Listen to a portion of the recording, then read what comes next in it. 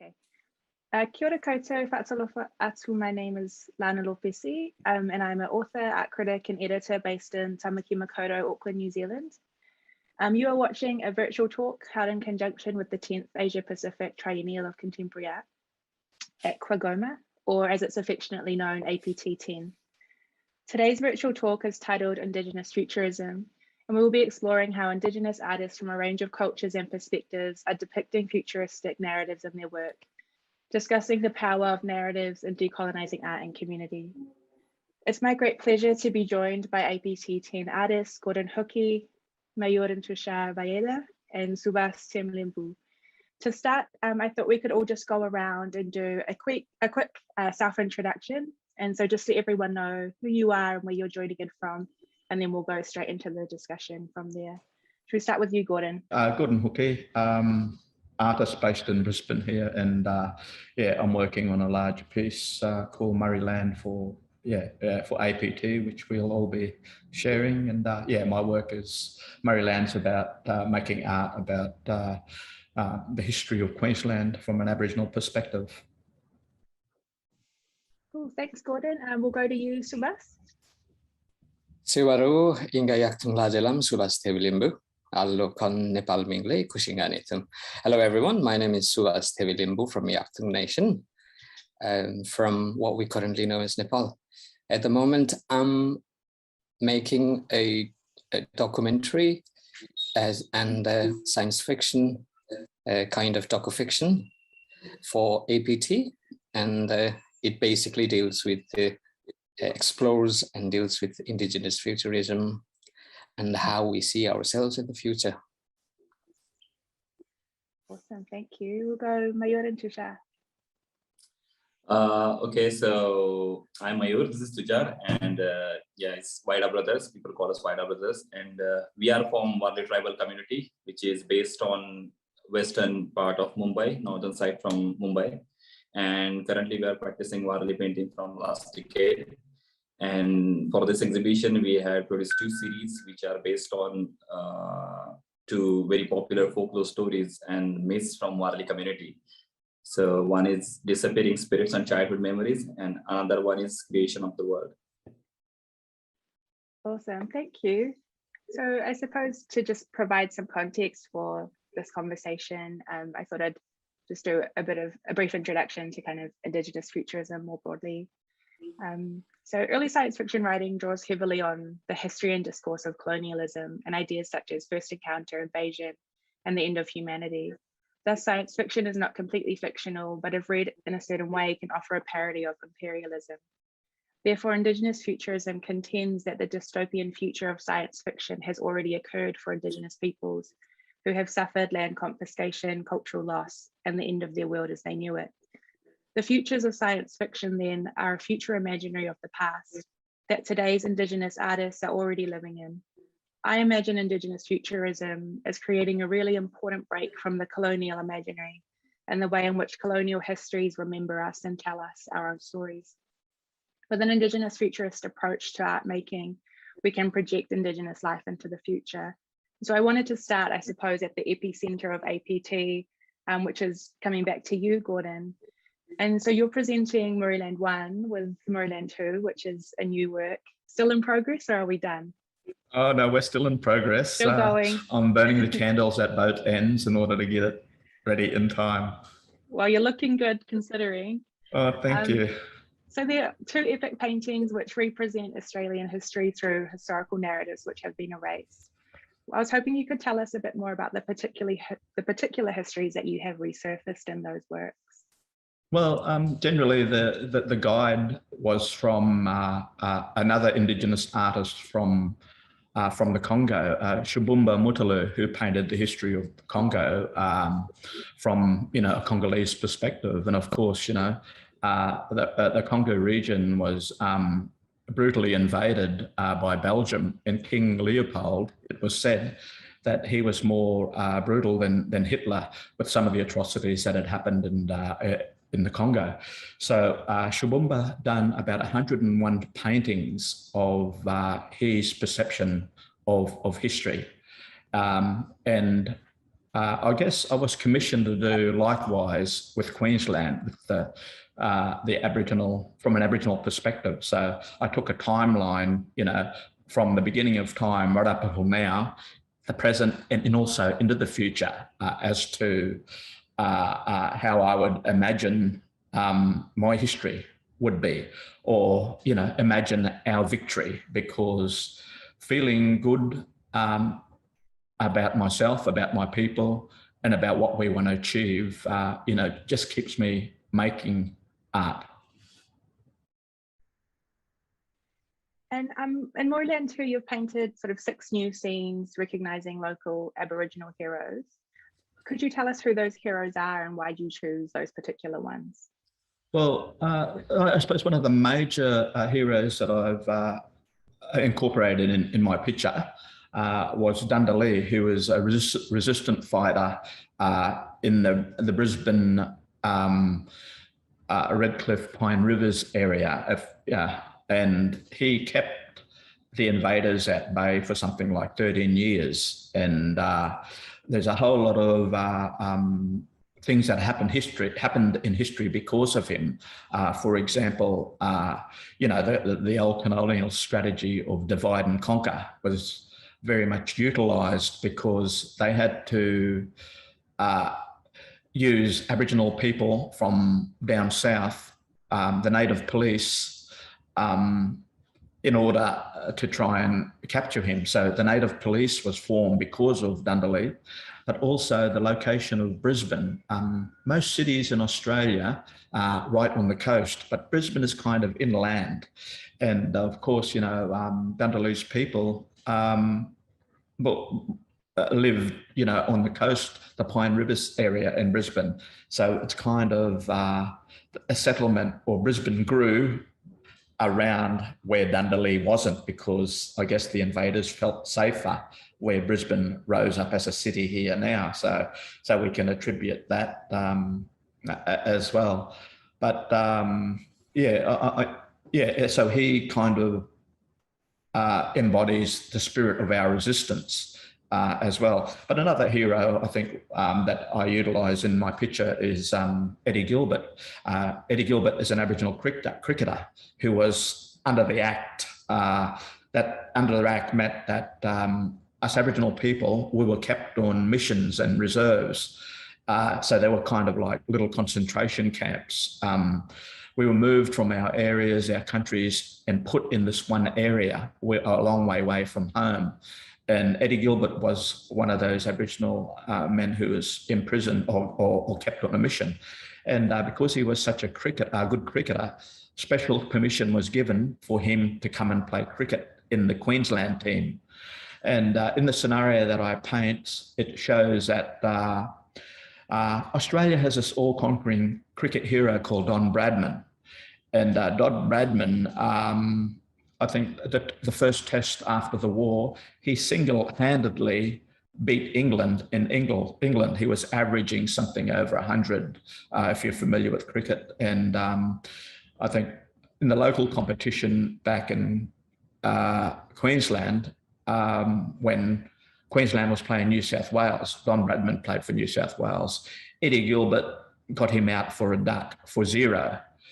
And Bradman made some kind of comment whereby saying that his bowling was the equal of Larwood and the great English bowlers. That's when he first came off, but then he changed his tune about an hour later and said that he was cheating. And as a result of that, Eddie Gilbert, he was crucified by the public, by the media, and ended up being a broken man, and he died a sad death in a mental institution outside of Brisbane.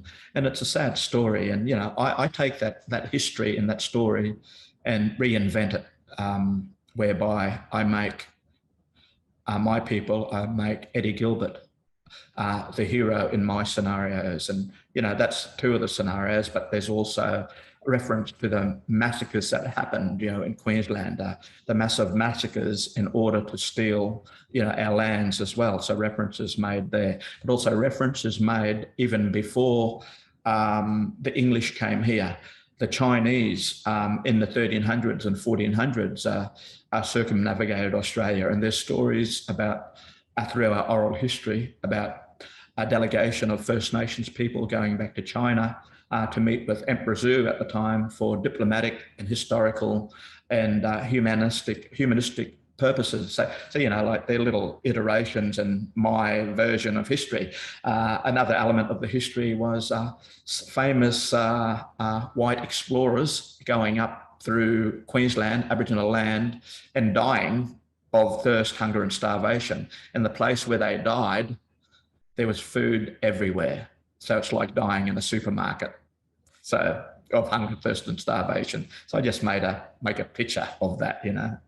And a lot of times it's silly and it's funny, but, you know, there's kind of like an ugly truth underneath, you know, the surface of, you know, the humor or the color or whatever. Yeah. Brilliant. Thank you, Gordon. I suppose it reminds us as well how important it is to keep those stories alive and the particular heroes that we all hold that by other people from other perspectives might kind of be demonized if they even exist in those stories Exactly. at all. Yeah. So I wanted to come to, I suppose, quite a different painting practice now. Mayur and Tushar, you both learned an ancient practice of wali painting from a very young age. For those of us who are sort of a bit more further away from what you're doing, could you share with us what wali painting is and why it's so significant? Okay, so yeah, Warli art form is one of the ancient art form in Indian tribal areas. In India, there are hundreds of different tribes, but Warli is one of the ancient one. According to the researchers, it's from the 30,000 BCE. Still, now the new generation is painting all the traditional art forms.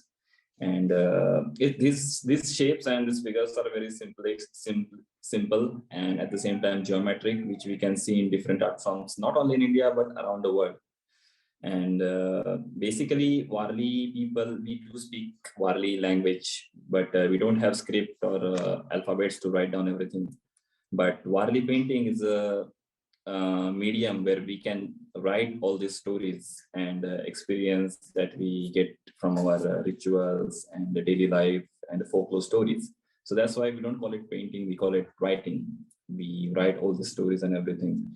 So yeah, and Warli painting is based on the myths and folklore especially. And in these paintings, we show the rituals and all the life connections of Warli tribal people with the nature. As Warli people, we don't have any religion. We worship nature and all the spirits and all the gods, goddesses, which came from the nature. That's why it shows the more connectivity, how still tribal people are connected with the nature. I suppose it's a good reminder as well, or something that a lot of people are having to learn in very brutal ways, right? Is how important our connection is to the lands in which we live on and walk every day. For APT, you're showing two series, as you mentioned earlier, Dati, the creation of the world, excuse my pronunciation, and disappearing spirits and childhood memories, which both focus on historical narratives through your own lenses. Could you briefly tell us about the stories held in each of those work? And as well, I'm interested to know what's the importance of value and of sharing sort of these very deep histories in a contemporary time.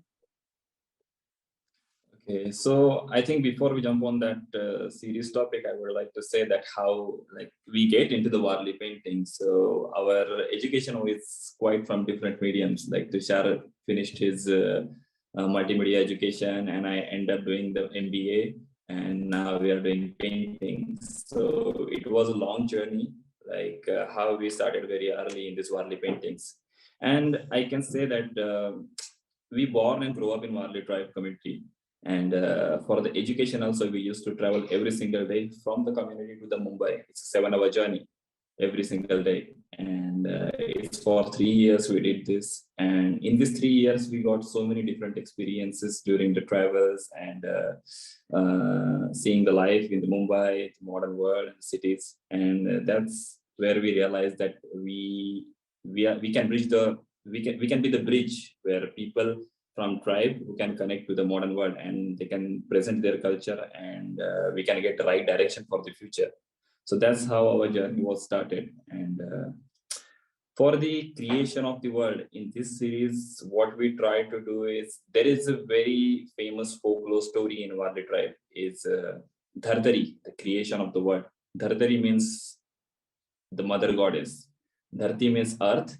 And there are 3 different forms that Warli people worship. One is Dhartari, which means mother goddess, mother earth. And one is Kansari, which means goddess of seeds. And seeds of not only plants and everything, it's the seed of every life, every small creature.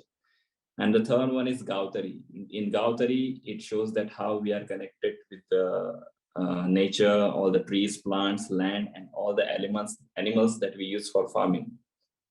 So based on these three elements, Dhartari is one of the most famous folk story where we are trying to show that how our earth started. In the story, there are two creators who create all the story. So this story is pretty much similar to all other folk stories around the world. First, when we heard about the Noah's Ark, we very much surprised and at the same time shocked that this story is as similar as that we have in our tribal community. So that's somewhere we realized that we have so many connections in our culture and our myths and our forms that we are painting. And that's the reason we decided to recreate this story. Usually on Warli painting, Warli artists paint one story on one canvas and one artist paint one story. But in this series, Tushar and we did work together on a single canvas with one size, with one sign. And we decided to make the chapters, which is very first time we are doing in Warli paintings. We made chapters of the stories and we made total 18 paintings of the stories in different chapters so we can experience the flow of the story. So yeah, basically in the story, how our world gets started, how the creators started the creation of the world, where there are two characters. One is Ganga, Gauri and Mahadev, which are creators. And first they build the earth and first they grow the seeds of all the creatures and the plants. And in this story, there are no humans and only birth on the planet. At the same time, we can see that there is no boundary, like the whole globe is growing together. And then the creators decided to make the human beings. And after human came on the planet Earth, they start making the boundaries. Then they start making the difference between the animals and the humans. They start depreciate themselves. They are trying to bring themselves up on the everything. And that's how it becomes a mess. And the Mother Earth, like Dhartari, who start feeling the burden on the planet. And then she requested to the Mahadeva and the Ganga Gauri to give some solution. And there was a time then he make the way between the energy to the earth where people start getting birth. At the same time, he gave the death, like it becomes a way to go up and down, to go and come back again in the afterbirth. So that's how they tried to balance on the Dhartari, but still it wasn't enough. Still humans kept keeping the mess and they start doing all the messy things and destroying.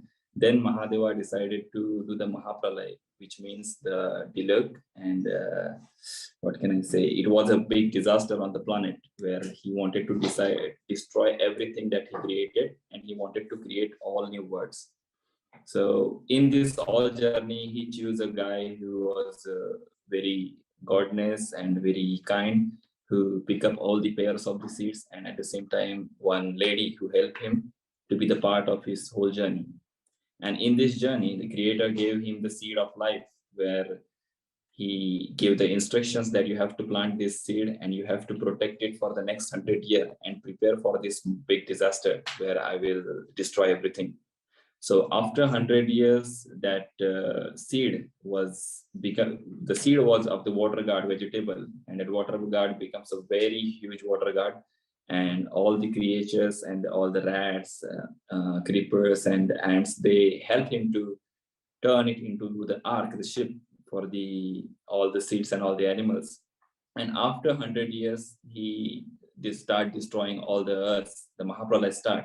And all these pairs of the animals who survived inside that water guard, which we call Taru. Taru means which is float on the water. And after 24 years and 24 months in the folk story, that after 24 years, they touches the land. And from that time still now we are living on the planet. And in the ending chapter, in the last chapter, that we are showing that we are again in the same situation.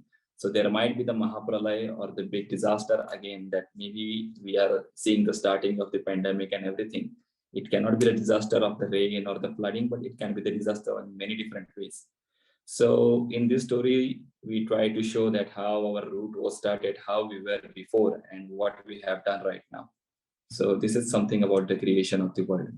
I'm glad you said that you thought that we might be sort of coming to that point again, because I was wondering as you were sharing that story, which obviously holds so many lessons in it, if you think that we might be sort of coming to a new point of, I suppose, from one perspective, destruction, and from another, renewal, which I think is so central to kind of a lot of Indigenous futurist thinking. And I wanted to come to you, Subash, now. When I first came across Indigenous futurism, it was through the articulation of Grace Dillon. And I found it so empowering and freeing. And you've mentioned being inspired by Octavia Butler before. And so I just was interested to know, you know, what was it about Butler's work in particular that opened new possibilities for you and your practice? Oh, thank you. And thank you for the amazing stories, Mayur and Tushar and Gordon. I think we're all doing the same thing in here. We're just messing up with the timeline and the history, right? I mean, you guys are taking your heroes and the stories of creations and stuff. I'm taking my heroes from the future. I mean, I think we're all doing the same thing. So the how I came to practice in Indigenous futurism was basically most of my whole life. I was a painter. I mean, I painted for quite a while. But the issues that we have in our Indigenous society and the other socio-political issues, I always wanted to do something about it. I always wanted to work on it, but it is so close to me, these issues and these stories, that I just don't want to do it, you know, for the sake of like making art about my people and stuff. I didn't want it to do that. So I hold it for like long time.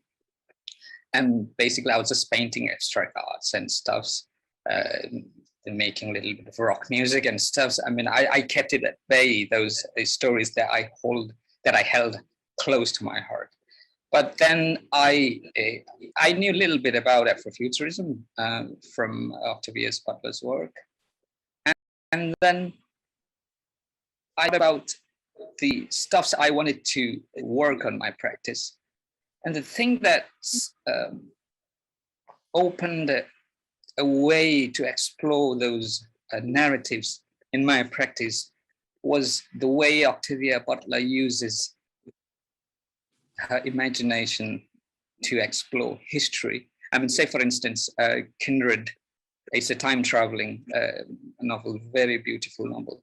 She explores history about slavery like so beautifully. I mean, she doesn't give a damn about how does the character, I forgot her name, Dana or something. Yeah, how Dana travels from one timeline to another. She doesn't bother to explain those things, but the way she explains what was it like in the slavery and the context behind it, the stories that people had to go through. I mean, those were kind of real experience people had, right? And the way she explored it, and plus, not just the history, but the way she explores the current socio-political issues, the struggles marginalized people goes through every day.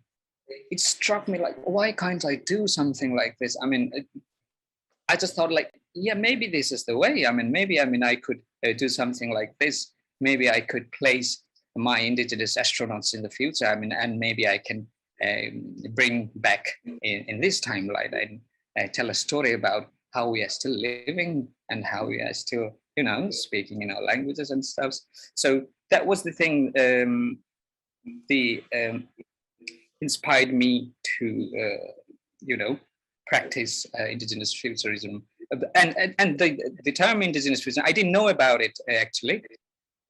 I was already practicing what we call Indigenous futurism. And then only I discover Grace Dillon and other works, right? And Clazy Coleman. And I was like, wow, this is amazing. I mean, I was practicing something which has already been practiced for like so many years in Turtle Island and your part of the world. And it kind of feels amazing, like so many Indigenous artists, creators, musicians, writers, we are all in the same narrative, and we are kind of, I mean, even virtually, or even like, what do you call it, philosophically, I mean, we are connected, I mean, and then we are kind of trying to mess up with the timeline and do something about the future and something about the present, I suppose. I love the idea of messing with the timeline. I think that's a really accurate sort of articulation of what everyone's talking about. Could you tell us a little bit more about Adivasi futurism? Right, so basically Indigenous futurism, what you just said in the introduction, I mean, it's the same thing, but the reason I wanted to use the term Adivasi is because it places that practice in context to where I was born and where I'm placed, the geographical locations, the community around it, the people around it. I'm sure Mayur and Tushar knows very well about the word Adivasi, right? So when I say Adivasi futurism, it just doesn't include Adivasi people, because in our part of the world, we have like other marginalized communities, especially Dalits, right? And when we talk about liberation and stuff, so we can't just talk about Indigenous people in here, because the Dalits, friends in here are far more worse treated, I mean, in this part of the world. So when I say Adivasi, the term itself, the word itself, it kind of includes the political, the historical, and tries to accommodate other marginalized communities.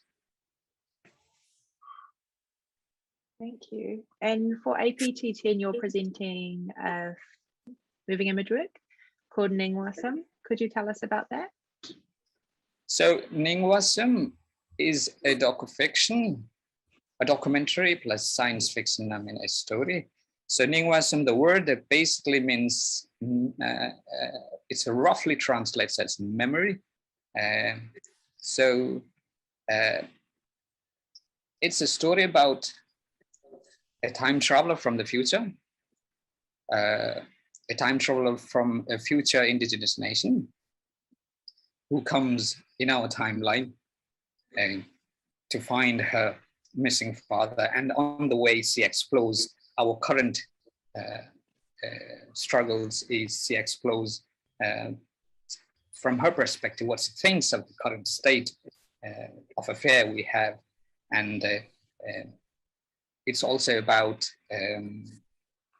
climate change, and it's also about how how we see ourselves in the future. She talks about what kind of world they are living in the future, and so it's a part documentary, part science fiction, shot in Himalayas, in the mountains, in the glacial lakes. It was a beautiful experience up there. And also in some important places of my community called Wasanglung, where we think that it's the place, birth, I mean, it's the place where the shamans were kind of originated, and those places. And then, yeah, it's basically those, yeah, science fiction and documentary. Thank you.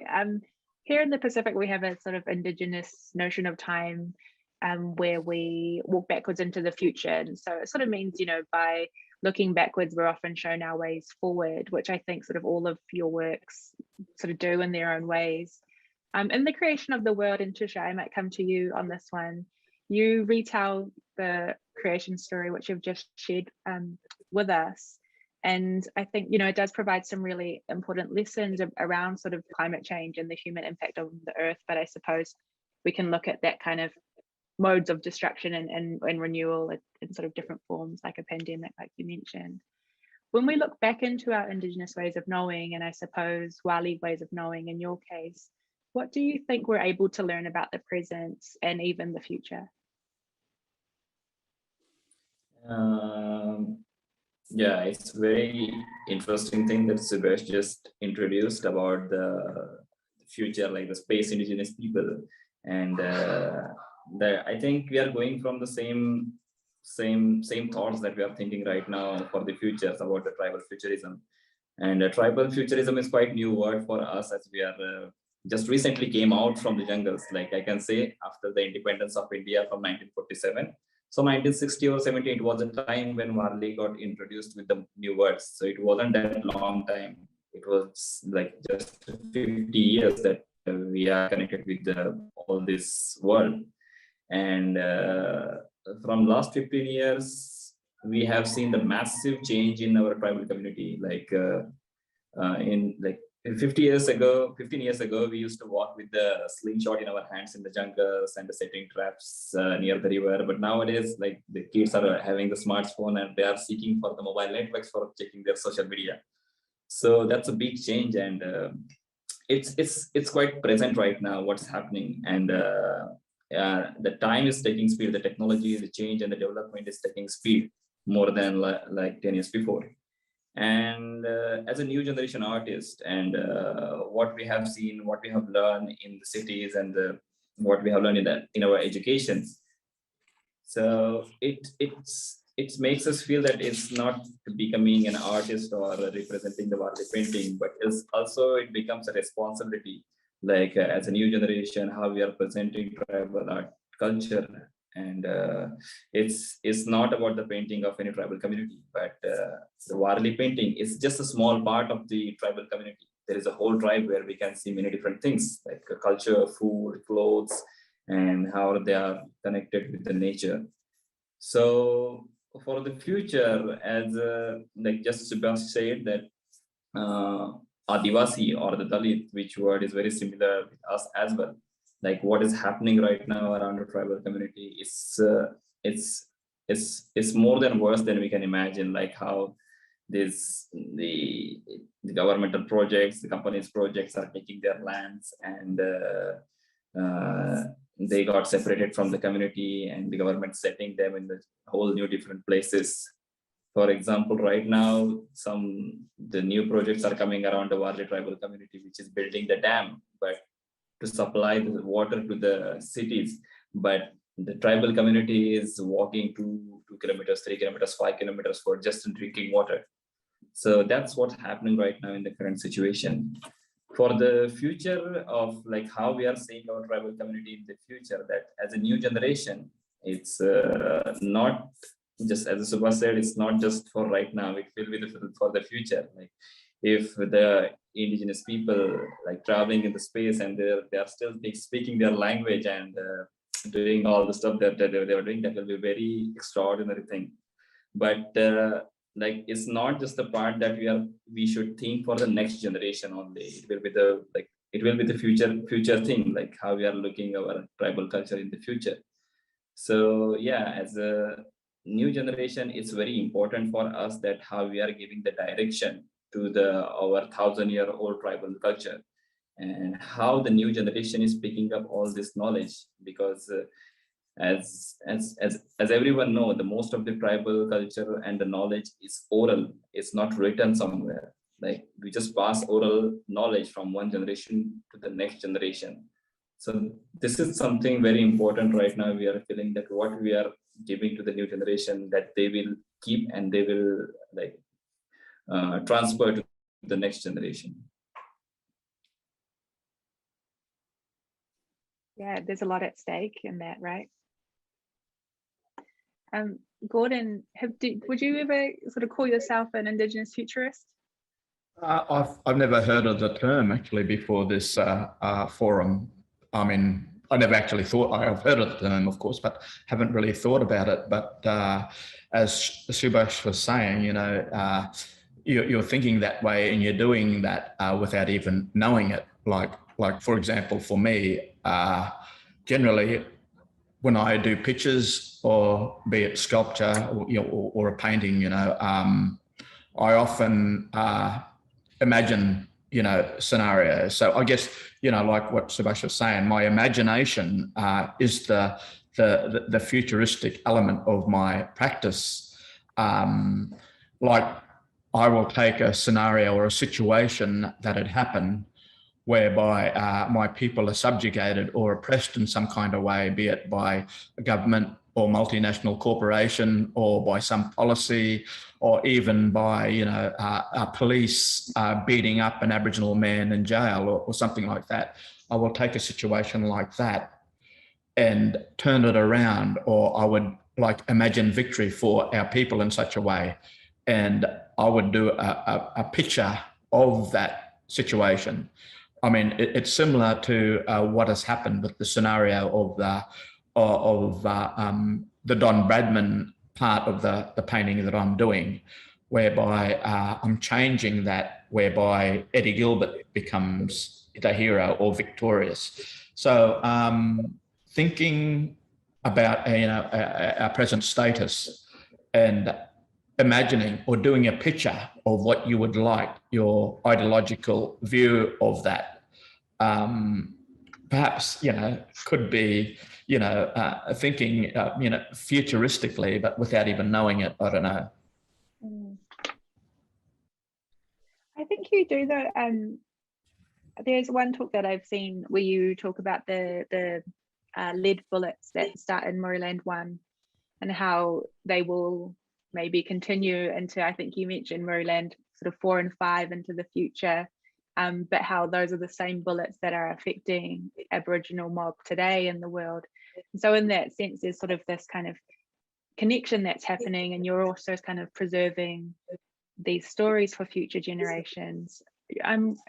You've really committed yourself to such a big project, and I'm interested in, what happens if we don't do that, if we don't preserve our stories.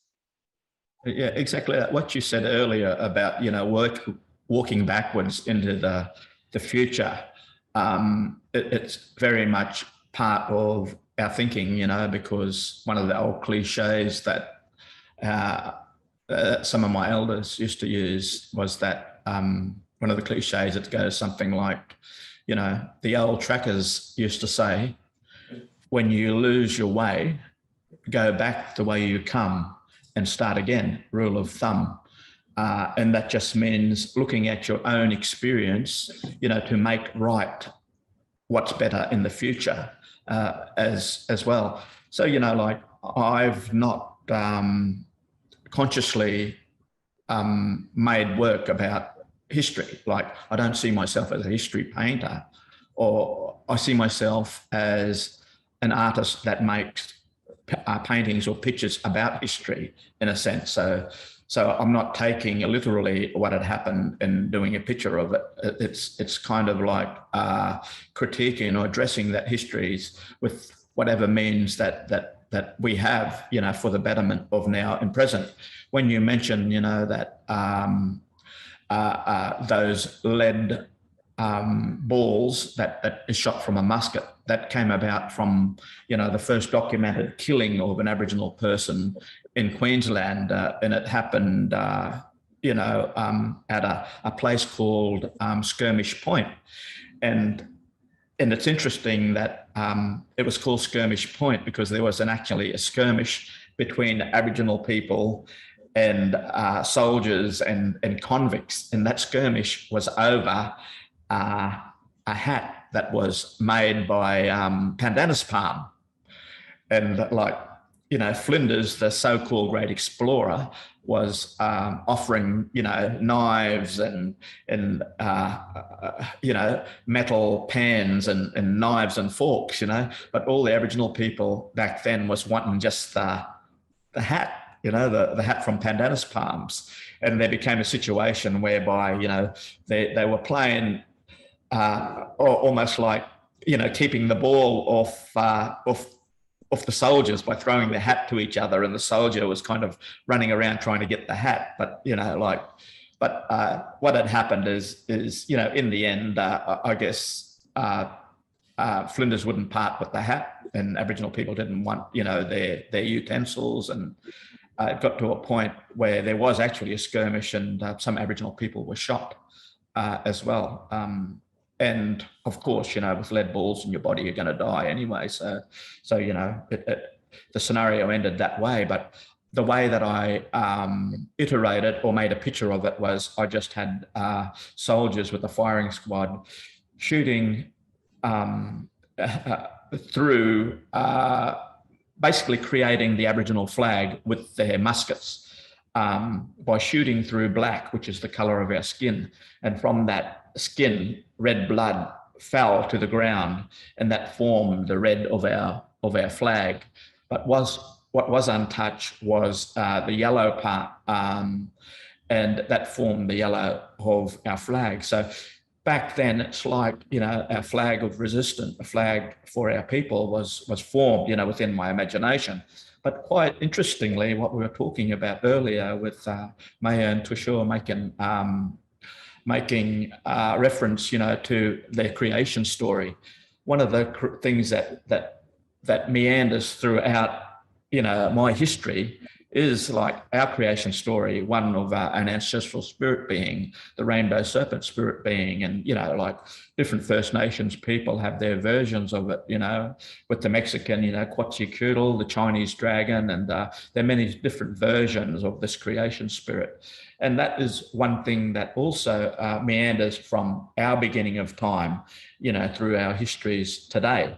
And that yellow that was left untouched by those first shootings of the lead balls was actually the yellow part of the rainbow as the rainbow go up into the sky. So it made reference to that history, but sort of compartmentalized it, you know, in today. And that's the kind of thing that I like to do. I like to take things from the past and show the reference, or show the viability, or show what it means today, the accountability, like those lead balls that Lana mentioned, those lead balls that shot our first people way back in the late 1700s are those same lead balls today that are still hitting First Nations people, you know, around the world, not only in this country. So it's a metaphorical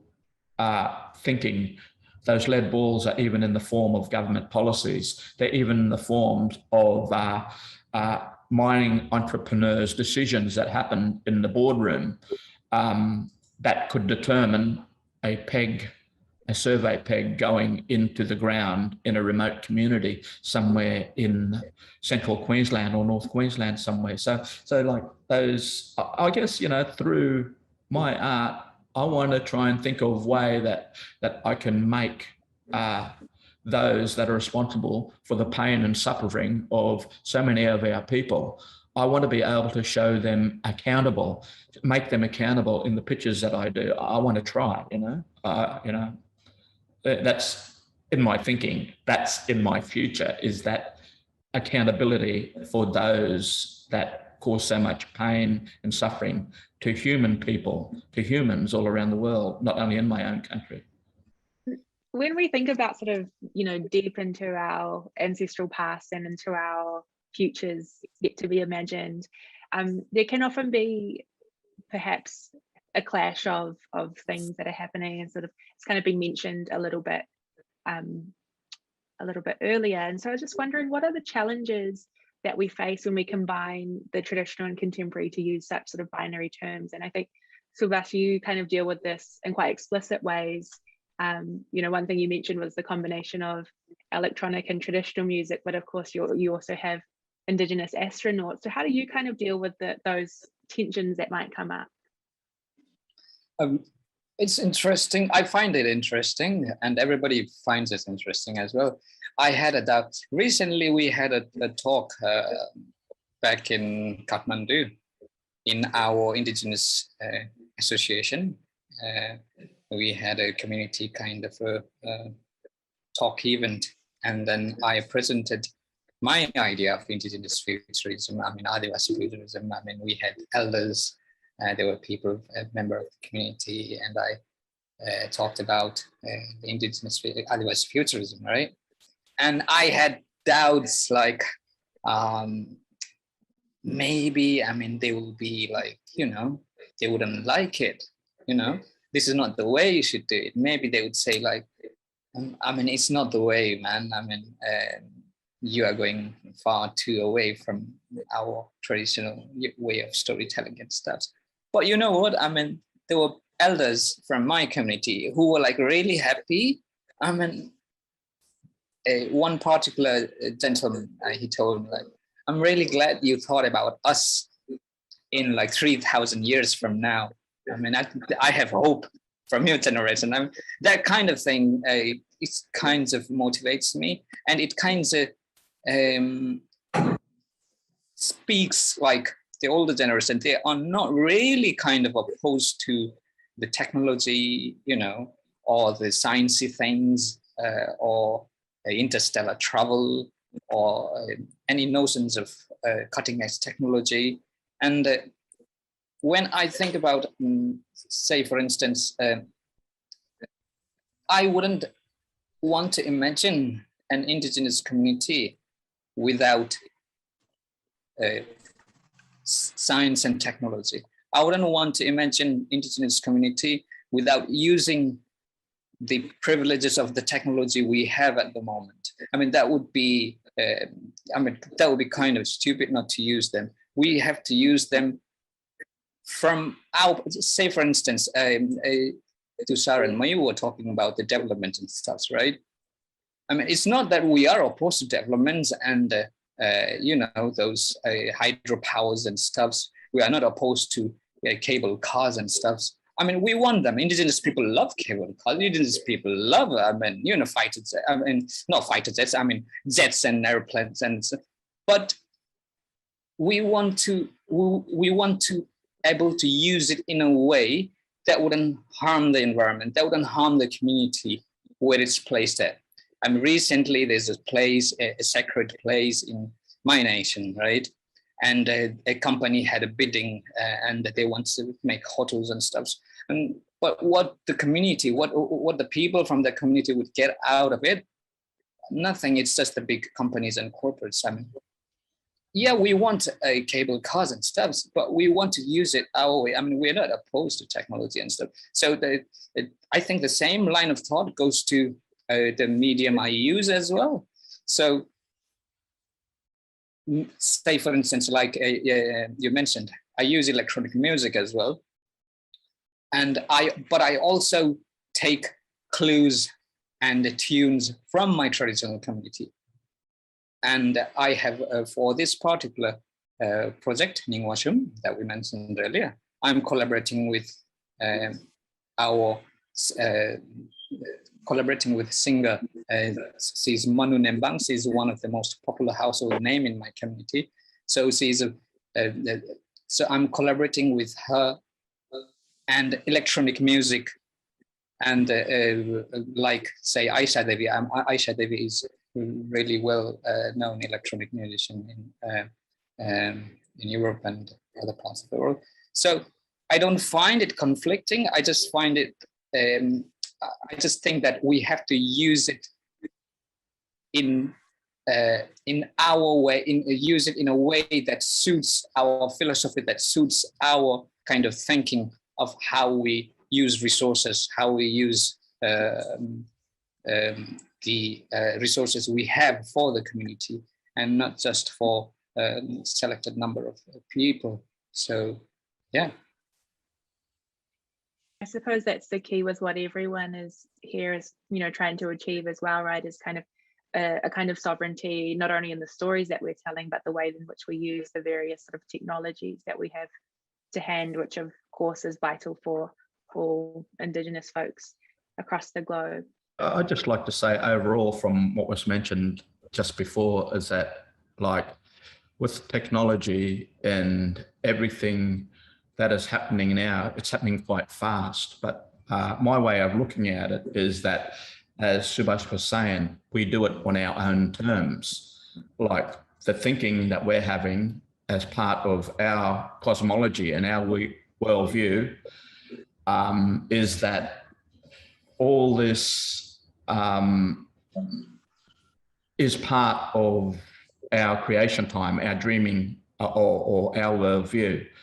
And we as a people and a culture is coming to terms with it.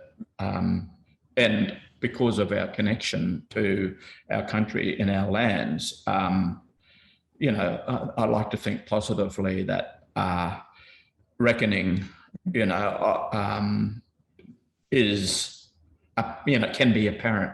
I mean, I coined this term actually, which is a kind of term that that it is disarming of those exploiters of our lands and our countries and our peoples. And the term that I coined was terrorism.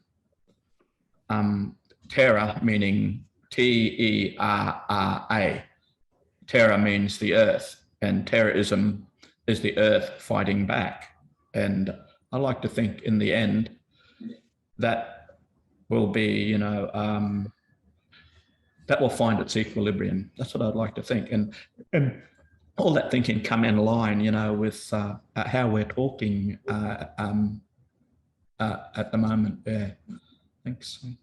Yeah, if we think about the tribal culture or tribal art forms, so yeah, we know it's a traditional thing. We know it's coming from generations to generations, and like many times we get, for us, it becomes a very challenging that how we are taking it, and as a youth, how we are presenting it to the world. And now it's, if we talk about the Warli painting, so Warli painting is getting way more commercialized than we thought before.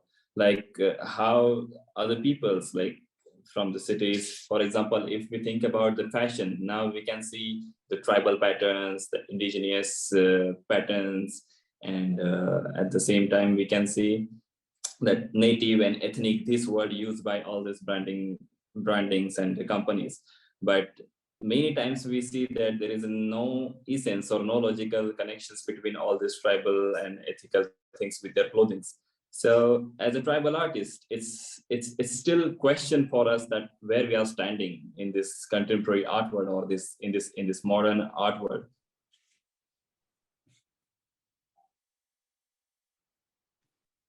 Thank you.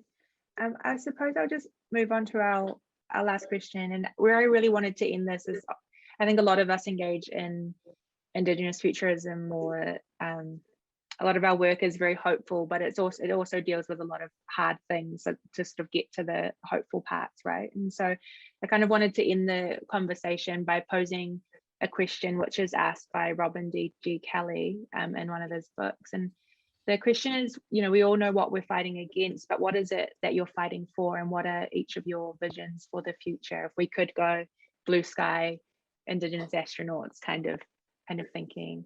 We'll start with you, Subash. Right. And what are we fighting for? I think as much as I want to imagine ourselves in the future, I know very well that the fight is ongoing. And the fight, I mean, we are currently fighting. I mean, not just in like theoretical terms. I mean, we are fighting the streets, right?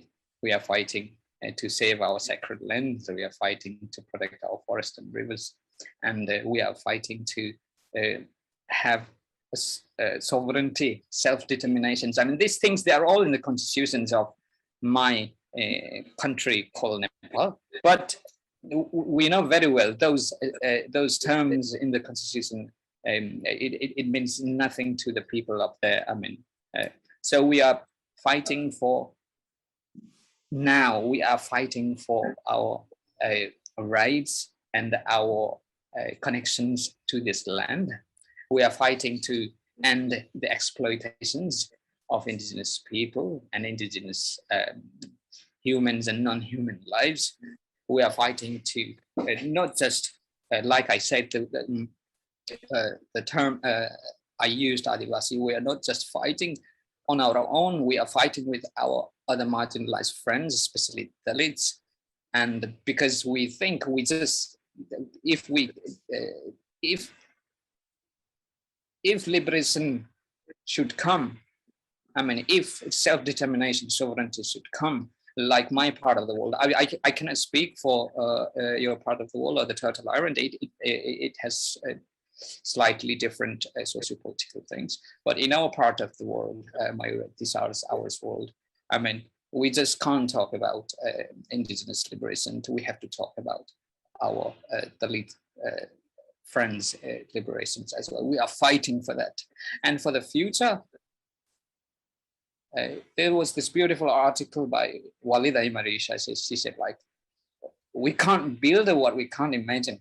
So I take it from there. Like, I want to imagine futures where we have those things that we would like to have, so that we could start thinking about it. We could start to plant seeds or whatever you call it.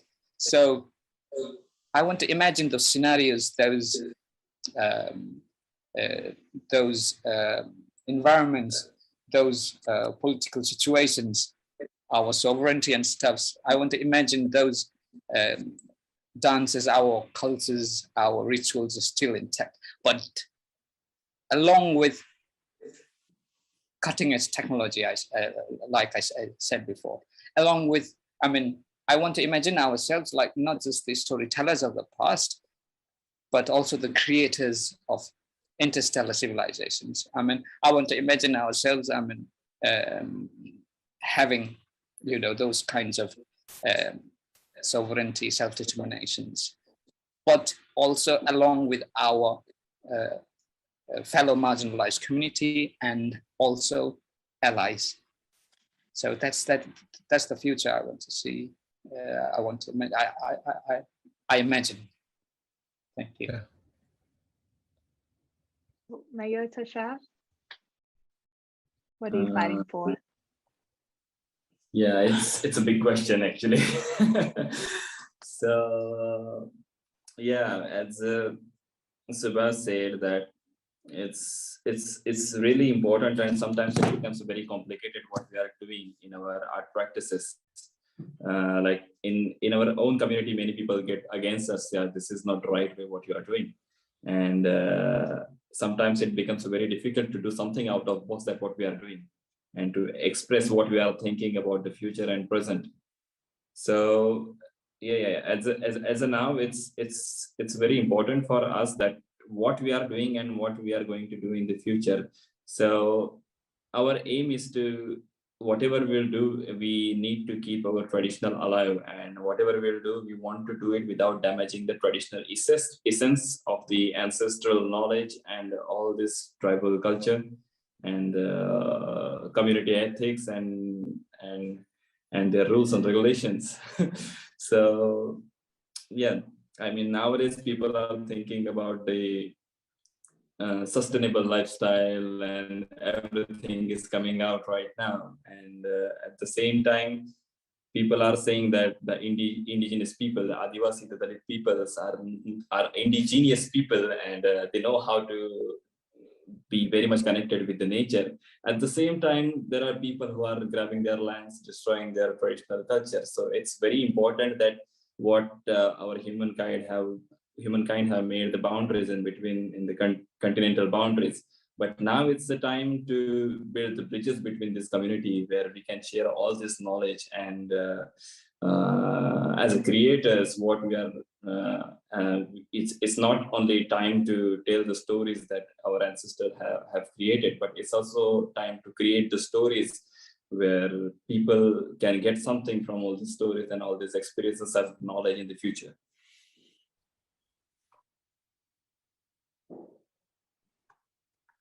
Tushar, do you want to?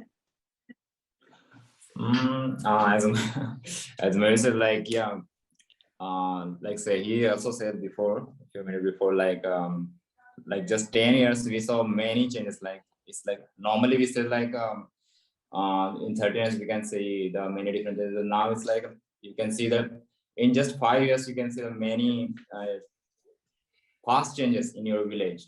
Like before we when we was the child, that time child means like more in college time or something, that time we can see the many more rituals and the village side, and more when there are festivals you can see the more all the dances and all the singing stuff and all that thing. So now it's like they are changing so fast and so quickly. So many things are changing very fast. Like in art form also, now a lot of people using they are not using the traditional techniques. They are now more going to the commercial things and all things for the money and all others purpose. So we also now we are trying to keep that all artwork as much as like a more traditional things, and like you know, you don't know, I don't know, but the Warli paintings first start from the women, the lady who before they paint actually on the wall. But now we are also trying to bring the girls who are really interested in the artwork. So we are trying to teach them when they are free. Now also some girls are teaching from us. So we are trying to put in all the knowledge which we collect from our community. So we are trying to give them from us. So and all there are many things there. It's huge. I mean, sometimes we thought when we are painting and when you go out of the paintings from the outside, there are a lot of things in the village. So there is no time to change everything, but we are trying to get the times and go there and trying to change and get everything. Basically, Tushar wants to say that it's not the fight with the world only, but also we are fighting with our own community to get through all this. Yeah, and that's the thing. Gordon, what are you fighting for, and what are your visions? Well, it doesn't feel like fighting to me because, you know, I'm making art or making pictures and I'm looking at the world. But I guess, you know, philosophically, I do feel strongly about things, you know, like just to do a cliche again, look, see, I can't, because, you know, there's so many different nations or Murri or Aboriginal people that I can't really represent any people, but you know, I can only be an example of an Aboriginal person in my countries because there's so many different nations here. But one of the cliches I often think of, it came from an activist, and she said something to the effect is that we can't settle for anything less than what we've had before the invaders came here, before colonization came here.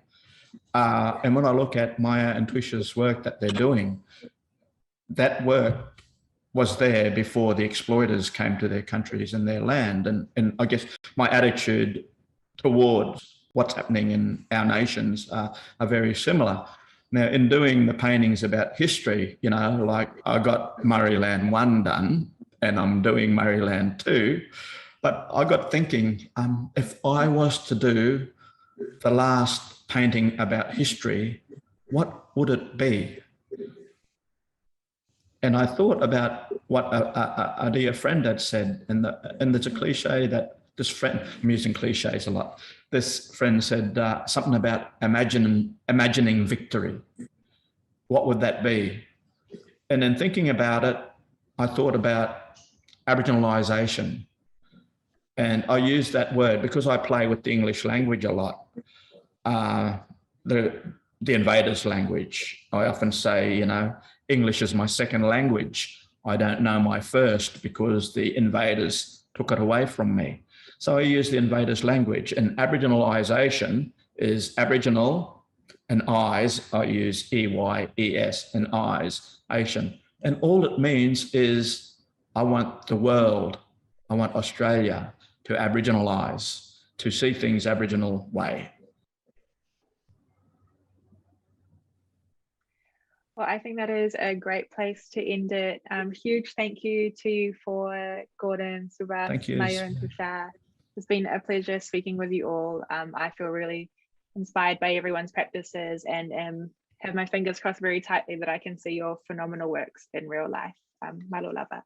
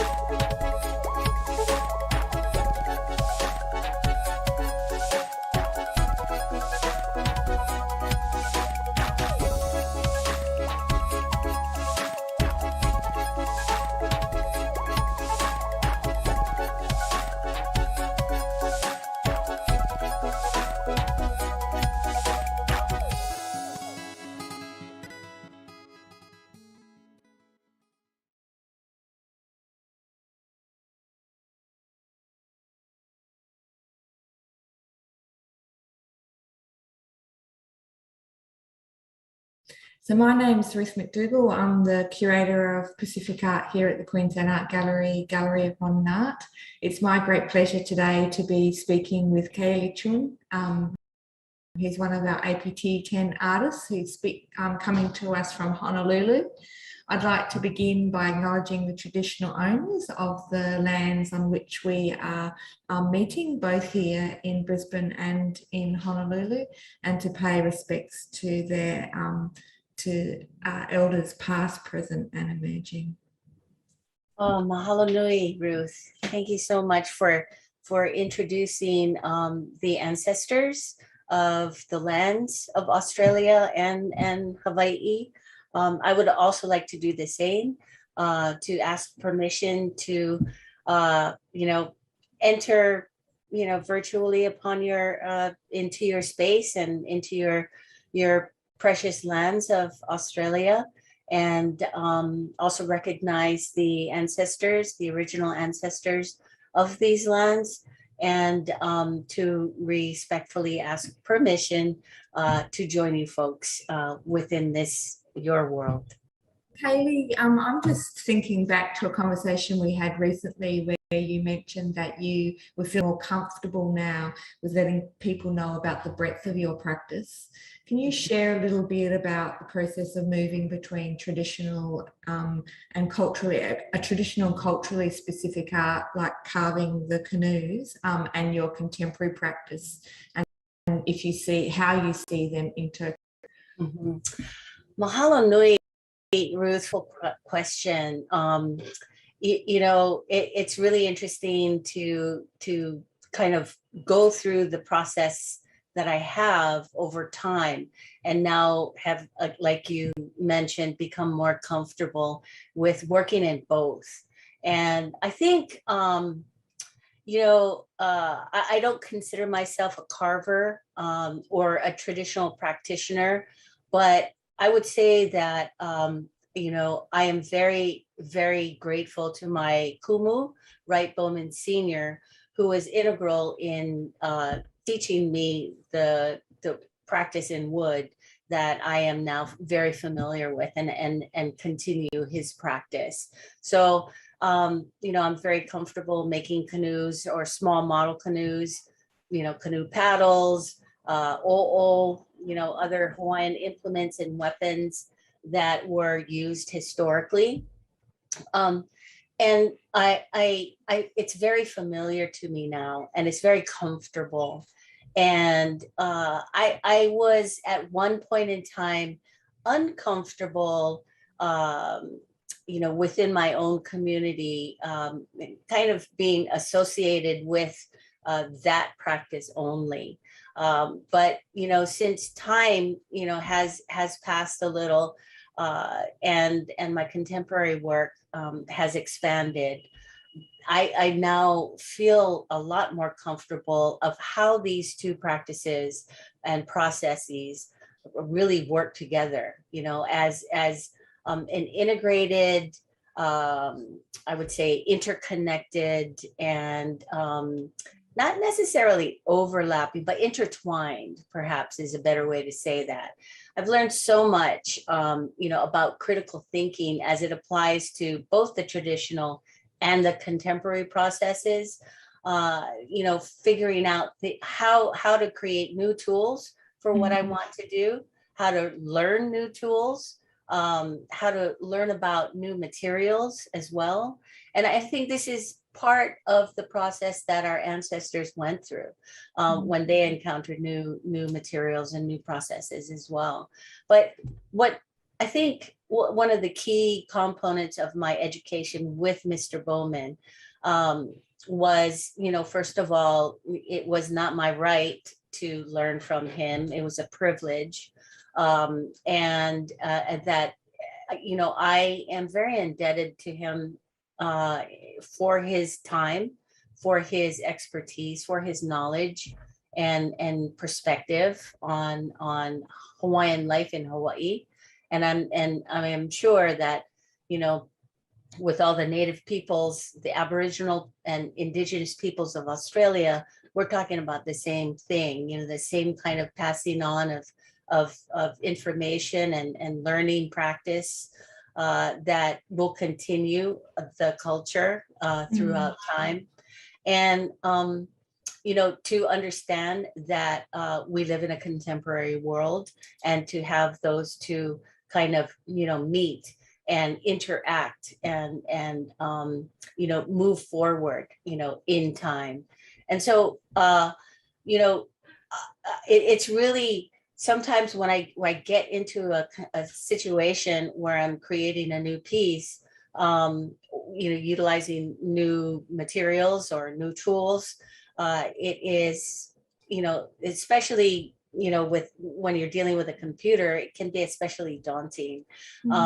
But through my practice with Mr. Bowman, it, you know, it's all about, well, let's figure out what we want to do, and then we can figure out how we're going to do that, and adapting to situations where, you know, we can utilize, you know, our own resources to address these, you know, problems or challenges that come up in producing new work. I really, sometimes when I'm making the canoes, it feels so comfortable. You know, it's like eating something that, you know, your grandmother made for you, and it feels so good. You know, it tastes so good. You get everything from it. You know, you get the warmth, you get the love, you get that, the, you know, fragrance of the food, and it just really warms you and makes you feel grounded and rooted in where you are and who you are and where you come from. And I think that is what the traditional process for me gives to me. And then it extends itself into the, you know, these unfamiliar territories where I'm utilizing new materials or you know, new tools, and it allows me at least to be more open and amenable to adaptation and change. But again, with the focus of maintaining you know, a connection and a commitment to celebrating, you know, where I am in Hawaii, and you know, Hawaiians or Native Hawaiians, and or, you know, whether I'm in a different place in the world, honoring those indigenous and Aboriginal peoples of that land. Yeah, I love the way you just then described the process of thinking being one of the inspirations and things that you learnt. And I guess that's one of the things with the work that you're creating for APT that really strikes me, is that it's focused on the significance of water and that whole kind of Indigenous knowledge system or connection to place. I was wondering if you could talk a little bit about, you know, what has inspired this work. Yeah, well, I would say that, you know, Ruth, water resources are critical to our survival here on Earth. And the challenge is that human beings are imparting upon these vital resources need to be curbed, shifted, or stopped. We need to revisit the Native and Indigenous perspectives and those knowledge systems that have already been created. You know, Native peoples have always been able to live within their landscape, to live within their environment, and create systems that were in balance with it. And without, you know, exploiting a resource, you know, to its end. And yeah, I mean, if I'm thinking just about our kapu system here in Hawaii, where the you know, certain stages of fish you do not harvest, you let them grow so that they can reproduce, and then you harvest them. And so, you know, that's why Hawaiians had names for each stage of the growth cycle. And you know, just instituting that kind of environmental knowledge and understanding, I think, is extremely important. And it, you know, the challenge to our water resources, whether they are fresh or whether they are salt. You know, the oceans are incredibly challenged by, you know, shipping and, you know, what we put into the oceans. And also our freshwater resources are being challenged, whether it's through diversion and overuse, utilizing, you know, water that would not naturally occur in one area and diverting it from another. This happens all over the world. You know, Hawaii is just a small little microcosm of what is happening globally. And we can't live without water. And for me, I'm a water person.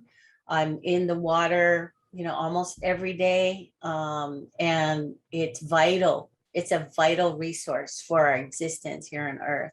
And if we don't stop doing some of the things that we are doing as a human race, then, I mean, you know, we are forever changing this Earth, this planet that we live on. And this is our only island, you know, that it's a precious island. And, you know, we have the knowledge already. And I truly believe that it's within the Native, Indigenous, Aboriginal peoples of the world that we can revisit and look at their systems that they have implemented and reassess them and, you know, readapt them into a contemporary life that can, you know, change the way we live and change. You know, I think it might change some of the values, you know, quote unquote, that we are living with or by. You know, I think that this consumer capitalistic society is somewhat problematic for living in balance with the earth. And so these kinds of things need to be re-examined and re-evaluated so that we can change the way we do things. We have to, you know, if we can't eat fish every day because we're not, you know, near the shore, then maybe we shouldn't, you know, maybe we should find something else. Or if we can't eat meat every day, then maybe we should find another source of, you know, nutrient that we can live with more balanced. So water, just, you know, just thinking about what we do with it, how we channel it, how we, you know, move it from the mountains, you know, from underground out to the ocean. You know, we do a lot to really challenge our water resources. And, you know, in America, you're looking at, you know, just an incredible amount of conflict that is occurring because of those challenges. So, yeah, I think it's extremely important to, wherever we go, to recognize our footprint and our, you know, how we touch the land, and to, you know, like this piece at APT, we kalani ola kahonua, you know, when the heavens weep, the earth lives, you know, it's weeping in joy, you know, although maybe it's crying now because of what we're doing, but we need to understand and value water more than we value money, I would say, you know. And hopefully this installation, with the participants that we have, which I'm so grateful for, just incredibly grateful to the Aboriginal and Indigenous peoples of Australia and Torres Strait Islands for their gift of participation, you know, for their stories, for their names of their waters, for their feelings about their waters, for their connections and their willingness to share those connections with us, you know, as foreigners, you know, that are you know, in their space. So really, I cannot express how meaningful it is to me to be a part of this project, you know, not as the creator, but as, you know, just a participant like all of us, you know, as one team. So that's what's really meaningful to me about this project. One of the things that I've always loved about your work is the generosity and humility with which you come to the process of making it, and the amazing ways in which you bring other people into a conversation around the things that are really meaningful for you and that you're wanting to explore and be open to. And that's certainly reflected in the way that you've been open to really working with the institution, with QAGOMA, for the creation of this piece from a distance, you know, under the conditions of COVID. You have been one of the most amazing artists to work with. It's been a real joy and pleasure, but also the way that you've brought in, you know, you've really passionately wanted to enter into a conversation with community here. So I was wondering, you know, that is a process that you have been through before with earlier works.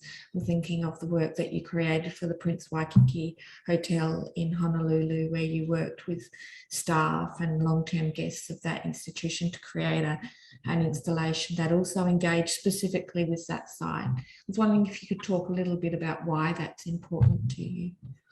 Yeah, you know, I think the piece is stronger with more hands involved in it, you know, more mana, more energy, spirit, more, you know, mindfulness from more people than just one, right? So it's more of a communal effort. I really truly believe it's like, you know, I'm stronger for my family because of, you know, my engagement with my family, and it's an extension of that idea of family.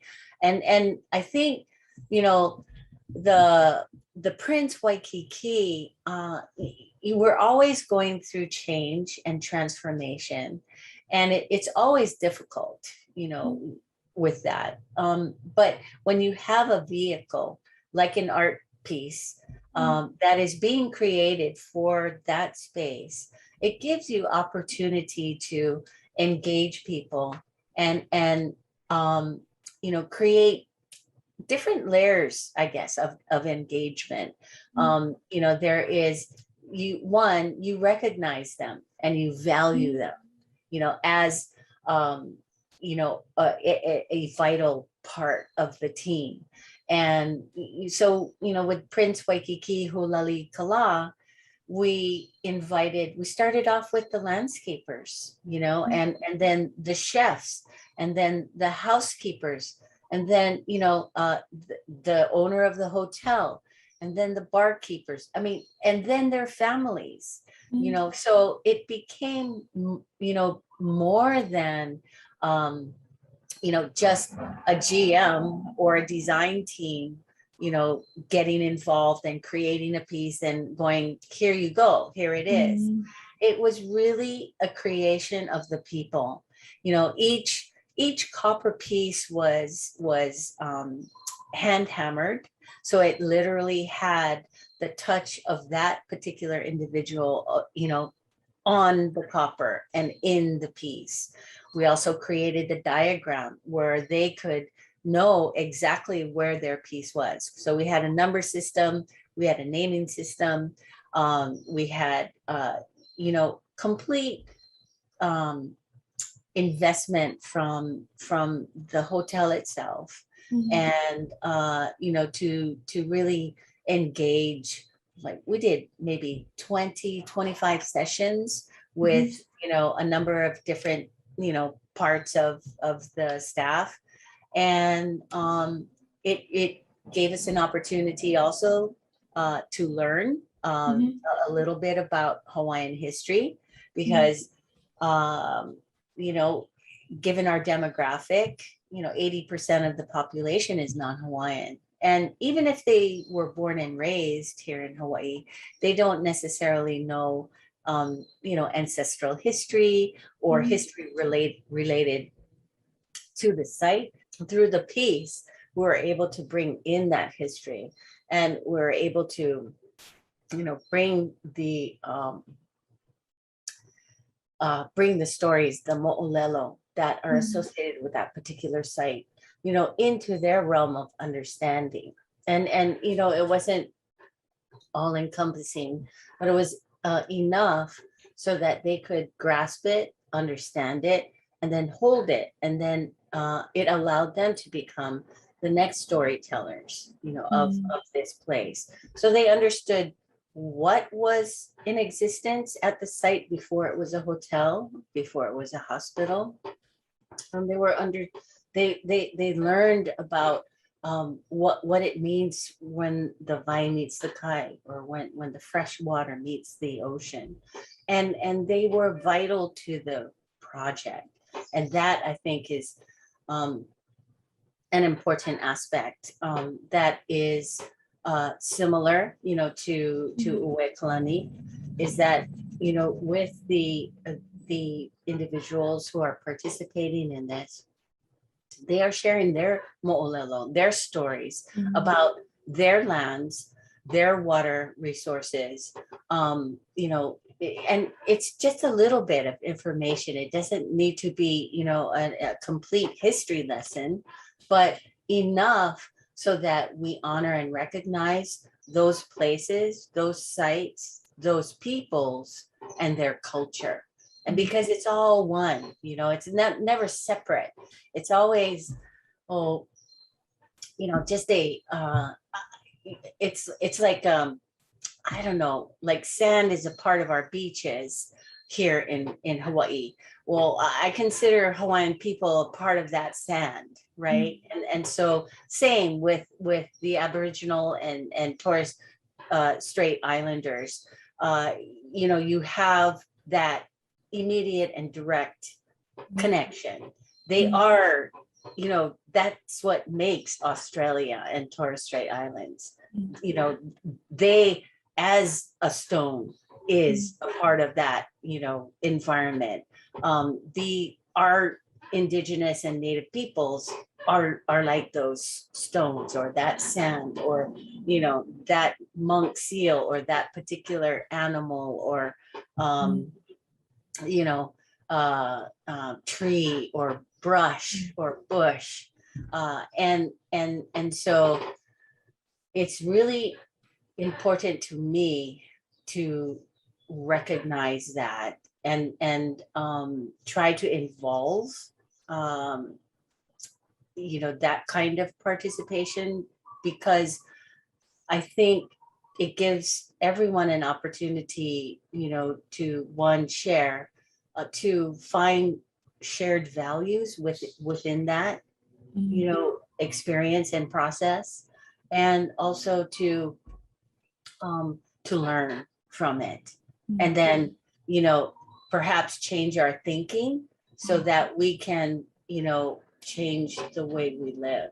My experience with Western, you know, society and culture has, you know, has been one where it has been, you know, native perspectives and understandings about their own environments, you know, have been discounted and you know, kind of, you know, pushed aside. Where, you know, now let's re-engage and see, you know, what kind of solutions we can provide to you know, kind of rectify the situation that's occurring in the world today. Yeah, one of the things listening to you talk then that I that made me think was actually the physical form of the work itself, and how it is these singular steel cables, in the center of which are the samples that the participants have collected, and so they are connecting the heavens to the earth. I was wondering if you could talk a little bit about, what inspired physically, and, what you're trying to say with the physical installation, or the view that we get, or engage with, or experience of the work. I feel really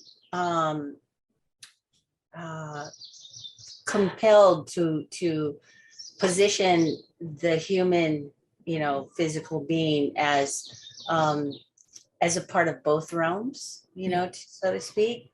Sort of like, maybe I could use the term Pico for it. But, we have the earth, and then we have the spiritual above. And I think we go back and forth between each. And I am very aware of, us not being the center of the world, human beings, but a part of the world. And I think that we need to recognize the higher power that is beyond our control. And if we introduced a little more humility into our own, being and existence, I think we would be better off.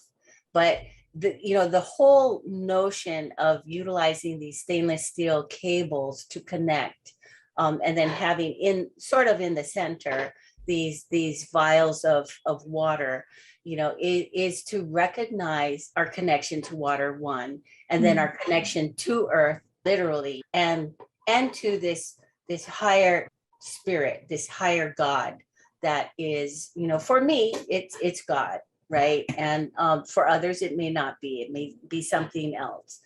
But there is, I don't think that mankind is the all, answer to everything. I think, we cause a lot of problems. And so how we, connect both, right? Earth and heaven, I think we are a conduit for that connection.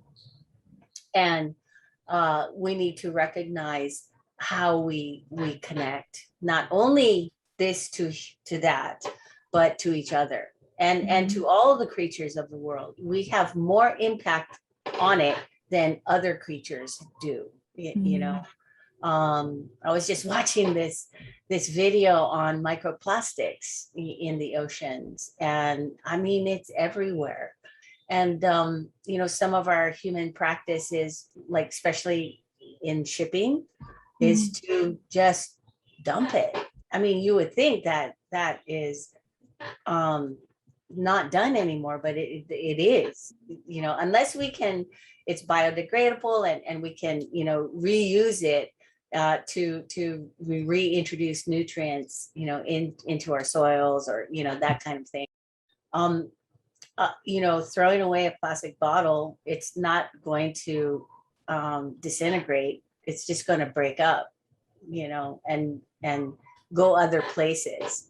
Yeah, our responsibility for both nurturing and our responsibility if we've destroyed. And I feel like in the work that there's that tension on those cables that sits in that around that water source, that if it's about the way that we engage, and if it's not the right way, then they're just, that tension's it will let go. It is tension, and you don't know when it's going to snap. And it's our responsibility. It's the way that we think about and honor and engage that is what will ultimately be the thing that holds it or that destroys it. We have the choice. I did another piece called Naukavai, the choice belongs to us, or the choice belongs to you. And that's what it's all about. It's the choices that we make in life, together and individually, and we need to be more aware and more engaged with acting communally together. I mean, that's another beautiful thing about the work, is that you have brought together all of these individual strands and stories and engagements with water sources, even names for water from different parts of Australia. I was wondering if there were any particular stories that had really, you know, that stand out in your head. I have some here that I'd like to read, and please forgive me for any mispronunciation of these names and or, you know, waters. But I think Have proverbs from the community or nation is Kalkadoon. And this is from Lake Kurongba. And the story is, this water is where I feel most comfortable and at home. I row on the lake most mornings. I feel the connection as my boat glides through the water. I feel at one with nature. I see ducks on the lake swimming through, kangaroos on the shorelines, and I regularly see turtles pop their heads up. I like to think they are saying hello. The environment is both peaceful and delicate at the same time. My primary connection to the lake was rowing, but now I have come to fully appreciate my surroundings and the tranquility of the environment. So, you know, I think just the process of collecting a sample, you know, also allows people to really start thinking about and engaging, you know, their understanding and appreciation of their water. There's all kinds of unintended layers that occur within a project like this.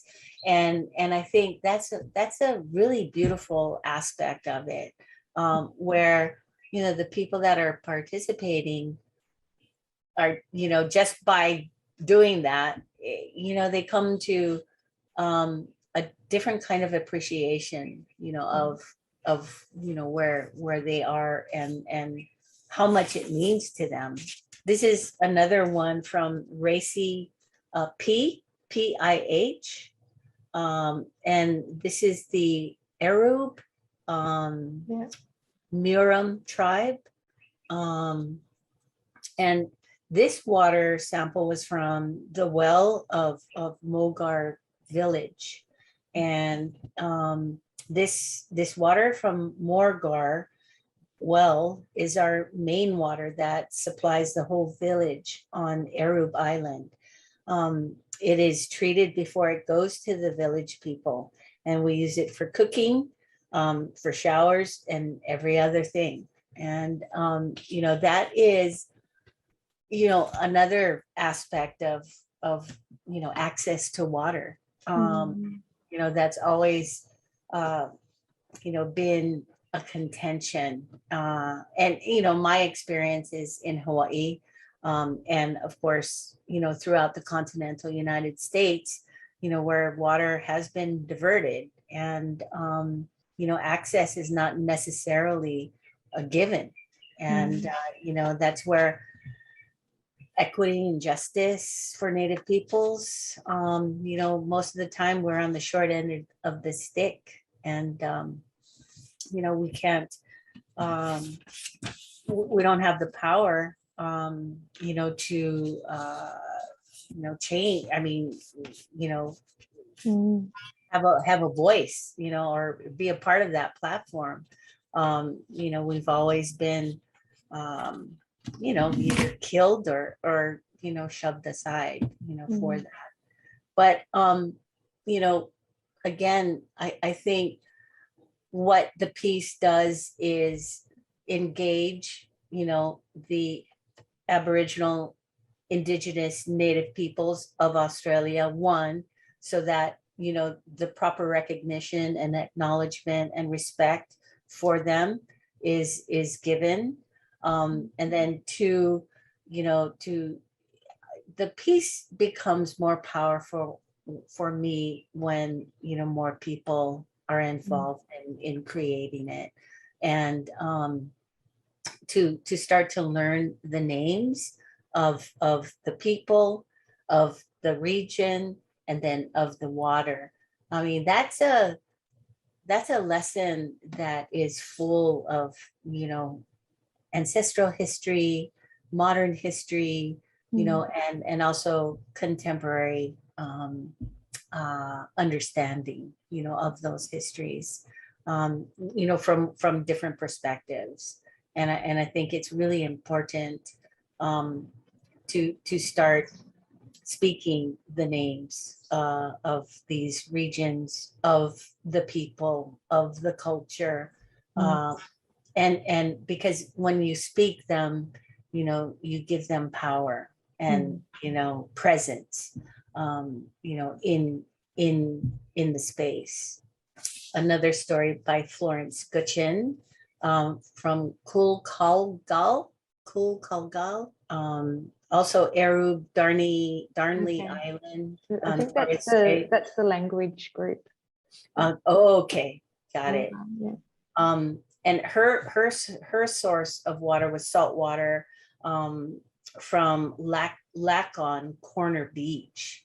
And she writes, I've collected this jar of salt water from the beach on Lacon Corner, Dodamud village. This place is special to me as it's the first place I arrived on Erub Darnley. I came by a lugger boat from Poruma Island, my island home in the Torres Straits. I never realized that one day in the future, I'd come back to stay and be married and build my family together with someone from this place. So by collecting this water for this installation, water for Florence is extremely important source of life. It plays a vital role on everything in this universe. It's a way of connecting us, not only separating us, but connecting us together. It's people like that and Shirley McNamara, who I had the privilege of speaking via Zoom directly with. I'm so grateful to her and her ohana, or her family, for participating, in this project. It just is so special when, I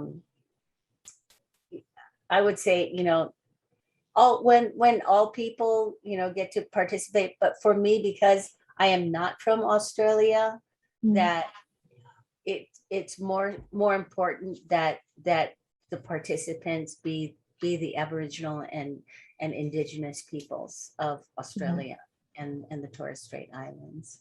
Yeah, and we're very grateful that such a large group have engaged, and that we're getting these stories in. Yeah. I feel so blessed to be a part of this exhibition, and it's been difficult because of COVID, but you've been so gracious about this, and I just am so grateful for everyone, for you, Chris, Becca, Grace, Moale. She's done quite a bit to connect with the people of the land, and I am just incredibly appreciative of being able to put together this installation and execute the idea. It's been a very great pleasure, and we are so pleased to have it in the show. I can't wait to see it up. I can't wait either. More and more of the the people who have participated will be posted on the Instagram account, and hopefully that will translate a little bit. Right. So, thank you so much, Ruth. I'm so Mahalo. grateful. Mahalo nui. Oh, mahalo nui to you and your entire team. Thank you.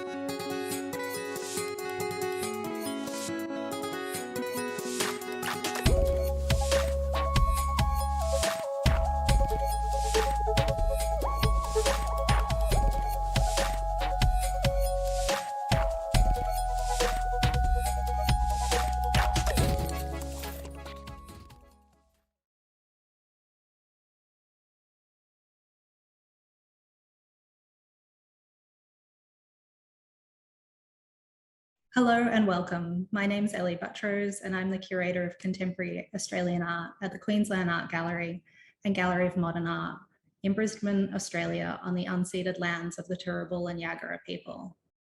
This artist discussion is presented in conjunction with the 10th Asia Pacific Triennial of Contemporary Art, also known as APT10. Today's conversation will explore how triennial artists Yasmin Smith and Hu Yun engage with the natural environment as both the subject and the material basis of their artworks. It's my great pleasure to welcome Yasmin Smith here in Australia and Hu Yun, who's joining us from Serbia. So to kick off today's session, could you please tell us a quick overview of your projects in APT and also how you came to use the plants that we see in your respective projects? My project for APT10 is called Flooded Rose Red Basin, and it's a work that I produced while I was in residency in China in 2018.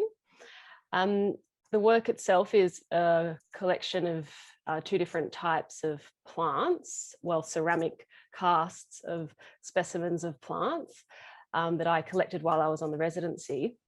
And they actually are wall hung next to one another. One is ceramic bamboo stems and the other is ceramic eucalyptus branches. And each set of different plant specimens has been glazed using the ashes of the original plants. And I chose these different plants because to start off my initial research, when I knew that I was going to do this project, I was looking into bamboo and its potential future applications in to be phytomined for biosilica and how this could be used in technologies where silica is used as a semiconductor, like things in mobile phones and satellites. While I was on the residency, I noticed that there was plantations of Australian native trees like all over the place surrounding the green tea plantations. This was in Sichuan. And the sort of striking differences between the different types of trees that originate from different locations, but here sharing the same kind of ecology. And I was really interested just to explore through the glaze and through the ceramic objects, their form and their chemical compositions and how they related to one another, how they related to the soils, and also how they related to human activities that were taking place in this location. My project for this time, the APT10, is titled, It is Not Mine to Give, Nor Yours to Take.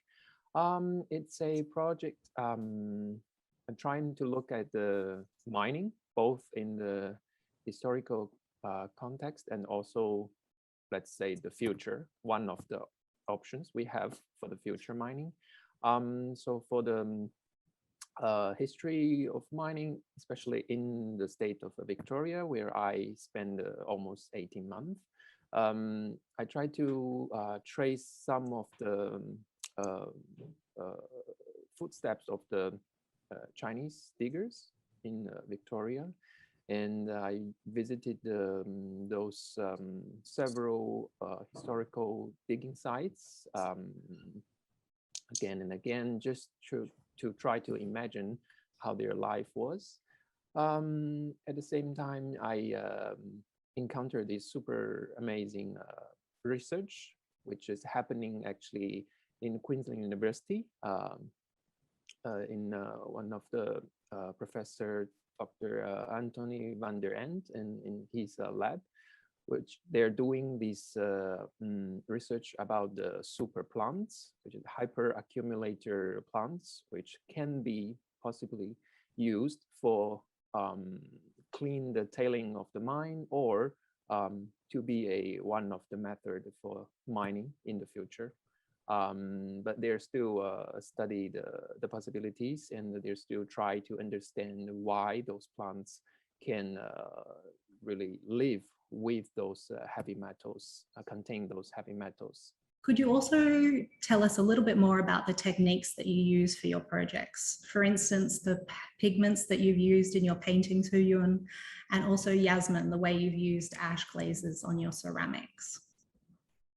So during the process of nature printing, which I used for my watercolor drawing paper, I try to just pick or just to find any plants, tree barks, dry leaves, flowers, seeds, which I can find in the digging fields, and to blend them into the process of boiling the paper. And then they will somehow appear or partly appear on the paper or inside the paper as a kind of beautiful patterns. And on the other side, I'm working with those scientists from the university lab to, they give me the list of plants, which consider like the most common hyperaccumulator plants. And then according to those plants, together with them, we find a list of metals and metal elements. Lucky enough, I got collaboration with this amazing paint maker, David Coles, who willing to help me to, according to this list of metal elements, he helped me to kind of transform them into a beautiful watercolor paints, which I used later for my drawing. So at the end, which the audience is going to see, is the this interesting combination of my drawing of those hyperaccumulator plants together with the this laser scan of the inside part of those plants, which made by Professor Anthony using this synchrodrome laser beam scan. So these and we have this interesting structure to show these two images back to back in the space. I mentioned when I arrived in China, I was initially looking at the bamboo, and we had already organized some of this bamboo to be collected and burnt. And this is how I would usually start the project or any project off, is that I go to a particular location that interests me or has an interesting history between humans and plants. I collect the specimens of the plants and I make plaster molds of these specimens. And then we'll actually burn down the plants to ash.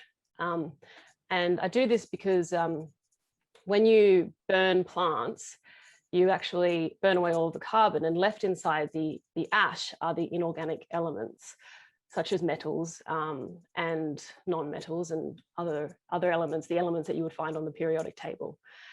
So the reason that they're in the trees to start off with is because the trees have taken this from the soil where they grow. So depending on the location where the tree is grown, you'll have different chemical compositions that form the makeup of the tree. So the tree is a way, kind of like a record keeper of the site. So after I've collected the ash, I then make a ceramic glaze from those inorganic elements. And I can do this because ash itself is already contains all of the elements necessary to make a glaze. But it doesn't have a melting point that it needs to in a functional ceramic kiln, which is about, my temperature is 1200 degrees. That would go up to 1300 degrees Celsius. So I add a couple of other glaze materials that are non-coloring that help the glaze to melt at that temperature. So this goes through a process of, I suppose, fusion. And the metal elements that are present in that ash, those inorganic elements, then become visible within the glaze. So this is sort of how I approach. I've been doing this process since about 2014, and I'm creating a kind of an archive of places through the trees that have grown there. So that sort of direct relationship between the tree and the soil is evident in the glaze by the aesthetics of the glaze. But there's also a couple of other things that will be responsible for the presence of certain inorganic elements. So the three things that really will have an effect on those inorganic elements in the ash, and therefore the aesthetic of the glaze, is one would be the natural biology of the tree. Like, for example, as you were explaining, are they hyperaccumulators of certain things? So bamboo, for instance, is a hyperaccumulator of silica. And it takes silica from the soil and it deposits this within its cells, and it forms things called phytoliths, which translates to plant stones. So I kind of knew this about bamboo already, and because silica is also so important to the ceramic process, I kind of had an inkling that this would create a very unique bamboo ash glaze. Yeah, and then the process of making the molds, after I've made the molds of the specimens of the trees and burnt down the organic matter, collected the ash to make a glaze, I then make ceramic casts of the original specimens. And that's done through a process of slip casting.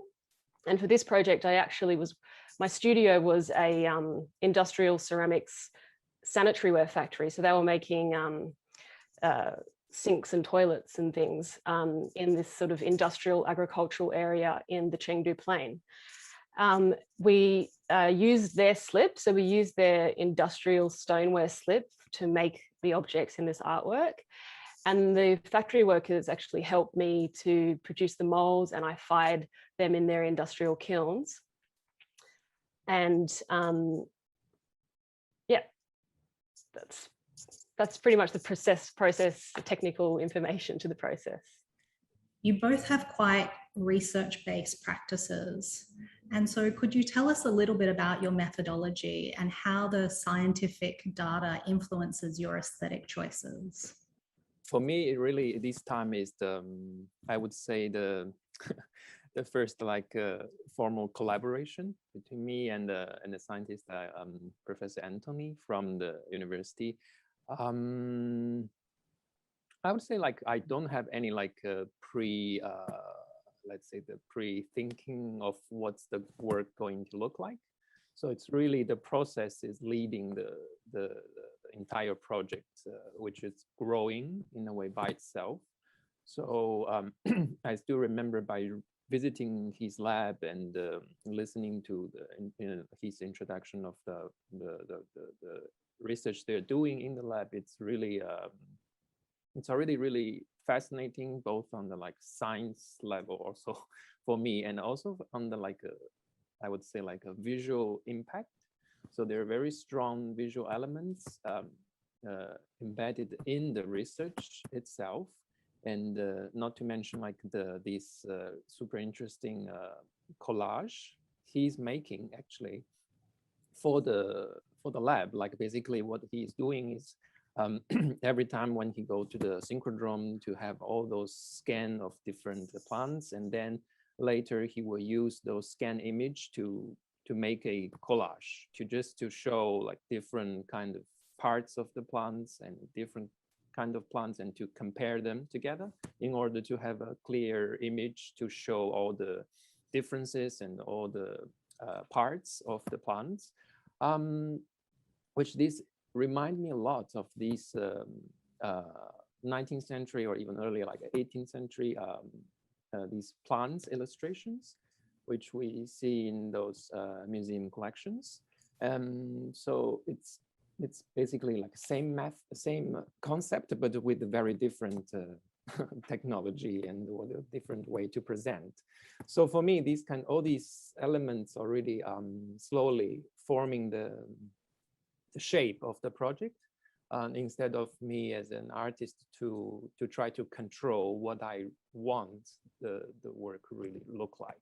For me, I would say being this project, my position, I would very much prefer to be a mediator between the part from the science and also the part from these historical sites, of those digging sites, as every time when I visited those digging sites, actually the landscape pretty much stay as it is.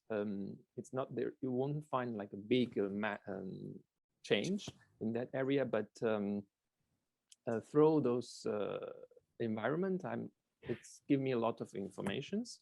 And at the same time, at the end, actually for the nature printing process, I just choose the things I can find, basically. So I don't make any I don't have any rules to select what I want to put on the paper. And even like before I try nature printing, I just left the paper on the ground in the forest for a few days actually. And then actually that's how I came this idea to actually use nature printing, because as I left the paper there, like there are several rings, and those natural elements already kind of partly dissolve into the paper. So I found this is a beautiful way to kind of, for me, it's also some kind of scanning, but in a natural way, I would say, like to let the nature do it by itself. So and later, and then by boiling it in the water I used from nearby pond, because the water has contained a lot of gum tree leaves, so the color is really strong, has this red brownish color, so it gave a really beautiful layer to the final paper. So yeah.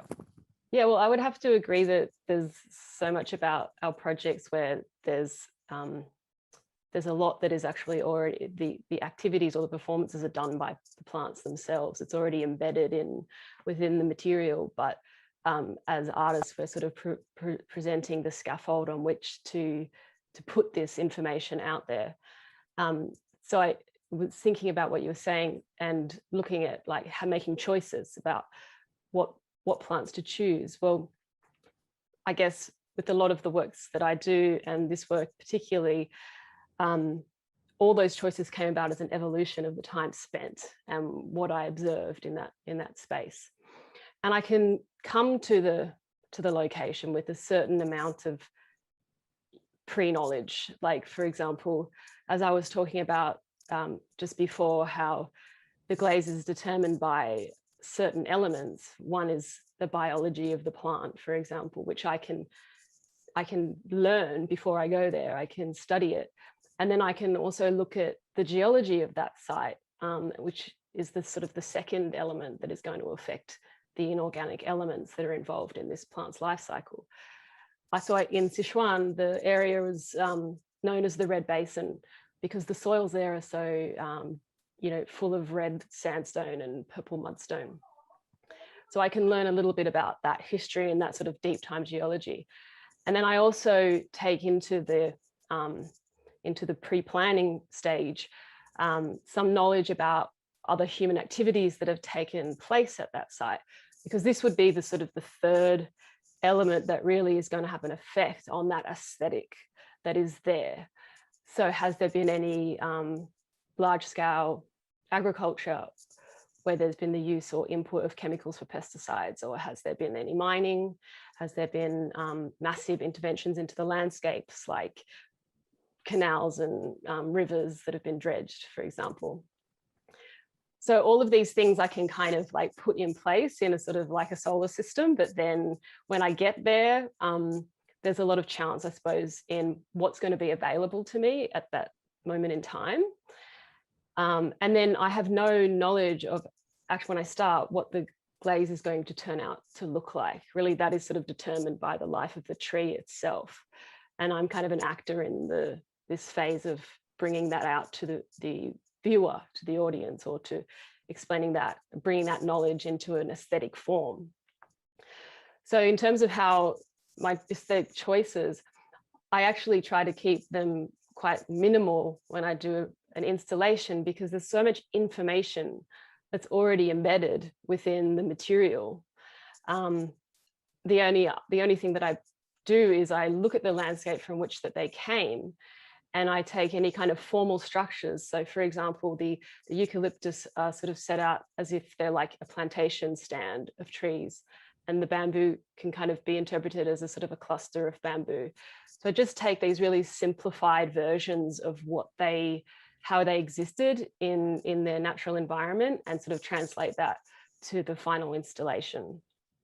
And in terms of the way in which science influences my aesthetic choices, I'm not sure exactly how that happens, but I do go through a lot of scientific processes in order to gain the information that I need to fully try to understand the situation that I'm in. So with every glaze that I produce, I actually, before I make the glaze, or after I make the glaze generally, because I don't have the time to get the results back before I make the glaze, I take the ash to a lab and I get that tested for 52 different elements, mainly metals, but some non-metals, because in a glaze, the metals are what create the color.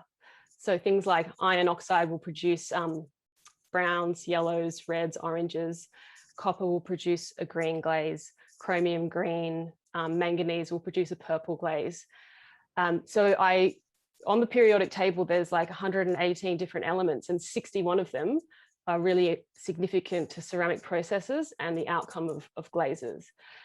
So when I have this sort of empirical ordering of a list of what they look like, I can then take that knowledge and compare that to what I see in the glaze and kind of make sort of speculative assumptions about why certain elements are present in that tree in that site. Is it related to the geology? Is it really related to the plant's biology? Or are there some kind of external human factors?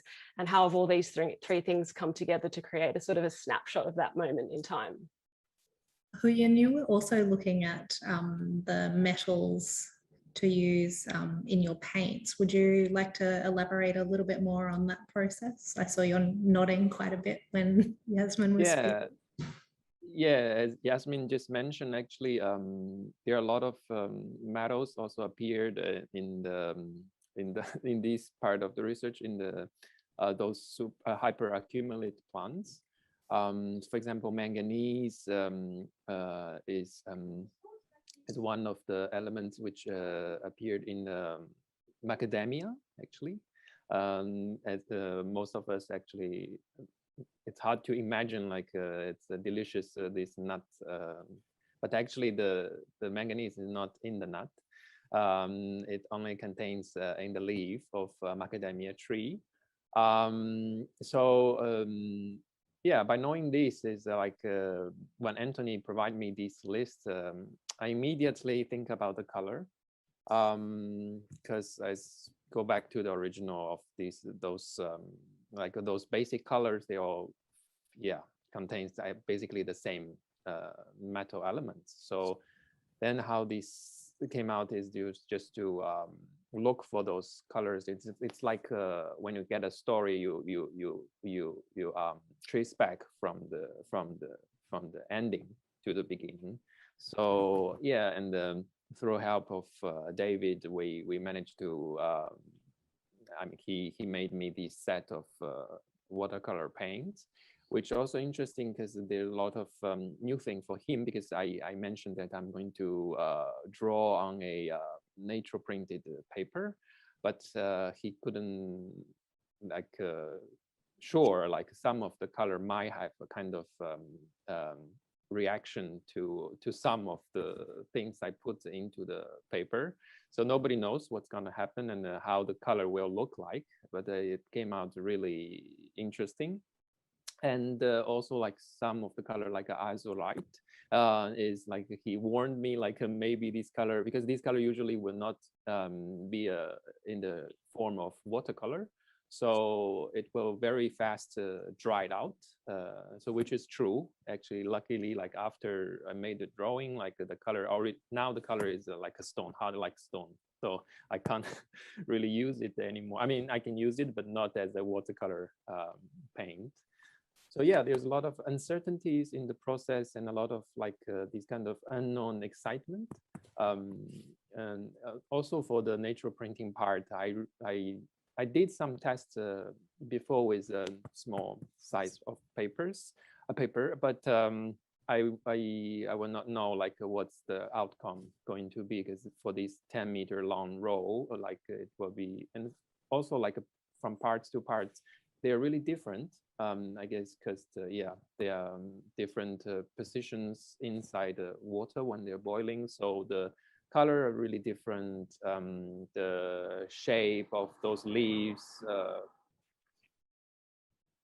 the shapes of those leaves are really different, but which creates a really interesting pattern. You've both mentioned this element of chance in your practice. And so I was hoping you could elaborate on how you keep your practice open to this idea. I think chance is for me, it's sort of about being open to what the world has to throw at you. You have to be reactory to the things that you find and the opportunities that are available to you. And also, I suppose there's just so much chance in the ceramic process because, things could blow up in the kiln, or, also it's about ridding your mind of expectations. You might find one glaze that someone might describe or you might feel is beautiful, and then another one which is maybe not, doesn't hold like that like beautiful like looking aesthetic to it, but is interesting and has its own sort of has its own unique code to it.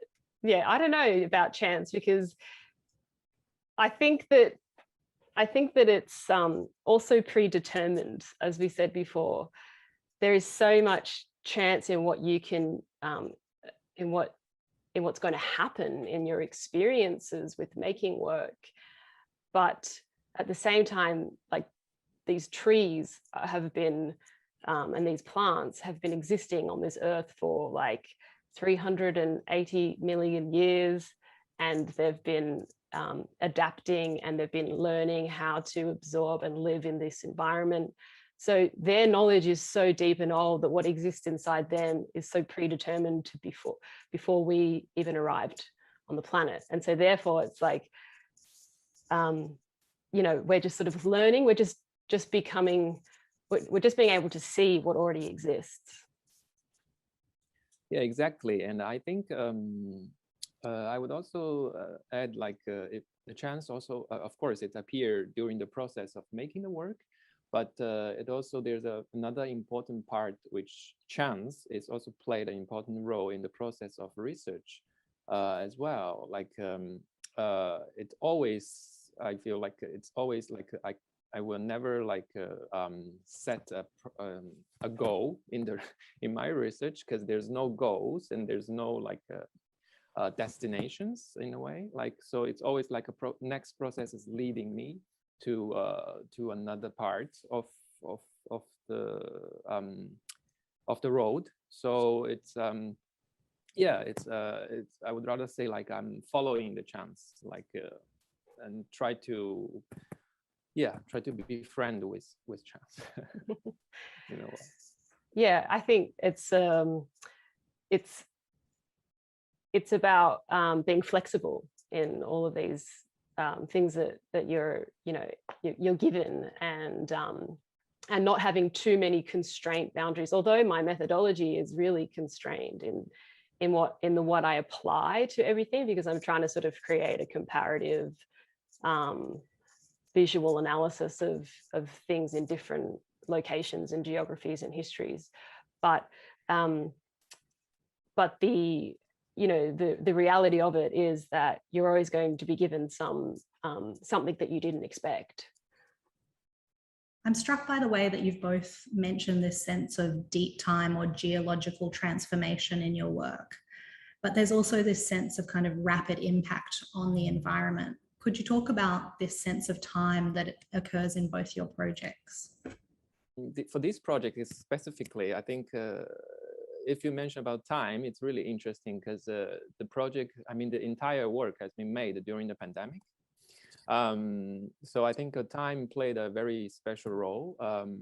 As we all know, like in Victoria, we experienced several lockdowns, which like limited the movement within 5 kilometers, which for me is like, even for me, I can't go from Melbourne to Bendigo.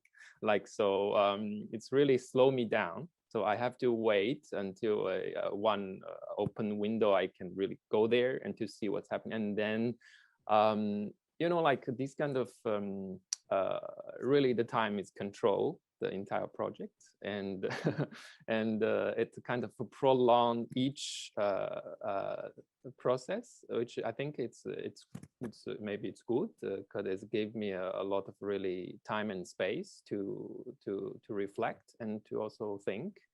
So But in general, of course, like even during the making of the work, time is really play a essential part in it, and it's a kind of a main character in all the process, not only in my nature printing process, but also in the this color making, and also the drawing itself, and also it appeared a lot during the process of Professor Anthony, I believe, because this is like for him, it's also in order to get one image, there's a long process, like there's a time, in a certain amount of time need to be spent and need to wait.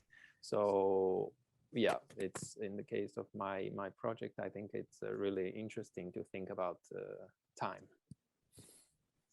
Yeah, well, I think for me, time is, it's kind of encapsulated within the works in both the process and the materials. So we have materials which are very old and deeply connected to the earth, and therefore geological time, and growth as well. Like we have to remember that these plants took a long time to grow. I mean, the bamboo was 1 year old, but that's a long time. And it's come from a lineage that's very old. And then, you know, the idea that also that we're talking about elements that are the beginning of time, you know, that were forged in the middle of stars and that created us. So all of these, like, we are related to time, we are the product of time, as are the plants that we're working with. And I think that the works will show that that's really embedded within them, because of this sort of, these visuals that we're going to get from the work are sort of a reflection of all of that time in one sort of moment that's kind of being captured. Like you said before, it was like a scan. Well, these my artworks sort of do also remind me of the way that, like, you know, a photograph is taken and you get like a sudden accumulation of time in one moment. And then also that, like, the trees that, in my case, that I've been working with, well, their life ends at that moment. Their particular life ends right there. But all the knowledge that they've accumulated over time is sort of presented and kept and sustained. And I think in terms of that, the question about the future applications, well, for my work, well, it did start with looking at that idea of biosilica and what that could mean for future technical use. But also I think about it as well as in that the works are kind of a message. They're bringing us information from the deep past that we can use in order to improve the future, or the way in which we behave in the future with the earth.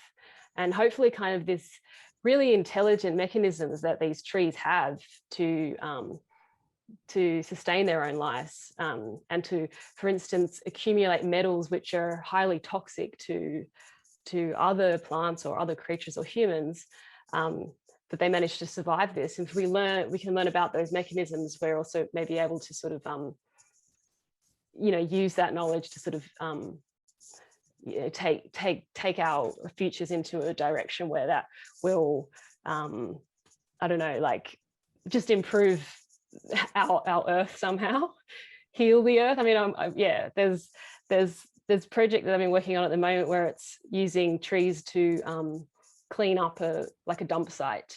And as you were talking about here, the trees, that some of the plants that you're working with these scientists, they're using to clean up mining sites. So this kind of like phytoremediation, this idea of collaborating with plants or understanding their mechanisms in order to better or heal sort of our common earth, is a really strong and exciting, you know, principle and idea.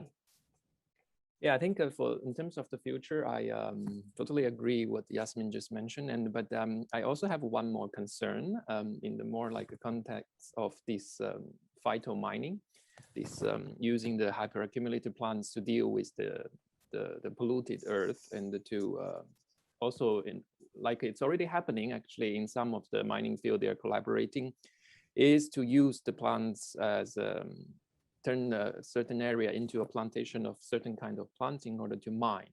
So for me, it's like, I don't know, it's always remind me, this is also the reason I made this project, because looking at those plants, especially reading those plants' names, which I will never remember, and it's so long and in Latin, and so it's remind me a lot of the miners, about of especially like those miners from China, for example, like to go to a foreign land and to mine. So to take what they need in order to survive, and for me, like they're like also like a kind of super plants.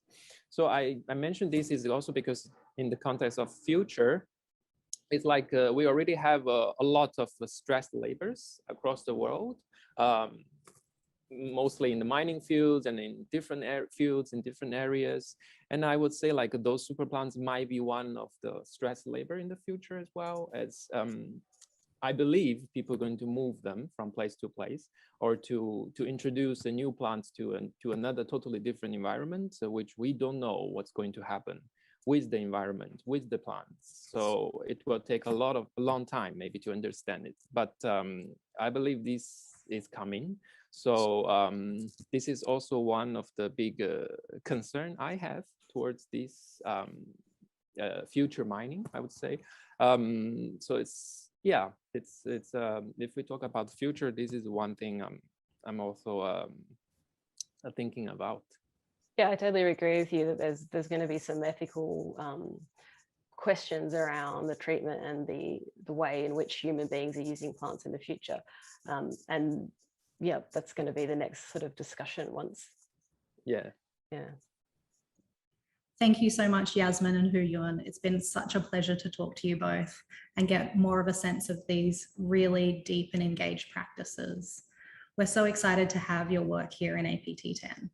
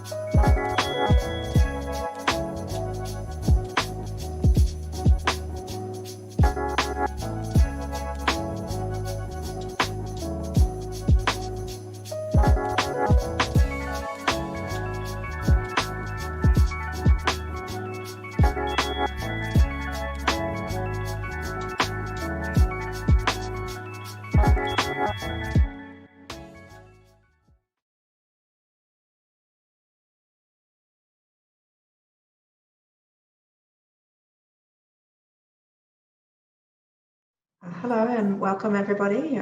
My name's Abigail Bernal. I'm an Associate Curator of Asian Art at QAGOMA. You're watching a virtual talk held in conjunction with the 10th Asia Pacific Triennial of Contemporary Art, otherwise known as APT. I'm really pleased to be joined by Paje, who is an artist from the Philippines, and she's exhibiting two really extraordinary works in APT10, paintings on copper. One is a 3-panel triptych titled The Stories That Weren't Told from 2019. It's approximately 2.5 meters in height. And the second work was commissioned specifically for APT10. It's a 12-panel suspended painting in a kind of semicircular panorama. And it's titled Somewhere, Someday When We Are the Sea from 2021. Lee, thank you so much for joining me today. Really lovely to have you here. And, thank you too, Abby. I remember when we met in Manila in 2019, you told me that your triptych, The Stories That Weren't Told, was inspired by a mural that you'd seen as a child when you were in hospital. And can you say something about the mural and also the creation myth that it illustrated? Yeah, the mural is based on the Philippine creation myth called Si Malakas at Si Maganda. And the myth tells how the earth was created and how the first man and the first woman were born out of a bamboo, and that they got married and had many children from which the descendants of the earth came from. In the mural, we see the first man and the first woman stepping out of a bamboo, and the name of the first man is Malakas, which means strong, and the name of the first woman is Maganda, which means beautiful. Actually, these names, Malakas at Maganda, weren't at all present in the early documentation of this pre-colonial myth. And the first man and the first woman were just described as the man and the woman. And strangely, in the mid-20th century, these names were added and adapted in educational texts for decades. And this was even made popular when the late dictator Ferdinand and Imelda Marcos commissioned a painting depicting them as Malakas at Maganda. And they used this myth as an image-building propaganda. And it was also during their prolonged term in the government that they commissioned that same mural in that same hospital. So anyway, as a young child, seeing this for the first time, I was fascinated by the imagery and the grand narrative of the creation myth. And I remember asking the nurse what the myth is about. And she said, it's about the creation of the very first two people who were meant for each other. And that made an impression on me. And even at a young age, I felt that it didn't fit how I see myself and the world around me. So what I did was I made up different kinds of stories about them, along with other stories like the story of Adam and Eve. So while growing up, I realized how similar and yet nuanced the story of Si Malakas at Si Maganda with the story of Adam and Eve. In Si Malakas at Si Maganda, they were both born at the same time and from the same bamboo.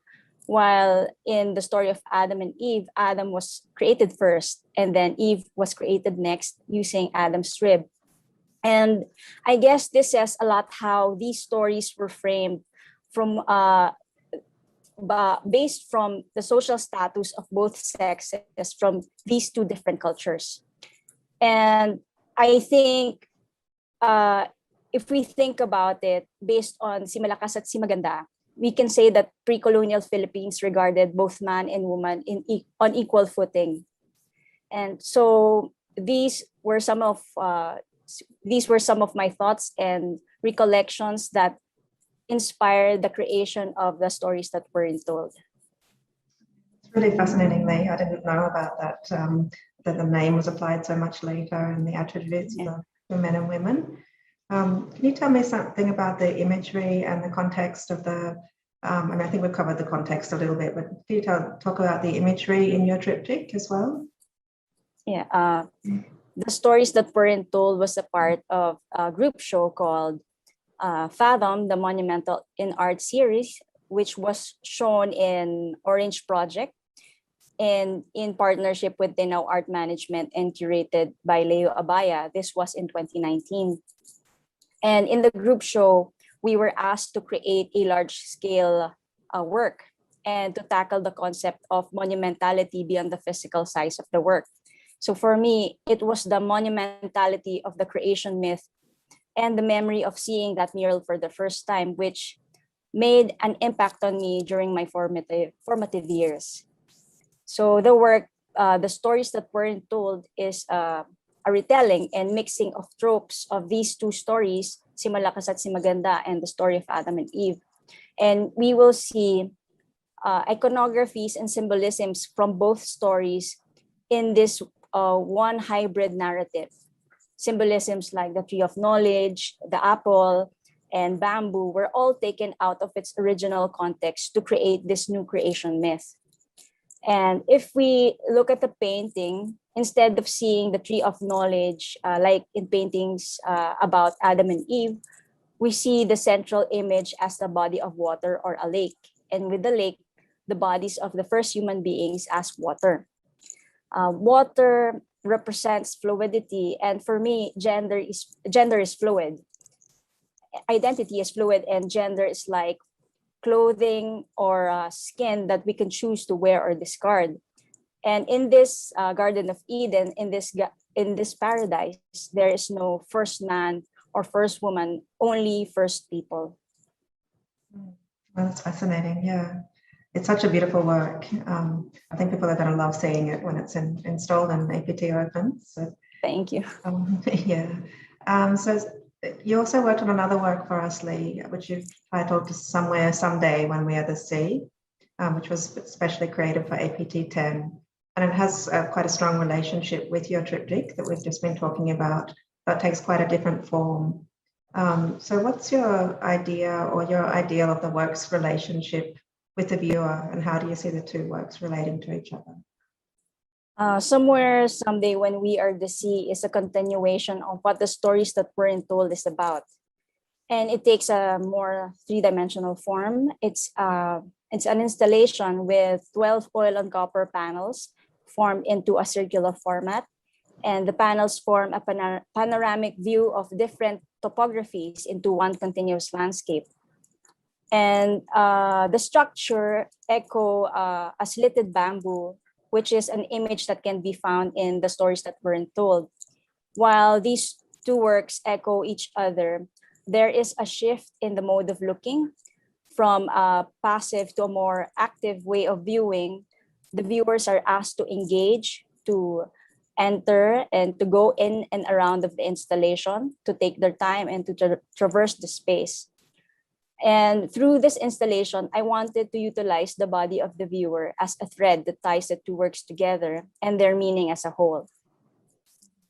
Yeah, and they'll be shown very close together too, won't they? With the triptych is on the wall, and as you enter into the installation, you'll be able to glance back and look at that and take both of them in at once, which is a really nice kind of juxtaposition of the two. So can you tell me a little bit about the mysterious seascapes that these people are kind of vessels for? When did they first come into your work, and have they been a kind of ongoing and evolving motif in your practice? Actually, water was already present in my early works, though it hasn't taken the shape of a seascape or a wave. It's already there. And an early example is a video work called Sit in My Retina, which is a video documentation of a day in the life. And we see the presence of water every day and how vital it is for to sustain our physical needs and as means for livelihood and transportation. Water is also a way of life for us Filipinos, and we see this in myths which resonate with the culture and the country as an archipelago. Water is also an element in Si Malakas at Si Maganda, which as a force of nature and as the sea that created the earth and the first human beings. And this imagery reminds me of the primordial soup. So the seascape and the crashing waves first found its way into my work called Shifting Center. Shifting Center is about creation and going back to the beginning. And in this another work called The Nth Wave, which is an exploration on copper as a printing surface and as a sculptural form at the same time, And then this finally evolved into what I dub as the primordial people. And it was in the work Birthing that I first rendered the human body as water. So these ideas, the seascape, the primordial people, are ongoing ideas. And I'm still not yet sure if this will evolve or this will continue to appear in my works. Mm-hmm. When you were painting somewhere, someday when we're the sea, you lost your mentor and dear friend, Professor Leo Abaya, who also was, you mentioned, curated Fathom in Vaka'uta, where you showed your triptych. Can you tell me a little bit about Professor Abaya and his role in encouraging you as an artist? Leo Abaya has been my teacher and mentor ever since I went to university to study fine arts. And Leo Abaya was many things. He was a very brilliant artist whose broad range, whose practice range from painting, sculpture, installation, and video.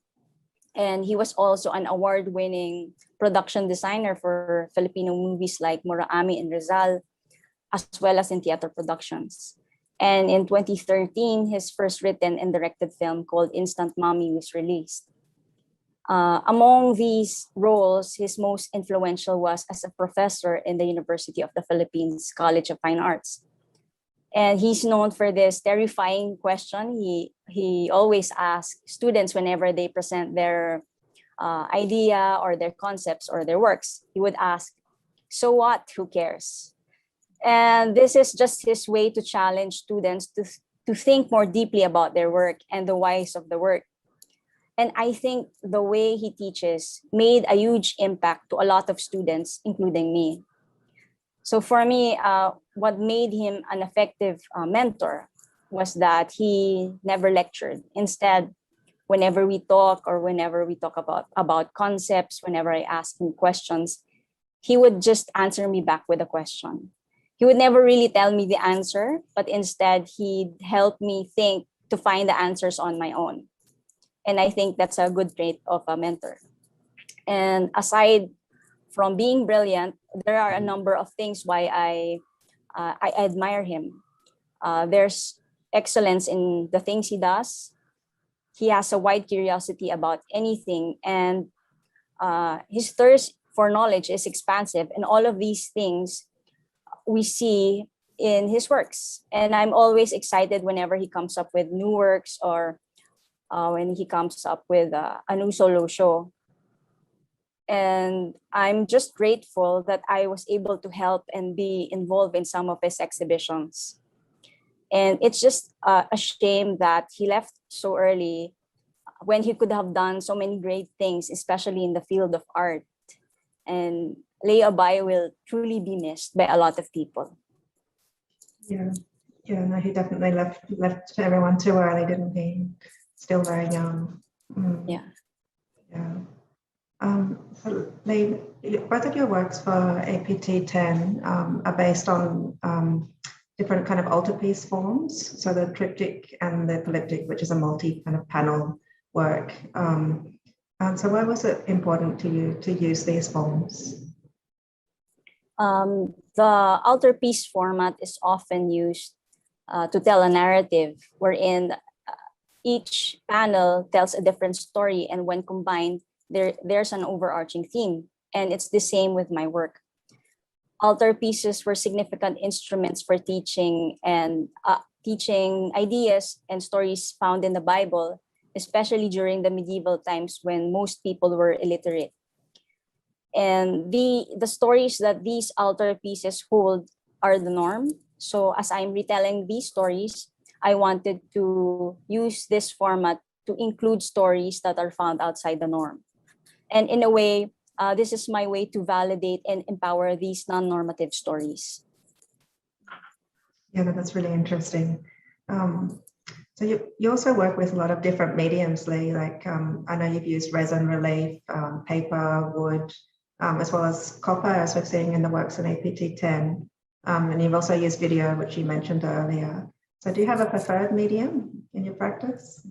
Actually, I do not have a preferred medium, and my practice started from drawing, painting, sculpture, video, and then most recently I explored public art installation, in which I closely work with masons from my community to create this site-specific and interactive work called Pagpamulak, which means to blossom.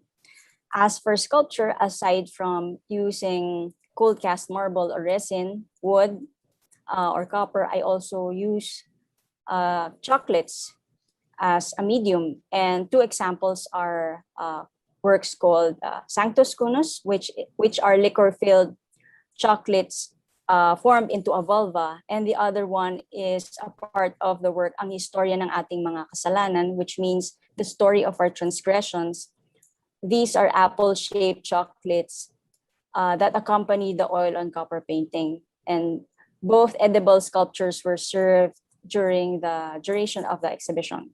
And as for painting, aside for paper or canvas, I use copper. This is also the material that I use for the works in APT10, as you mentioned. From what I observed, whether I use two-dimensional or three-dimensional media, I tend to gravitate towards a combination of both, just like in my paper works or copper works. And up to now, I'm still exploring different materials to expand my artistic expression. And when did you first start using copper in particular, and what led you to choose that as a support? Does it contribute significantly to the meaning of the works? And is it really hard to work with and very time consuming? My first encounter with copper as a medium was in 2011, when I made my first solo show called Mater Potestatem, which is Latin for Mother of Power. And it referenced women archetypes from Philippine and Western myths. And the show basically is about valorizing these women archetypes. So while I was conceptualizing the show, I went to visit the Ayala Museum, and there I saw these two oil on copper paintings of saints done by a 19th century Filipino-Chinese artist who lived in Manila. And his name is Damian Domingo. And I was inspired how he represented these saints and given them more value by painting them on copper. So I thought, why not paint the women archetypes like how these saints were represented in these religious paintings? And what led me to use copper has something to do more about its value in the history of painting. During the medieval times, copper is one of the materials that's being used to create religious artworks. And conceptually, it fits what I wanted to create in my works. In terms copper, in terms of using copper as a medium, it's time consuming, definitely. And there are a number of things that I need to think about to be able to paint on copper. And based on research, the most important part is to create a surface, a rough surface or teeth where the paint could adhere. And copper was used since was used as a surface, a painting surface, since the 16th century. So, and there are still so much to learn about this material, and up to now, I'm still exploring it. Mm-hmm. Yes, we have one oil on copper painting in the QAGOMA collection, and our conservators are really fascinated with it. So they're going to be very happy to have your two new works in our collection to study in more depth as well. I'm just wondering, going back to the idea of women that you've been exploring in your practice for a very long time, so women as archetypes and stereotypes, as well as real women from creation myths. So how influential is the idea of Eve or Maganda for contemporary Filipino women? And how accepting is society in general of same-sex relations and the LGBTQ+ community in general? The ideals of Eve and Maganda were deeply rooted in the psyche of most Filipinos, especially the older generation, because we've been colonized for so long, for over 300 years. And these ideals were reinforced time and time again through religion, education, and even in media. And although women empowerment has come a long way in our country, there are still values and roles being expected of women, like getting married, having kids, and being a doting wife. And even the idea of an ideal woman is exemplified by beauty and femininity. And we see these every day in movies, on TV, even on social media.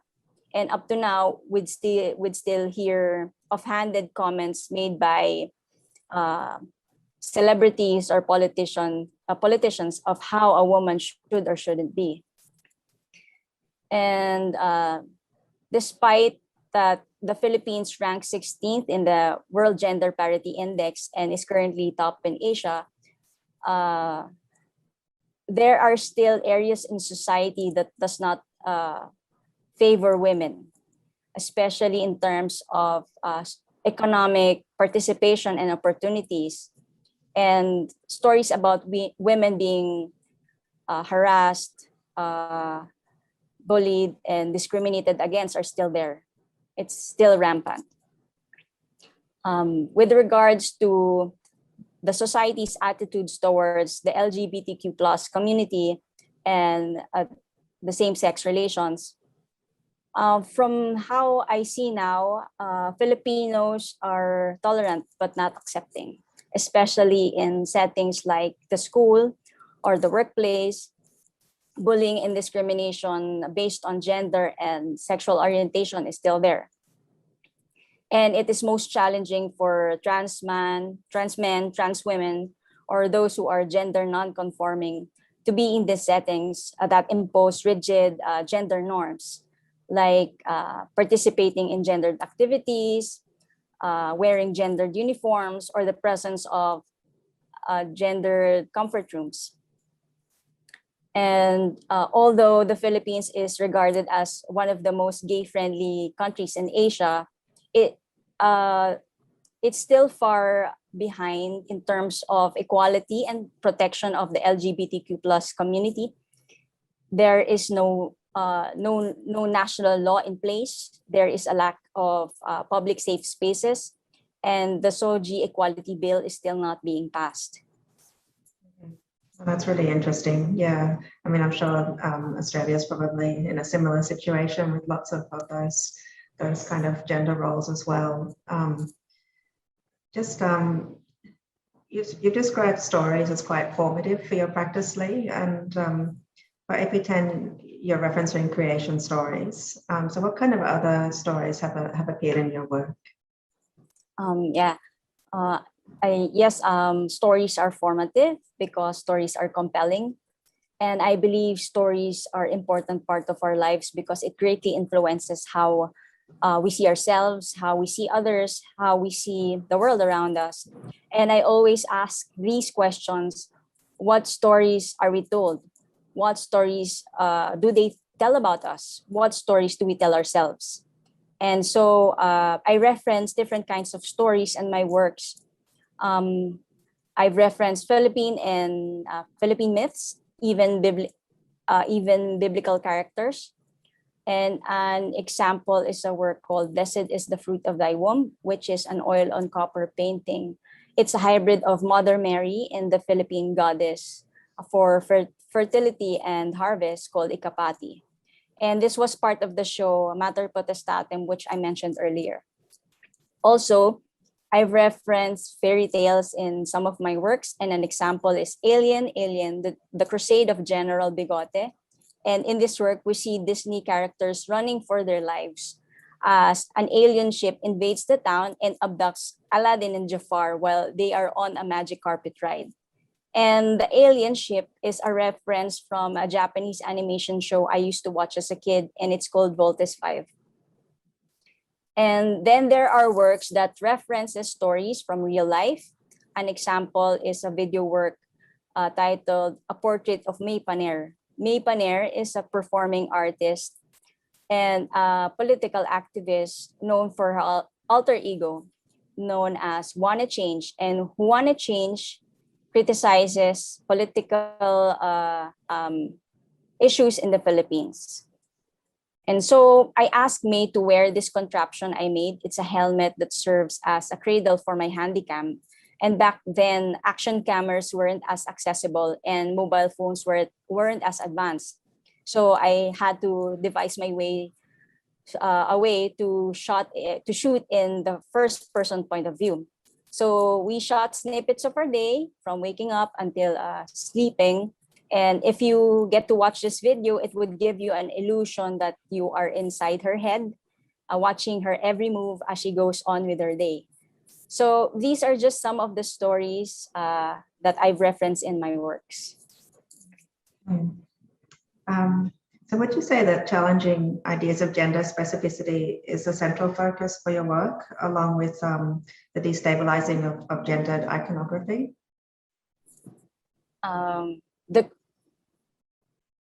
These works were made in hope of retelling stories to include people who are not usually represented in normative stories like creation myths.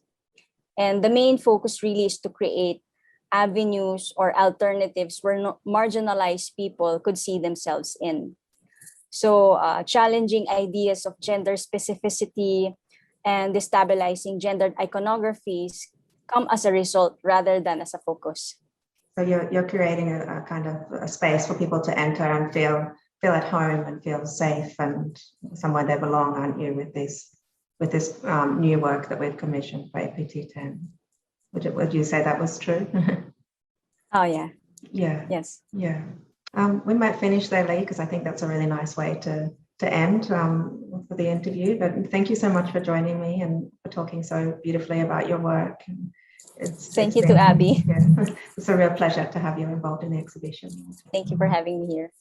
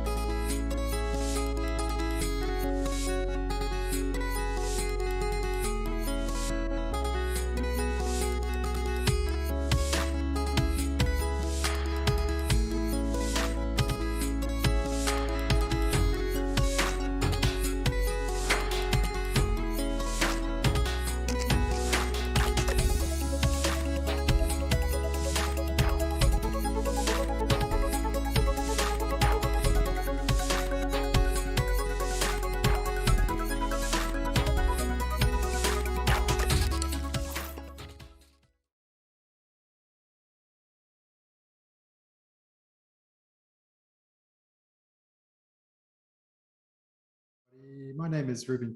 I'm curator of contemporary Asian art here at QAGOMA. I'm delighted to be joined today by one of the artists from APT, Chong Chiew, who's joining us today from Kuala Lumpur in Malaysia. And he's showing not one, but two different bodies of work in the exhibition. Chiew, before we start talking about the individual works in the show, I'm very interested in your practice as a whole, in particular, something that you've said in the past about making attitude at the center of your practice. Would you be able to tell us a little bit more about that? 对哈，锦超这个欢迎哈你今天这个你的作品哈来参与我们的这个展览，而且不只是一系列的作品，而是2个系列的作品哈。那么首先呢，我想了解一下呢，就是您作为一个艺术家哈，您的这个创作的过程中哈，您尤其是会加入一种就是你所说的态度哈，作为你创作的中心哈，你能不能跟我们介绍一下您的这个创作的这些情况呢？好的，这个问题呢，让我先回到小时候啊，我出生在一个中药店啊，家里面呢是一个复合式的空间店的前半段呢是爸爸开的中药店，店的后半段呢是家里的生活空间。I think we have to go back to my childhood. I was born in a Chinese medicine practitioner family, and we had a family shop. It's sort of a hybrid where the front section of the house was my dad's Chinese medicine store, and our living area was at the back. 我在这个店里面呢，大概生活了20年左右啊。我家里面呢，店里面呢有非常非常多的中药店哦，在店里面有一个很大的墙面抽屉，里面装满了各式不同的中药。And I have been living in that house with the Chinese medicine shop for nearly about 20 years. And I still remember that there are a lot of different types of Chinese medicines in the, rows of drawers erected against a wall of the shop. 在我小时候呢，当爸爸把这个店铺已经关门之后呢，晚上我会偷偷的打开这些神秘的箱子啊，就是这些无数的数量的中药抽屉呢，我去发现它一些有趣的事物啊。其中有一些呢是有动物的，有植物的，有矿物质的甚至有一些是动物的排泄物啊。As a kid, after my dad closed the shop at night, I used to sneak into the shop at night and open up all those, hundreds of drawers and trying to discover what were in them. And they were very interesting. They were like animal parts or plant materials, minerals, excrements from animals. 在这些抽屉里面有一些是有毒的啊，让我从小就对这个中药的体制里面呢，毒和药这两个概念是它不冲突的，它们可以同时并存在一个中药的体系里面。这个概念影响我想起来会影响我后来创作上蛮深的啊。In those little drawers, there are also materials that are poisonous. And so in my kid's mind, I started to have this concept that poisons does not sort of conflict with medicine. The two can coexist together in Chinese medicine. I think that idea actually has impacted my practice a lot thinking back. 这使我在创作上的时候呢，对待材料或者对待不同事物的时候呢，没有一个绝对的概念毒也可以成为药。Therefore, in my practice, I do not have an absolute concept of how material needs to be used in a certain way. Poison can also be medicine. It just depends on how you use it. 另外一个就是在我的学习过程里面我在马来西亚艺术学院学习了3年之后呢，我又到中国广州学习了4年这整整的7年，我都是学习了学院的一些方法但这些方法呢或者说风格呢，或者说材料上呢，对我后来的创作呢，也不能满足我了。And also during my journey of study to become an artist, I studied 3 years in the Malaysia Institution of Arts.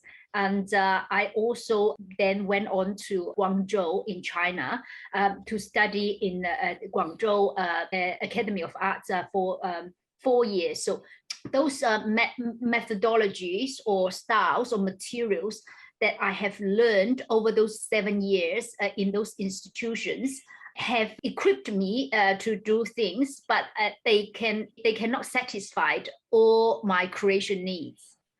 后来呢，我又受到了一些观念艺术的影响达达主义的影响甚至有点冲突的表现主义影响下呢，我开始呢就思考和发展出用不同的方式对待不同的展览做出回应。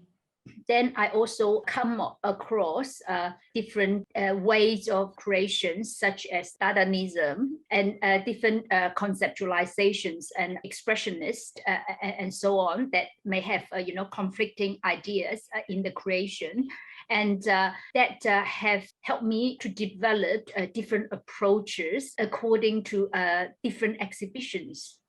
然后呢，有一部分呢是我对艺术体制或者展览体制的一种回应我对待事物的态度呢，会决定我对作品的判断。Part of it is my reaction towards art and exhibitions. My attitude towards things then form a part of my judgment when it comes to arts and creation. 另外呢，也包括了想分享一下这个移动的概念艺术呢，对艺术家来说呢是一个动词当然对我来说呢，它不只是艺术家的一个行动，它也包括艺术家自己移动不同的视角来观看这个世界。in addition, I also would like to share a more mobile perspective of the word, because for an artist, an art is a verb, but for me, it's not just a verb or an action. It is also how you change your angles of looking at the word.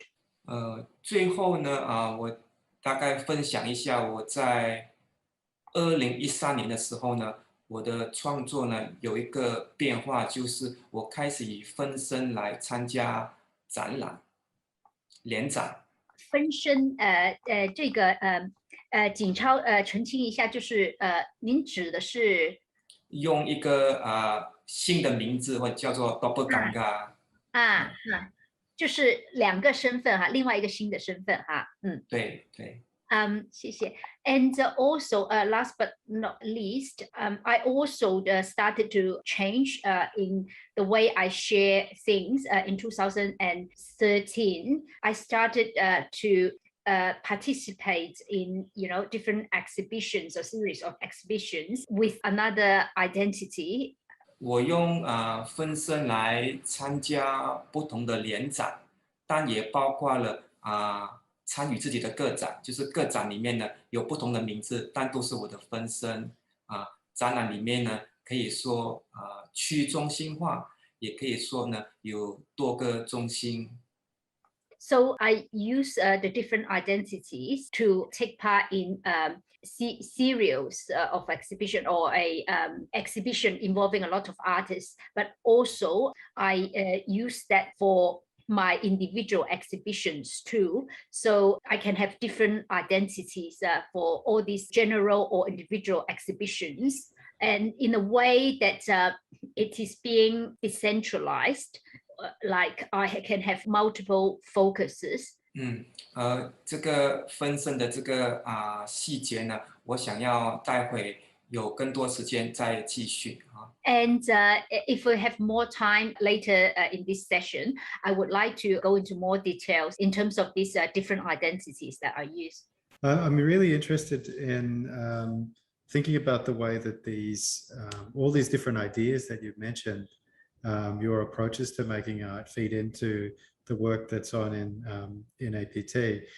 The first, which I think is probably one of your best known bodies of work, Boundary Fluidity, which is these fantastic kind of scrambled maps of Malaysia and the areas around it that are painted directly on tarpaulin.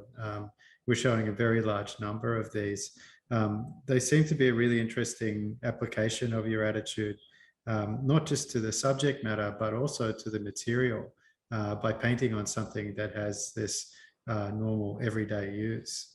对哈，就是您的这个很有趣哈，您刚才讲的这些不同的这些想法哈，而且呢，您的这一些创作的方式呢，也好像跟我们这 APT 的这个展览哈，非常的吻合哈。那么在您的作品里面呢，这个最有名的那就是关于这个流动性的这一个边界哈，这个 boundary of fluidity 哈，然后你在这一个作品里面就是把马来西亚的这个地跟周边这些国家的这个地图哈，把它这个在上面哈，再附加了重叠了你的这个创作哈，然后呢，我们看到了很多你这类型的作品哈，然后你上面呢也表现了您所说的这个态度的这个您的这个特点哈，而且呢，不只是您的这个主题很特别，而且您在里面所用的一些材料也都是我们常用的一些材料哈，非常的有趣。在这边我可以稍微跟大家分享一下，这件波德利弗迪蒂的这件作品呢，它是一个尺寸可大可小的装置作品。它像有弹性的一样而在这次 Asia Pacific Triennale 里展出呢，是目前我这个版本里面尺寸最大的。I would like to share with you about the boundary of fluidity series. I would like to mention that it's actually a work that can be scaled up or down. It's such an installation art that is flexible. So when I come to your exhibition this time, I have actually used the biggest version. 这件作品当初在我在07年开始就开始绘制了第一张的这个防水布地图。Yes, and also I started drawing my first canvas map in 2007. 这个为了呼应主题呢，我把这个绘制地图的这个绘画方式呢，我把它描绘在这个防水布。我的防水布呢是日常生活里面呢小贩啊、流动小贩啊，或者一些摊位常用的防水布。它一面是有橘色的，一面是有蓝色的。我把绘画的部分呢描绘在橘色里面，然后我又保留外面的蓝色部分。And just responding to the theme of the exhibition, I try to use day-to-day material to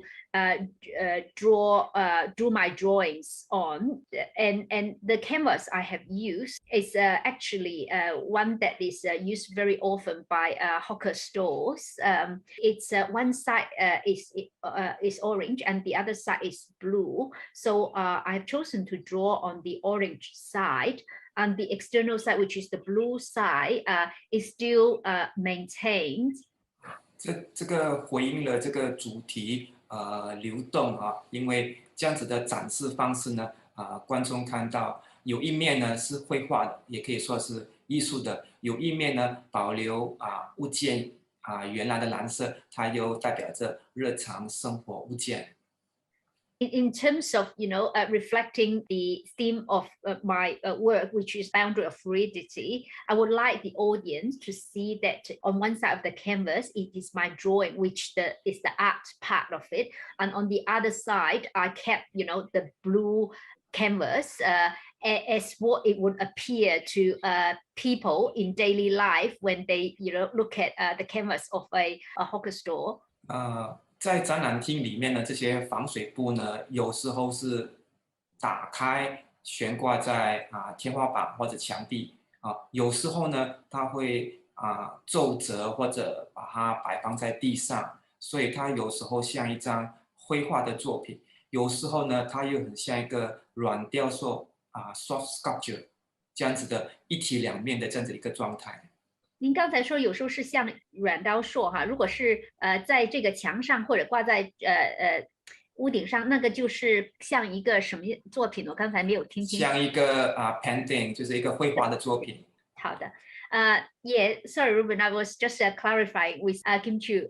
In the exhibition hall, if you can either open up the canvas and put it on the roof, or you can put it against a wall, which would make it look more like a painting. But you can also scramble them up and put it on the floor, and that would make it look like a soft sculpture.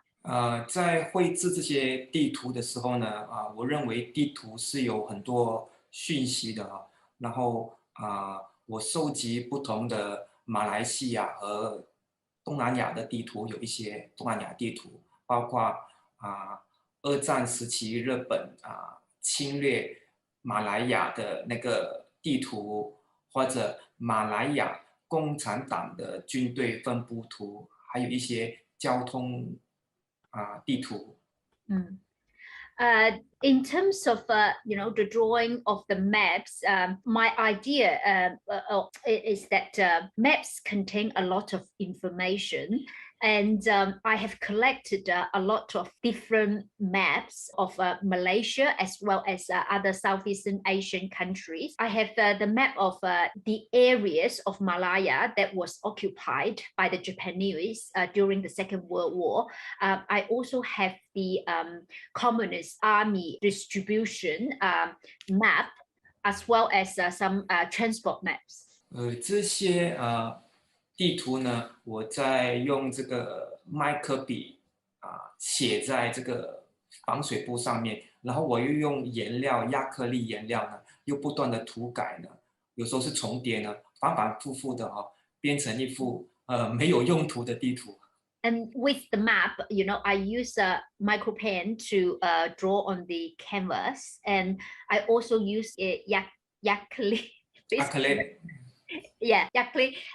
paints to paint on it, so that you know, these different layers overlap with one another. At the end, we end up with a map that is completely useless. 另外呢，这个 BOTANICAL 滴滴的其中一部分呢，它包括了这个录像的作品。这个录像的作品是我把这个防水布呢 tarpaulin 呢卷起来，带到不同的场域户外去进行拍摄。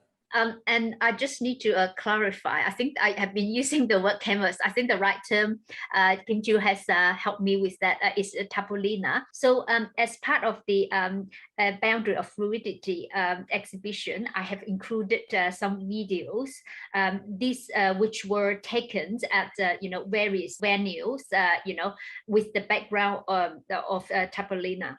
我选择拍摄的场景呢，都是一些不具名字的地点，包括海岸线阳台停车场我把防水布放在海岸线呢，让它漂流呢，它永远处在一个又是在海上又是在陆地这样子反复之间的一种状态。我把它放在阳台，它有一部分是在户外的，有一部分是在室内的。把它放在停车场的虚线呢，它又向左又向右，向前又向后的一种模糊的状态。And so when I shoot these videos, I have chosen this sort of unknown or anonymous place, such as, you know, the coastal line, the car park, or just the porch, you know, and my idea is that when the video was shot at the coastal line, it gives the person the impression that it is floating on the ocean. At the same time, it's also next to the land. And when it is positioned in a car park, it could be, you know, going forward or backward, left or right. And if it's, you know, taken in a porch area, or, you know, it gives you the sense that this is in the boundary of, you know, outdoor and indoor. So basically, it's sort of, sorry, I used the word porch, probably balcony is a better description. And so it gives you that sense of ambiguity. 这些经过我不断涂改没有用的地图呢，它最后又好像有点矛盾了，又回到去我把它可以带去户外，可以携带，这个也很像地图的用途。And also, you know, as we have said that once the map has been painted or have been changed, becomes a useless map. And so in a way, it is a contradiction that, you know, I have taken this map outdoors and displayed them as if it is a, you know, useful map. 最后呢，就是这个作品的尺寸呢，这个防水布 tarpaulin 的宽度呢，刚好就是我开的车子的可以容纳的这个尺寸，我把它到处移动。Also, you know, the size of the tarpaulin is the same size as my car, so that I can, you know, drive it as a portable object and move it everywhere. You mentioned before the occupation as a subject of your maps. It's also interesting to see it in your banknotes as well, going from the different currency that's been used in Malaysia or Malaya before it, under the British, under the Japanese, and since independence. It's also fascinating to see the use of tape to construct these things, make them look like they're falling apart. The choice of materials and subject matter, I think, is really interesting in these works. I wanted to learn a bit more about it. 对哈，就是还有呢，我们就讲到这个银行的这个货币啊，就是这一部分哈，这个纸币这一部分哈，也是一个很有趣的话题哈，因为我们今天时间不多了哈，所以我想了解一下您这一方面的这个作品哈，您使用的是马来亚在这个不同的这个统治时期哈，比如说在英政府统治时期、日治时期，还有独立以后哈，不同时期的这些不同的货币哈，然后用这个粘纸的方式哈，把它们进行一个处理哈，感觉到就是好像它们快要掉下来了，这种感觉哈。那么在你这个选择材料和主题这方面哈，我感觉到很有趣，想了解一下您的想法哈。那这一次的参加 Asia Pacific 举拿类的时候呢，我总共有3张的纸钞作品啊，其中有一张呢叫做 Banana Money 啊，它是我小时候呢父母亲经常提起的一段历史，就是2战时期呢，日本占领马来西亚，大概在1941年到1945年的时候所使用的纸钞。Yes, I have 3 pieces of work that related to banknotes in this APT exhibition. So one of the banknotes is called a banana note, which was mentioned to me by my parents when I was a kid. This note was used during the Second World War, during 1941 to 1945. This was, the period my parents been mentioning to us the history for during this period. 我使用胶纸把它制作成钞票呢，主要是对它的价值呢重新思考。一般上呢旧的纸钞才是在收藏的市场上呢是越来越有价值的，但在我的作品里面呢，就好像不稳定的一种状态。And I have chosen to use tapes to put on the currency because I want to rethink this concept of value of notes. And as we know that all notes usually appreciate in terms of value over time. And I would like to reflect the state of instability of currencies in my work.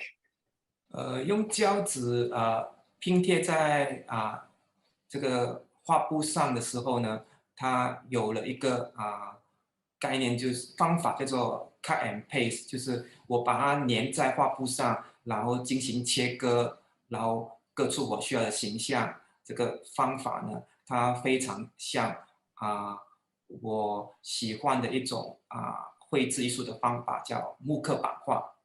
And I have used this tape to work on, to put the work together on the canvas. So the technique I used is like a cut and paste method. So I will paste it onto the canvas, and then I cut it out the way I like it to be, which is similar to a method I used in terms of making like a woodcut picture. 像这张 Banana Money 呢，在我们的马来西亚语境里面呢，常常等于是一个比喻成不值钱的货币或者某件东西它不值钱。And in Malaysia, we often use the word banana money to describe something that is worthless. 对，这是因为在日本占领马来亚3年零8个月的时候呢，他们大量的印刷这个钞票，还有他们在外国的战争节节败退，让那个价值不停的下滑。后来变得一文不值。And in terms of the history of banana money, it was during the Japanese occupation, which lasted for 3 years and 8 months. They had printed a lot of notes, but because with them losing the war in foreign countries, one after the other, their note has depreciated significantly, becoming, a piece of worthless paper. 这一张10元的纸钞呢，我把它改编成79元纸钞呢，是因为这张banana money 作品呢，它像一个移动的纪念碑，它在让我们回望2战时期，在日本占领马来西亚开始，它是1941年12月8日开始的，所以刚好跟我制作的年份呢变成了79。就是跟你制作的年份刚好是相差79年，对吧？对。And I have chosen this $10 note to commemorate the changes that has taken over time, over the last 79 years. It's almost like the banana money is almost like a portable memorial, that reminds people of that history of Japanese occupation of Malaya, because the war started on the 8th of December 1941, which was exactly 79 years ago from the date of my work. 最后呢，虽然这张香蕉钱是比喻不值钱的货币哦，但这个作品在 Asia Pacific 那里开幕后没多久，没几天呢，它就80了，就80年了，它就升值了1元。是 ，and 升值了1元就是1块钱哈。就总共是80了。就变成 OK， 就是说它增值了OK.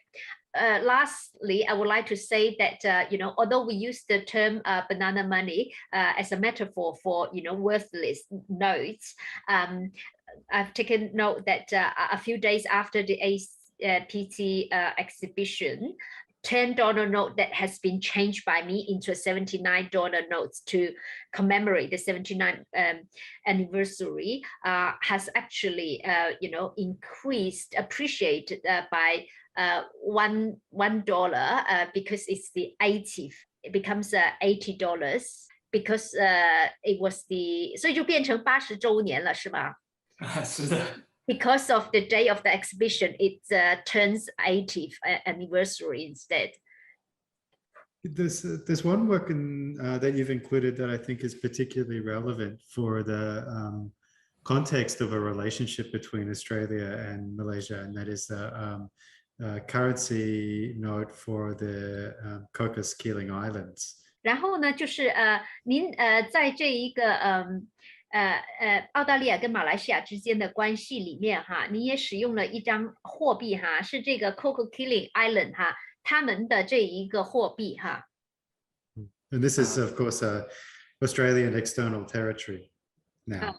因为这个岛是澳大利亚的这个海外的岛屿哈。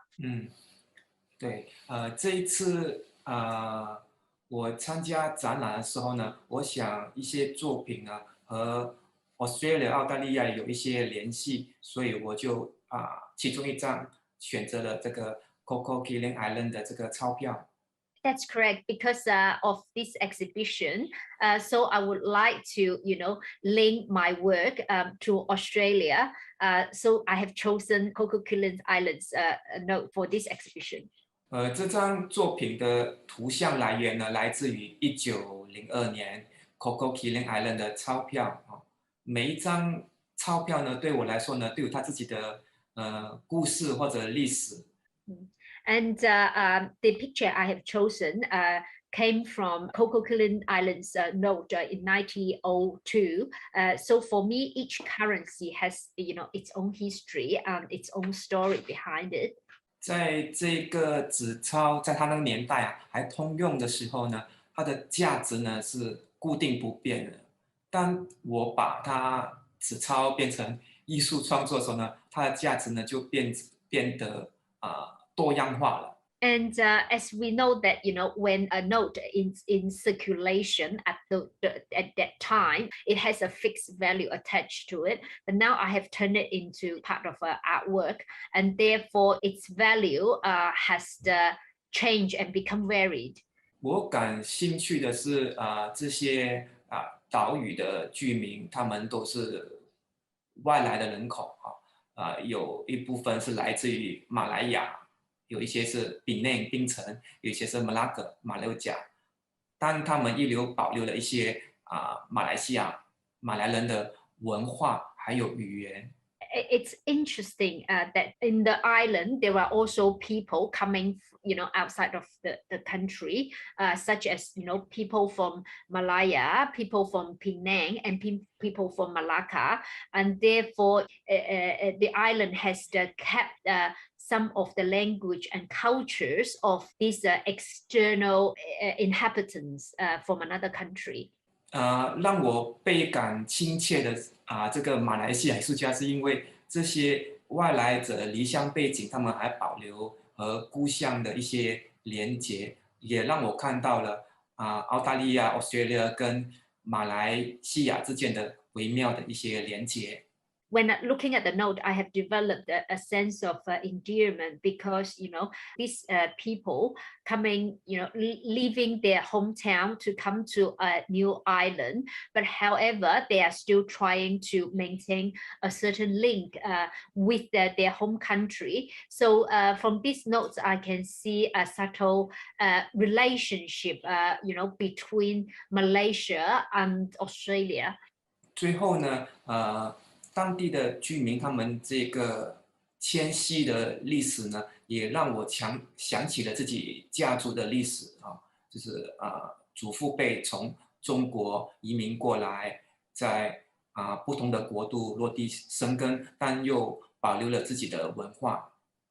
Last but not least, I can also see that how migrants, in the local population live their lives, how they move from one country to the other, just, has reminded me of my grandpa who migrated from China to Malaysia. And arriving at a new country and took their route there while maintaining their home country's culture. At a similar time to installing the work for APT, you showed an exhibition of similar banknotes in Kuala Lumpur. One of the things that I thought was very interesting about that exhibition was the very unusual way that you organized it. You made it look like an art fair, which I suppose speaks to the commodity nature of the work. But you also made reference to how you use different identities when you're developing exhibitions. And I like these playful, parodic elements of your practice as well. So beyond the work, the way that you present it seems to be an extension of this attitude in your practice. 对哈，就是那么差不多是在你参加 APT 这个展览的这个同时哈，您在吉隆坡哈也进行了一个相似的这个货币方面的作品的这个展览哈，那一个展览的话呢，它使用一种不常见的方式哈，感觉有点像一个一个就是一个展览会，不过一个好像市场的这样子的艺术品的这种市场这样子的感觉哈。那么当然就是这个首先来说呢，就是表现的就是货币的这一种作为一个一个有值的哈这个商品的这样的一种本质哈，那么同时呢，你在这个展览里面也使用了不同的这些身份哈，不同的这些分身哈。那么我很喜欢您的这一个这一种展示的方式里面的这一种采用一种比较多样化，玩耍不是非常认真的这一种态度哈，这个展览我大概在2019年已经有这个想法，但随着疫情呢，推到3个月才完成啊。我一开始打算的就是展出12张钞票在展览厅里面。Yes, I actually had this idea back in 2019, but because of COVID, it sort of didn't finish until sort of last month. And initially, the idea I had was to, exhibit the 12 notes, in a exhibition hall. 对的，但我这几年下来呢，我自己本身呢又对展览非常感兴趣。我认为展览也是我的创作材料，我可以为展览的展示方式有更多样化的表现，尤其是在我的个展里面。Over the last few years, I have developed more and more interest in this area that I can use a different way to present these ideas, especially when it comes to my personal exhibition. 那这12张的钞票绘画作品呢，它在展出完之后呢，它的结果大概是几种就是被收藏在美术馆或者收藏家的家里。第二呢，就是在我的工作室。At the end of an exhibition, the destiny for these 12 notes would usually be either, that they end up at a arts gallery or, a collector's home, or it can go back to my studio. 所以在他们这12张作品还在一个展厅里面的时候呢，我想给他一个特殊的一个形式展出。于是呢，我就开始设计，把展厅变成有4个摊位，我们称它为 booth， 它很像Art Fair 艺术博览会里面的那个结构。我把这12张钞票作品安排在4个 booth 里面。While the 12 pieces of work are still in the gallery, I would like to make them look a little bit more special by designing 4 booths and then put them in these 4 booths, make it like an art fair. 这样子的设计跟我当初只是为了要展出12张的 banknote 呢，它的含义又更加的不一样了。banknote 放在墙上呢，它就是我个人对马来亚或者马来西亚的历史或钞票的变动。当它挂在 booth 上面呢，它的语境又变得更加不一样了。它更加能回应我对当代展示方式的一种兴趣。In terms of displaying the 12 notes on the wall, which reflects my ideas of the change of currencies and the Malaysian history, putting them in a booth is a bit different. So it's sort of hark back to the interest I have in how I arrange my work in an exhibition. 如果我们在阿费艺术博览会里面看到去参观的时候呢，它其实很像一个迷宫，因为它有很多的 booth 而 booth 与 booth 之间的这些摊位呢是没有任何关系的，因为它是代表着不同的画廊但在我的个展里面呢，它们是有一个很直接的关系。And when you go to a art fair, you have the different booths, which is a little bit like a labyrinth, and different booths are not related to each other because the works are say from different art galleries. But in my personal exhibition, the work between the booths are directly related. 最后可以分享的就是这个作品除了探讨我对纸钞的价值历史的兴趣之外呢，我也想要回应用这种这个我创造的这个 booth 的展示方式呢，也回应了当代这几年下来非常流行的这个我称之为 C structure 的这个 booth 的一种展示方式。无论艺术家喜不喜欢，但这个 C structure 呢，我觉得还对艺术家影响蛮大的。你说的这个叫做 C structure 是吧 ？C 是座位吗？对，那个 ABC 的 C 就是这样子的一个造型，它就是那个 booth 的基本结构。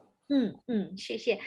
Yes, and last but not least, I would like to share with you that apart from my interest in the currency value as well as the history, the way that I use the booth concept to exhibit my work is also reflects the C structure that has become popular over the last few years. Whether we as artists like it or not has a great impact on how works are displayed. That's a great point.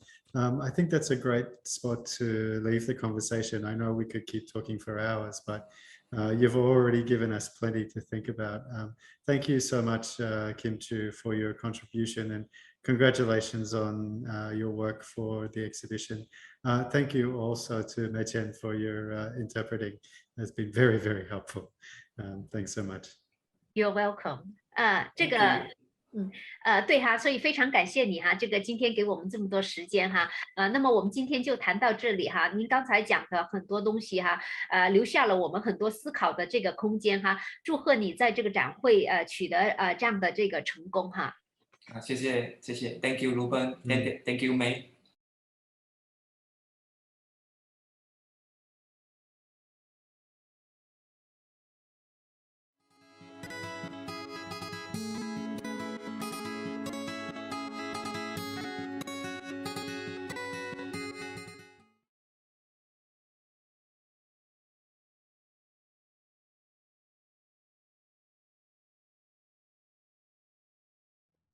Hello and welcome. I'm Ruth, Curatorial Assistant for Pacific Art here at QAGOMA.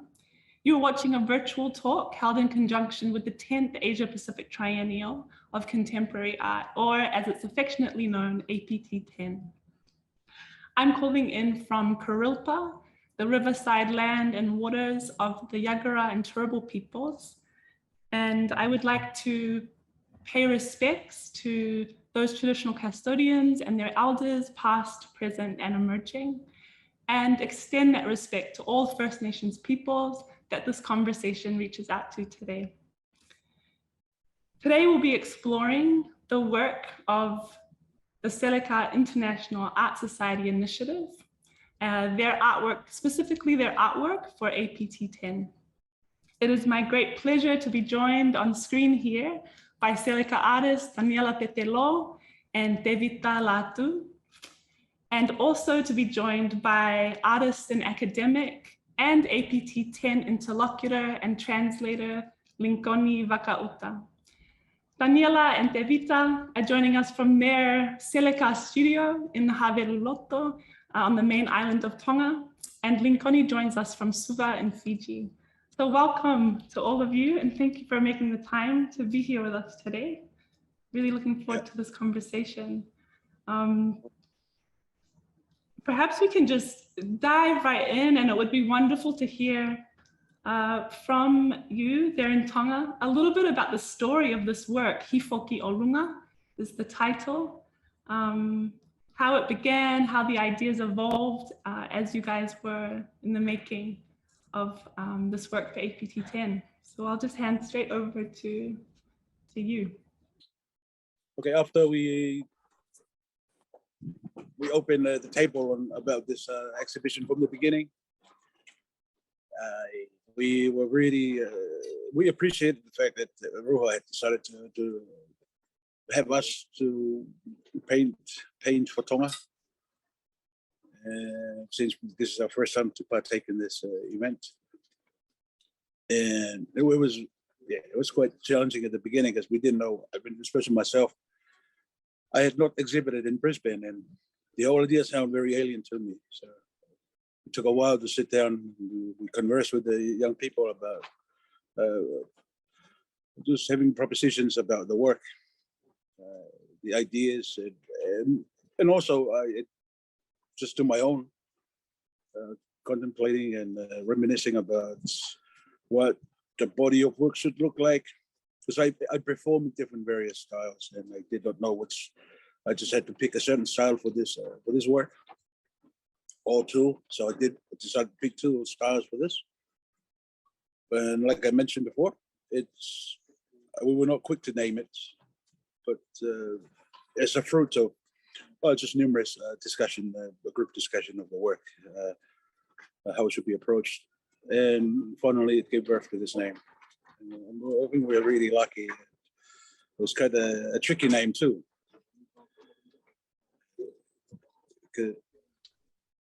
Just the wordplay in there make no sense of it, but I think that's why it attracted our attention to the words too. Maybe for the benefit of audiences, in terms of Hifok Yolunga translates to something like descend up or get down to the top as a translation. Is that right? So descend up, in my mind, you remain in one place. You're not moving anywhere. If you're in that certain place, you're not moving anywhere anymore up, because you're there, you're existing, your being is there. You're just making work there. You live there. The Hifok Yolunga thing is just rediscovering yourself again in that face, in that in that complete dimension where your body and your being are. But your physical is not moving anywhere. You just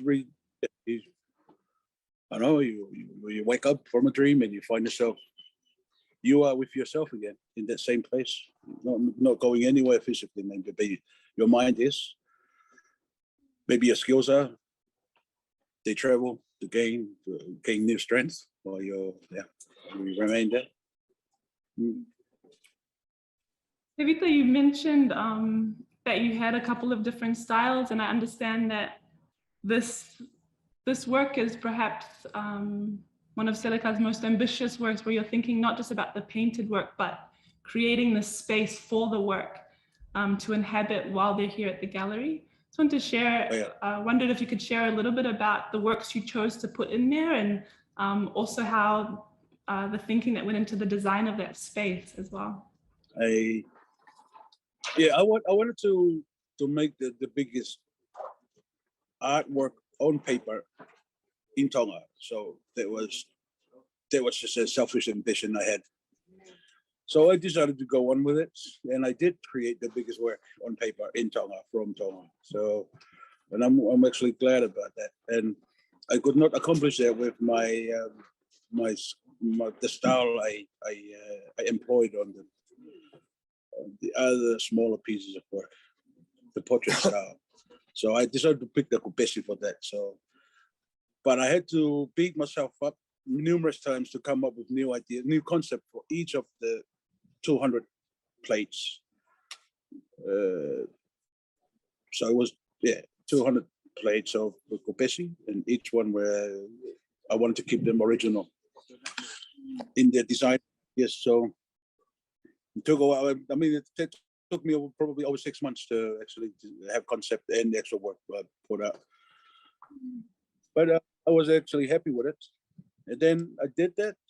Then came the smaller portraits, and the storytelling, which were in color and of a very different nature to the Lopesi. Lopesi are control and order, but the other one is just completely the opposite.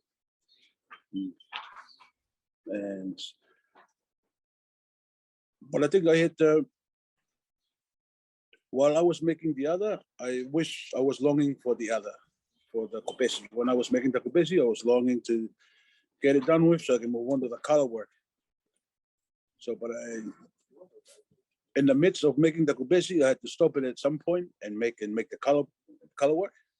So I'd made 3 or 4, and then I was quite happy that I'd seen I made some to begin with. Then I jumped back onto the Lopesi. So just zigzagging over a year and a half. But yeah, a good story. I would remember a good story about Tufmahina when I was a kid. So I'll leave that. I'll bring up the palette, color palette, and then paint that story. Maybe 2 or 3. That's how it was done. I do it as I remember it. Yeah, I did not want to make up fairy tales or fantasy about the work. So I had to really remember in terms of places and how old I actually was and who else or who was actually participated in that scene. So yeah. But I different aesthetic also. I look at the Lopesi, I look at the color work. I like the Lopesi because it took a lot of effort. I like them for different things. I enjoy my color work because I think it's more like me, not control, just less control, not in any way like an anarchy. Just not too much rules is applied to the work. When you see the Lopesi, it's so confined. Yeah. Maybe it's for some people. I enjoy the concept. I like thinking up new things. But when I see it, you can see pain in there. The restrictions and control. That's too much, too overwhelming for me. I like to just throw shit on the paper and make that shit becomes me. Yeah, make that shit become a part of my story. Yeah.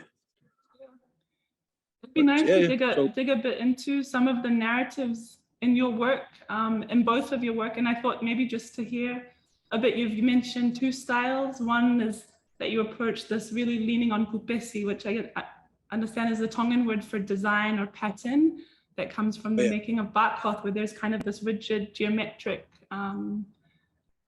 shapes and really leans on that. And then you've described this more painterly work that has layered narratives within it and characters, and we see that there. And just that on that third one, I think the portraits as well that you mentioned, and I know Daniela, you have a couple of bodies of portraits as well. One where you've been experimenting with quite a different style, working with the cutouts. I wondered if you could tell us a bit about those bodies of works, those groups of works. Okay. So I came up with the idea for the name of the portraits that I did, all 32 altogether. I named it Tuamatamoana, actually. As in play with words. Do you remember Rinconi, the wafu here, the Tuamatamoana? So I just changed it, Tuamatamoana, as in like outside of our Oceania, something like that, you know? Wow. Yeah. And to me, I try to match the idea of creating them with the name and also the structure of the whole artworks of the Fade, as in it's kind of inverted, or reversed. So yeah, my body of work is also, it's different, but it's the same at the same time. And this was the first time I've ever used this media, as in magazines only, and then all magazines. There are some artworks in there, I think 1 or 2 that I included paint in it, which is like the transition from painting to collaging that I started. And yeah, I feel like this is like the most interesting work I've ever done, like to me, as I felt when I was working on them. Yeah. Yeah, I think it's an interesting kind of reflection of this way of working with the collages that I remember in one of our earlier conversations, Daniela, you were sharing how it's kind of a way of honoring that your influences come, because many of them were travel magazines that come from, you're really open to having a practice that's influenced by not just what's around you, but ones that may seem foreign, to where you live and where you are. And I know that's common for both of your works, that you really open up your space and your practice to be influenced by many different things, your own stories there. So I wondered if either of you would like to share anything on some of those influences for your work and how they're captured in the body of paintings. Okay, for my Mahina series, the smaller ones, even that, I almost try new things with my brushes also, but it might not be evident when you view my previous work to this body of work. But I also I kicked myself in the back just to even come up with something that's breathing some fresh air, and not so much an imitation of what I had done previously. So he had taken up a challenge of making something new, and so I did also. So I had done numerous Lopesis before, but this one was a major upgrade in terms of just putting my all into my mind to make the Lopesi work and make the 200 separate from each other. Even I just feel boxed up making Lopesi because asymmetrical, everything has to be in line, in perfect proportion, and I would do some of that, and then just to be let free, and I want some freelance work. I'll do my own the color work.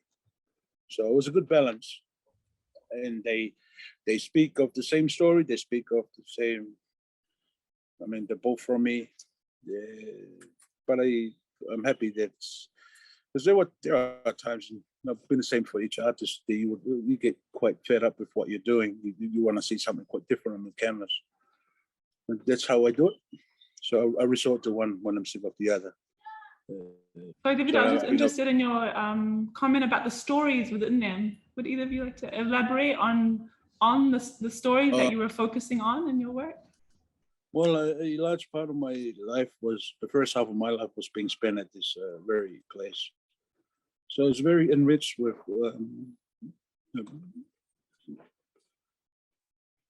a huge portion of my memories and feelings is still, it's still trapped in this place.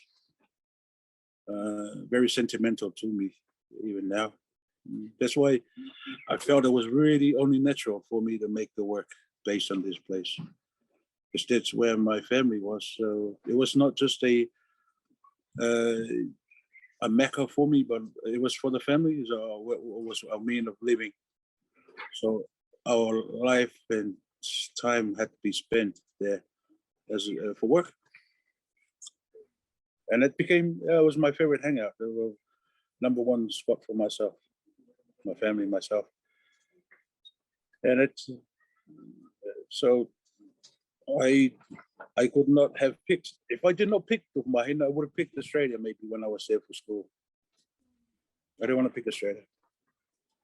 I want to pick something indigenous to me, really authentic, and it would have been okay. That land, huh, in front of the the king's residence. Where I don't know the meaning of it, but yeah, I grew up in my family where we were farming that plot. There's a huge land owned by the king. So, and part of the work is based on that. So also it was a massive burial places for the civil wars back in 100 years, 200 years ago.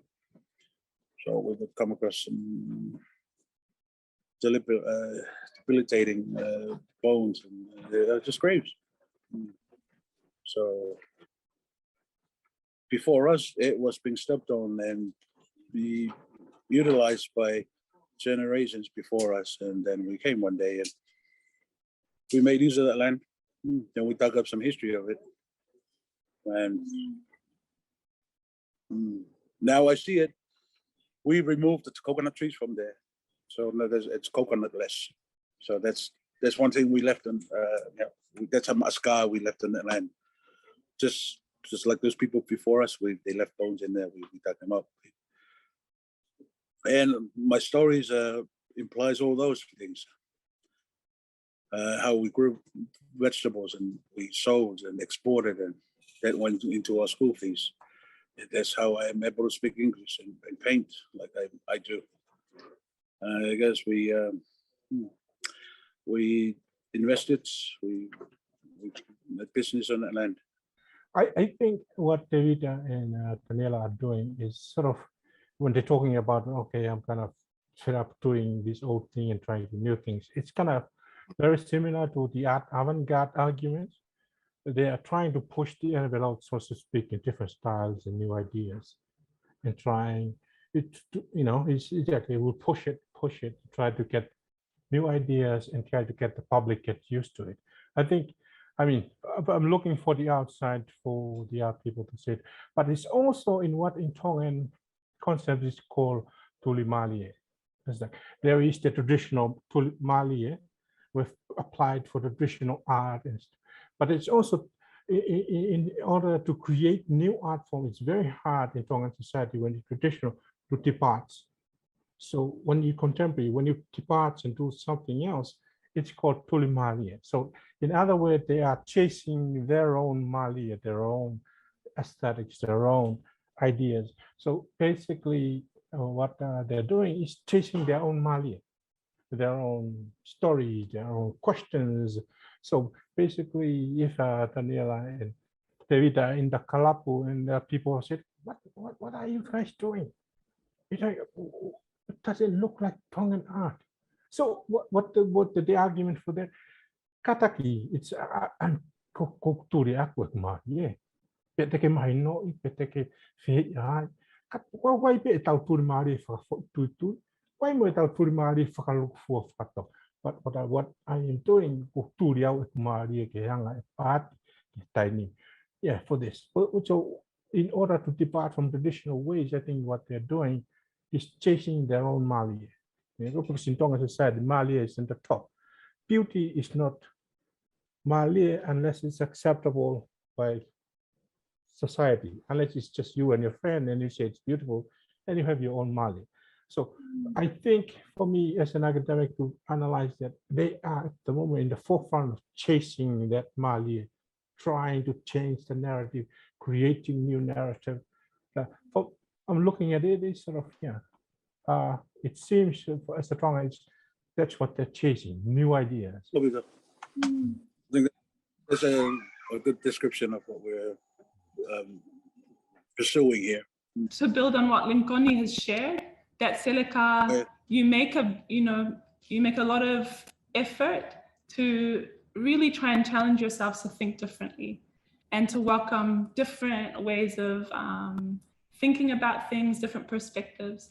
But my understanding as well is that you also put a lot of effort into creating work for your community, and that can be accessed by a local community. It's very much, its final destination is often to be artwork to be exhibited or shared in Tonga. So I just wonder about, how local community engages with your work and how that shapes your practice of finding the balance between those two things.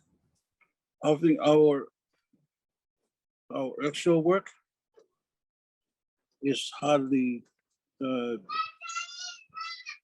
maybe Daniela's work is the exception, but it's doesn't pull strings with the audience here, especially my work. And sometimes the Seleka's work in general, everybody's work here. But I'm just speaking about myself here on my behalf. we run workshops at communities and in the outer islands and the main island, teaching them, informing them about arts, its principles and basic steps in art. But my work, I would probably refuse to make something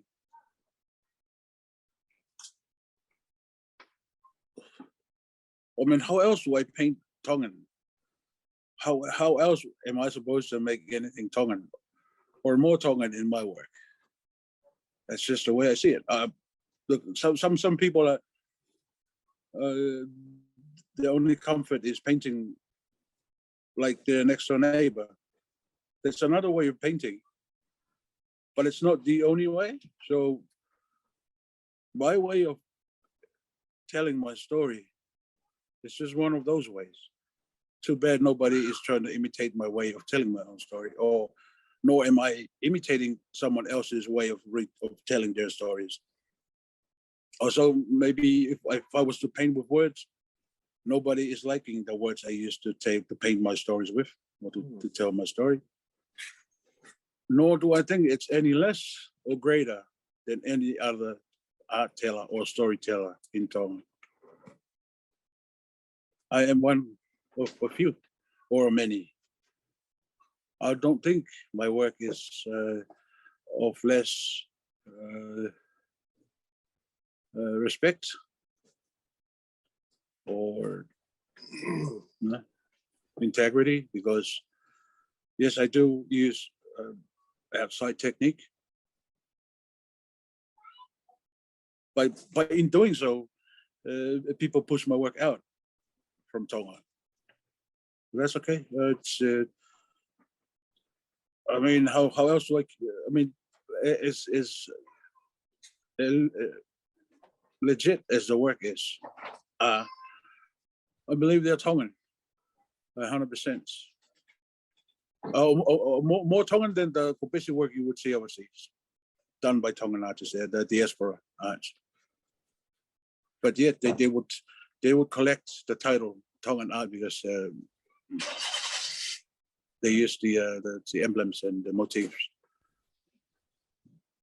But I'm not crying for that to be in my work, because I don't think that is enough to identify myself, to my wholeness as a Tongan, to use those motifs in any way in my work.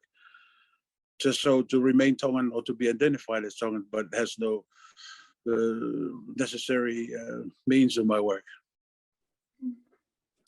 Can I share a memory? Before I met Thebe, I used to come and hang out at the Wharekalapu next door, and they would always refer to him as a deporta, deportee from the States or from Australia, because he's wearing like really baggy pants and hose and paintings and skateboard on the road. And the kind of music that he listened to was like metal, like heavy metal or punk rock. And they would always refer to it as Waipoko music. Yeah, no, Mami Wai and his Poko, so it's Waipoko music.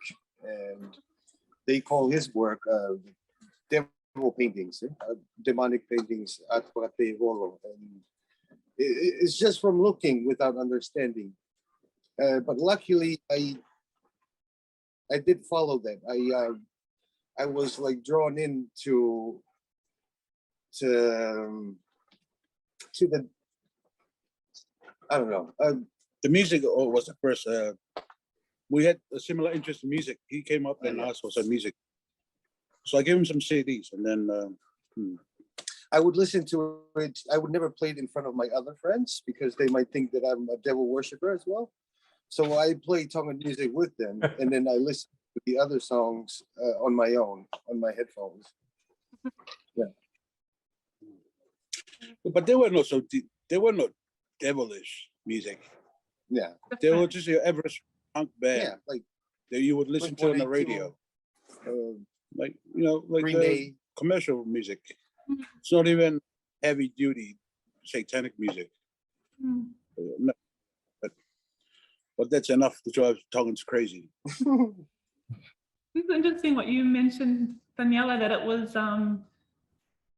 was just about not yet understanding, you know, not yet being able to kind of speak the language of that music or that art and engage with it, where there was an ability to understand. And I think something that's really interesting about Seleka's work is that so much a part of you guys creating as well, both of you as lead artists, supporting and learning from each other, is the spaces you provide to build that understanding and have other people experiment with these same tools of, you know, what can we learn from, how can we use the language of color, of, you know, different musical genres to communicate and to express ourselves. So I wondered if just, you know, even in this Hifoki Olunga, there's a lot of what you've put into how do you create the space that provides the conditions where that's encouraged for people to really think outside the box and,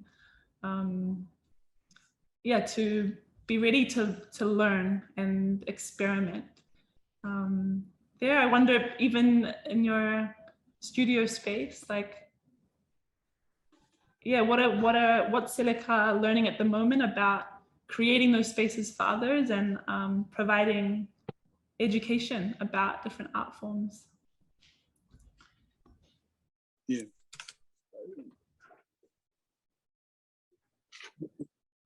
Our studio, our very own studio here is the, you say the breeding ground. So we work and then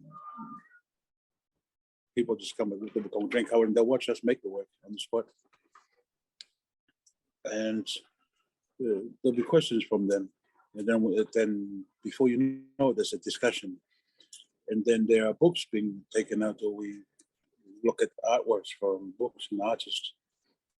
And then we bring out, we got a projector, so we watch art documentaries.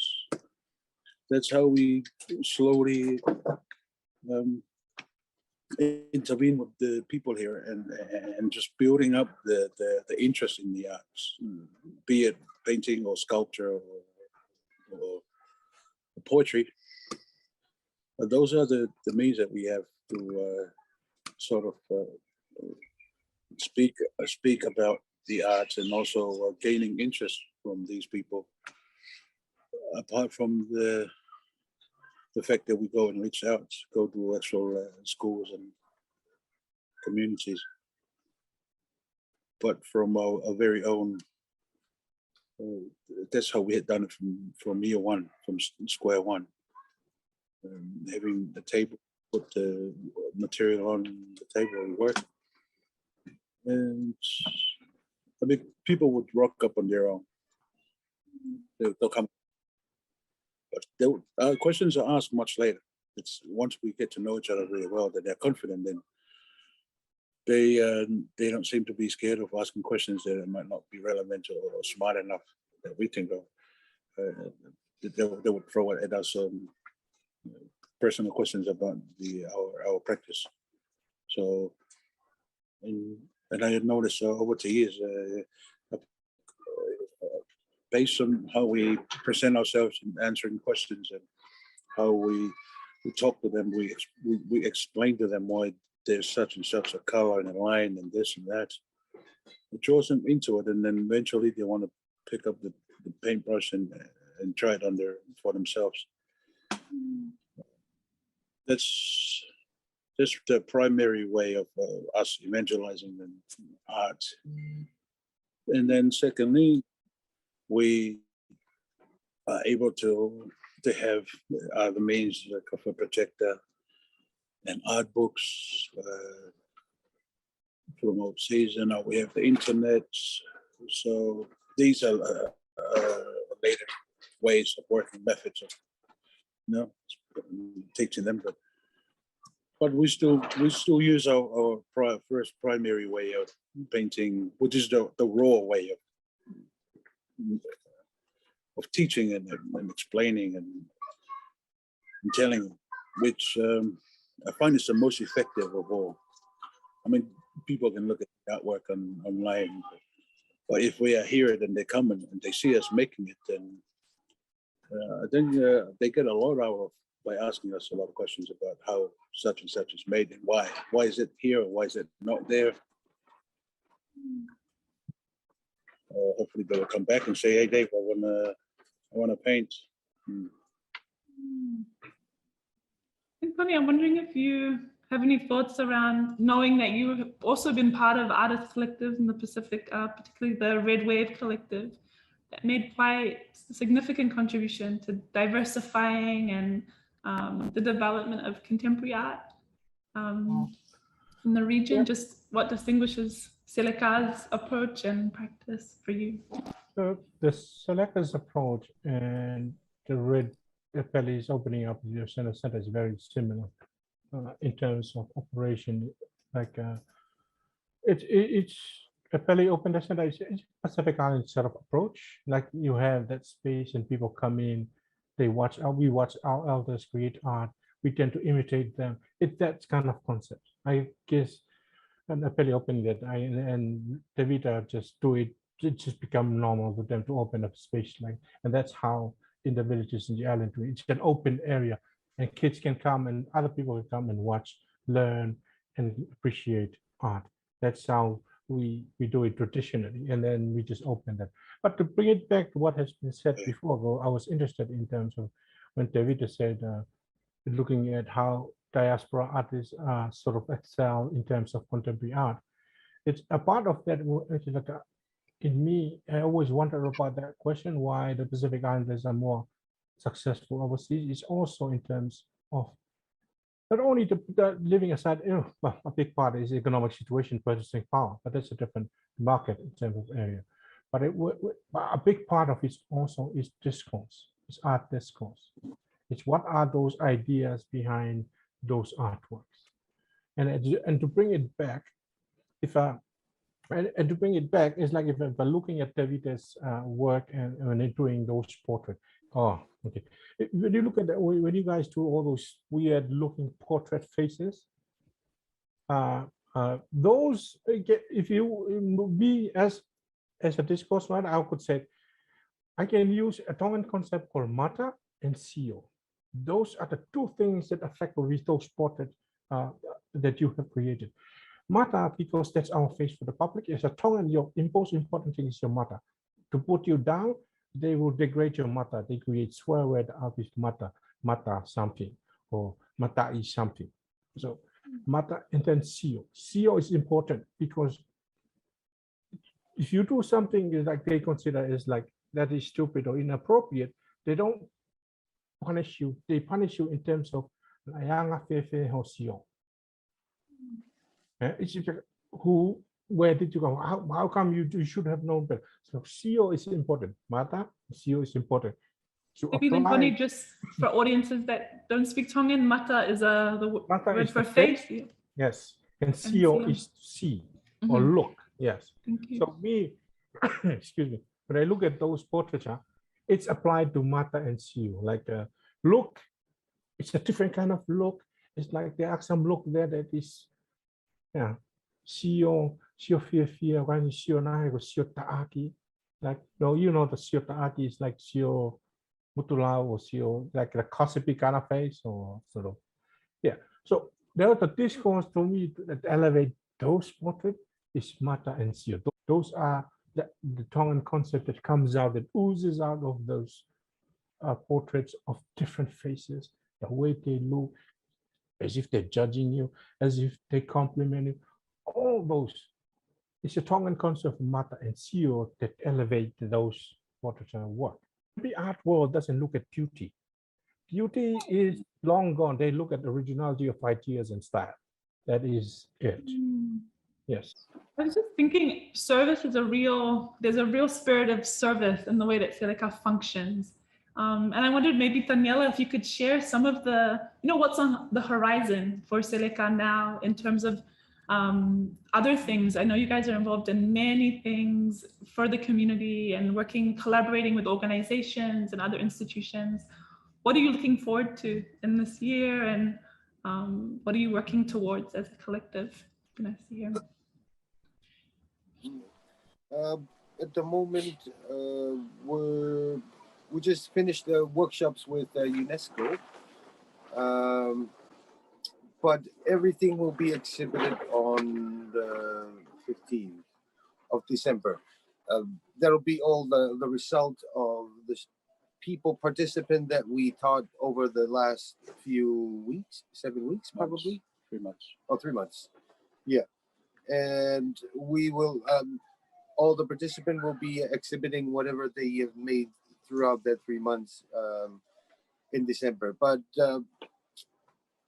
on Friday this week, we will be off to Vaka'uta. We will be carry on running workshops in 4 GPS in Vaka'uta, and also Hapai, Ha'ano Hapai. We'll stop by for 1 week there also. And then on our way back here, I am also being part of a media camp project. Will be on the first week of December. We will be running workshops with youth also, but it's being funded from the States about doing media classes. And it's one of my things also. Like I love creating videos and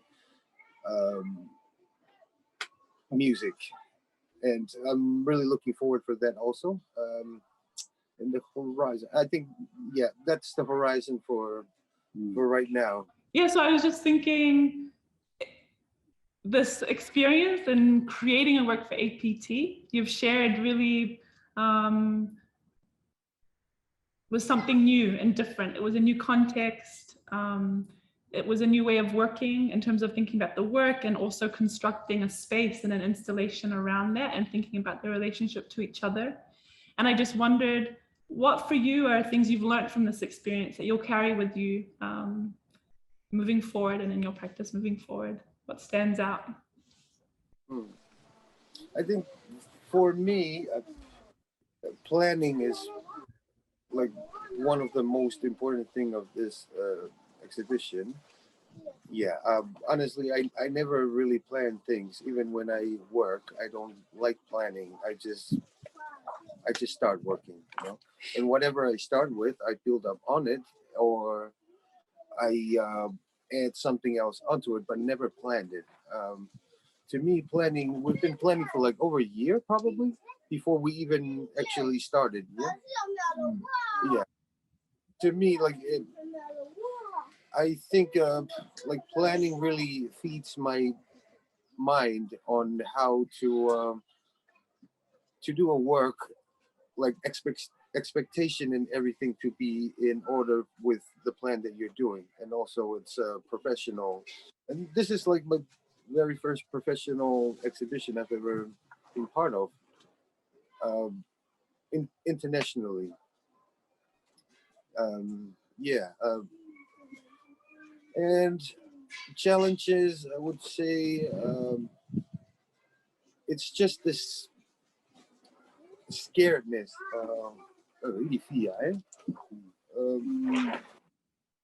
of doing something else, doing something out of my comfort zone. It's kind of scary at first, but once you touch it, once you use it, do it, I think it's starting to fade away, and you're getting used to it, you know.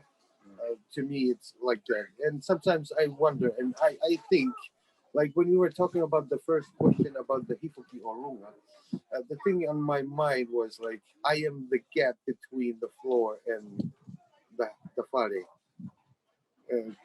To me, like the fare is the culture. The floor is the culture. The fare is what Minkoni was referring to, the Turi Maria. That's my Maria up there, and I'm the gap. It's up to me whether if I want to fuse them or not. I can do that, I can be that, but I can do both, you know. But still, that's what I think. I am a gap. So it's kind of pushing you to think about the relationship between that floor space and what you're chasing, what's possible. what you can kind of aim for. Thank you. Vayeda, did you want to add to that, or? I think the first and utmost thing that I learned from this experience was the intensity of that was being put into the work.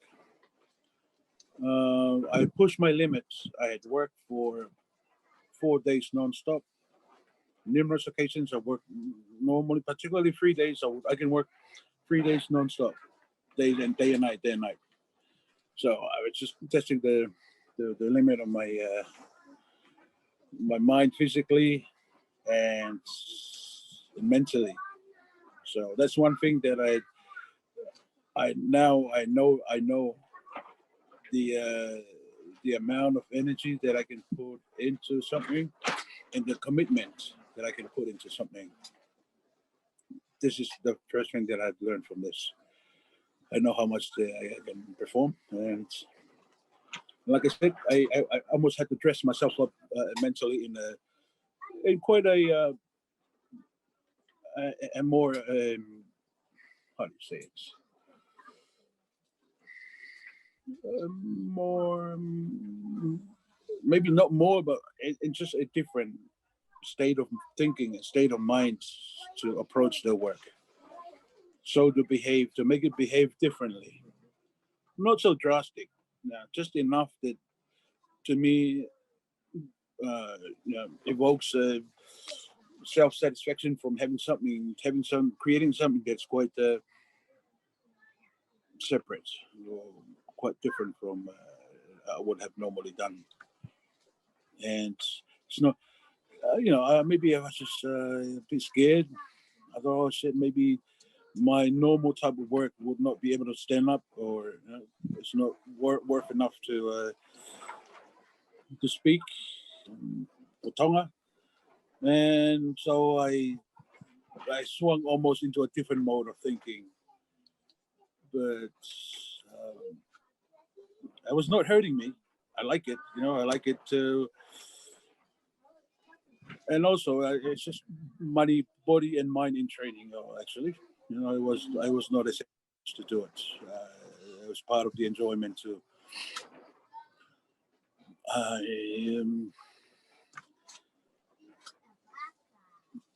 And I sincerely hope that the work will be received well, both his and my work.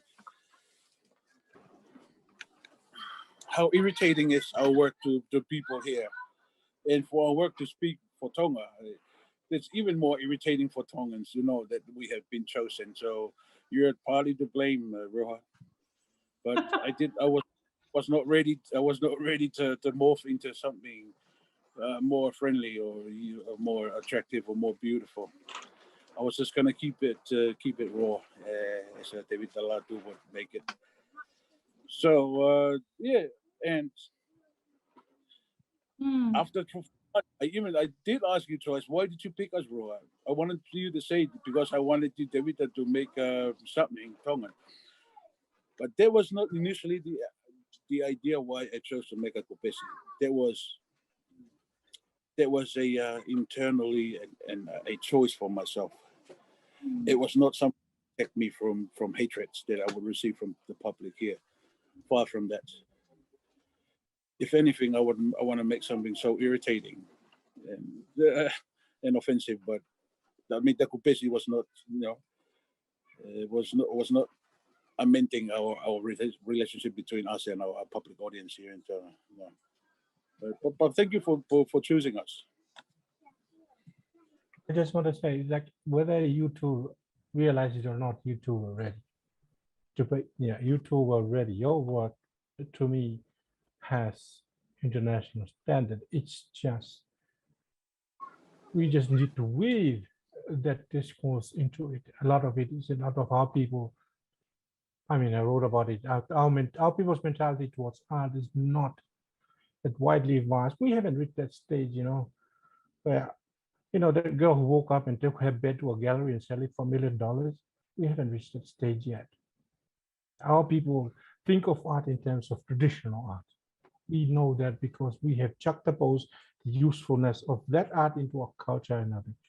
For us, into contemporary artists, I found this like 20 years ago, 10 years ago. It's really, really hard to push our people to understand it. The successful of the diaspora artists is majority because of the European audience. Successful of most bigger island countries in terms of selling contemporary art, it's because of the white people, what you call that comes and work here, the embassies, and there's a word for it. They are the biggest buyers of art, and in Tonga also. It's just, we just, at the moment, our people have still not catch up with the understanding of art in order for them to move from buying art aesthetically that looks good on my couch to purchasing, investment purchasing, or to buying artists. We haven't reached that yet. We're still buying artwork. What I really want us is to sell artists, not sell artwork. You know, I want to buy art David too, not an artwork by David too, you know. I want to buy a Daniela Petello, not an artwork by. So you're buying people's art, their signature basically. Like people don't say, I want to buy an artwork by Picasso. No, they just say I'm buying a Picasso. People with money, you know, people who have $30 million. Yeah. So we haven't reached that stage. So we're still building up. But in terms of your work, don't question, don't sell yourself short. You two are international standard, your work. We just have to weave the discourse once through. And I think Ruth did the right choice. Because you two are the one who are antagonizing the Tongan community in Tonga in order to think, to build. What you're doing is pushing and poking in order for people to think and to build and expand the market in Tonga. That's what you're doing. And unfortunately, it's you two are in the front line to push that in Tonga. And you're doing what they call the hard work and the, and pushing and prodding and expanding. And you look at the people and keep looking at like from 5 years ago to now, the conversations has changed. If you go to Takalap, ask them, what is Mali? Question. You'd be surprised how a lot of Tongan born in Tonga do not know why the Mali is Mali. What is the criteria for call an artwork a Mali? You ask them. Then you have a Fokfekiki and a talk, and then it will expand the horizon into understanding of your work. It's very also, and when I went to Tonga, I was surprised to ask you, why are things Mali? When you see something and you said, Mali, why? And every day is struggling to explain. So a lot of people to go with feeling because Mali is contextual, beauty is contextual. You know, it's like in Tonga, the word Vaka'uta is, you cannot have beauty, it's beauty, but you cannot have beauty without love. The word Vaka'uta in Tonga is a combination of the word o, Vaka'uta or Vaka'u, and ofa, love. Combine them together, you get beauty. So you get o and love and beauty. You cannot have beauty without love or into Tonga said. Because beauty is below Mali. Because what is beauty to me, what is beauty to you, cannot be Mali if people do not think of it as beautiful. You and me and Daniela would look at a figure of a naked woman and say, wow, that is beautiful. Take that outside, the community will say, that is Valka, therefore it's not beautiful. See, beautiful is contextual. Mali comes up. Ask those questions. Sometimes I ask myself, like, what is Fahia? And then from tackle on those questions, created images that I create the new artwork from. Asking questions myself. Don't sell yourself short. You are great. And I wish we all meet in Brisbane and then we'll be having a beer and yarning about art, but you know. You guys are fantastic. You guys are fantastic. And you are, I don't envy you guys, but I appreciate the work you do on pushing and living in Tonga. You are pushing and prodding. You know, and thank you for what you're doing. Thank you. Yeah, you put a huge effort into this project, and I think it really shows. And just in regards to your question, David, I know you've asked this a few times, and in terms of this idea of choosing artists, I think it really, that for me, it was not so that much about making a decision to choose some and not choose some, but it was about, for APT and for QAGOMA, where is there a rich opportunity to learn about different ways of engaging with artists and different ways that artists are learning to work in the Pacific. And I think that your practice, your commitment, and just consistency to create art and experiment and learn with others provides a very rich opportunity for us to learn about the possibilities of contemporary art that are not defined by or limited by existing ways of working or engaging with artists in the Pacific. So, you know, that was you, I think we presented quite a broad challenge in terms of, let's think about how you can work differently in a way that you haven't worked before. How can we see this opportunity as something that allows you both as artists and Seleka as a collective to challenge yourselves and platform not just your artwork, but this really considered way of working that has evolved over your commitment to living in this way for many years and to making many hard choices to be able to do that. So yeah, I feel very honored to have known that story that comes behind your work. And then to have this opportunity to learn together with you about what that experience can contribute to a broader discourse, to a global discourse, as well as hopefully to your own learning, as well as artists. And it's been a real pleasure to just touch on that today. I wish that everyone could have been part of the many conversations we've had, or somehow throughout this, you know, over a year long kind of working together on this. And we're so excited to be able to share it, share it with audiences here. And perhaps we should have I wish we could record people talking about it so that it could come back to, it's a big part of what you appreciate is to be able to engage with people around your work and have those conversations. I know you really value that. Yeah, perhaps just to finish off, it would be lovely to go around, and if there are any final thoughts or you'd like to raise, please do so. Maybe we can start with Vayeda.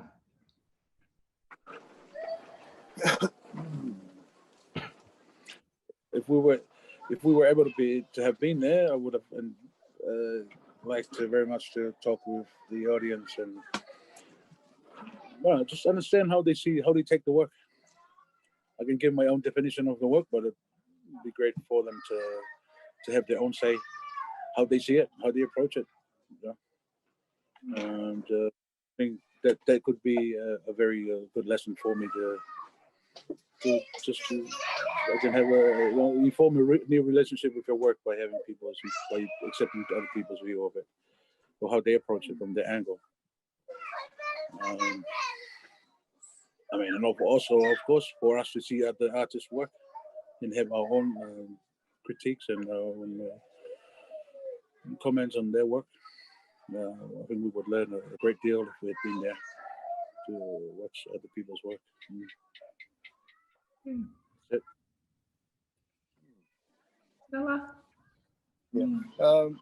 it. As I've mentioned before, this is like the biggest exhibition that I've ever take part in, and I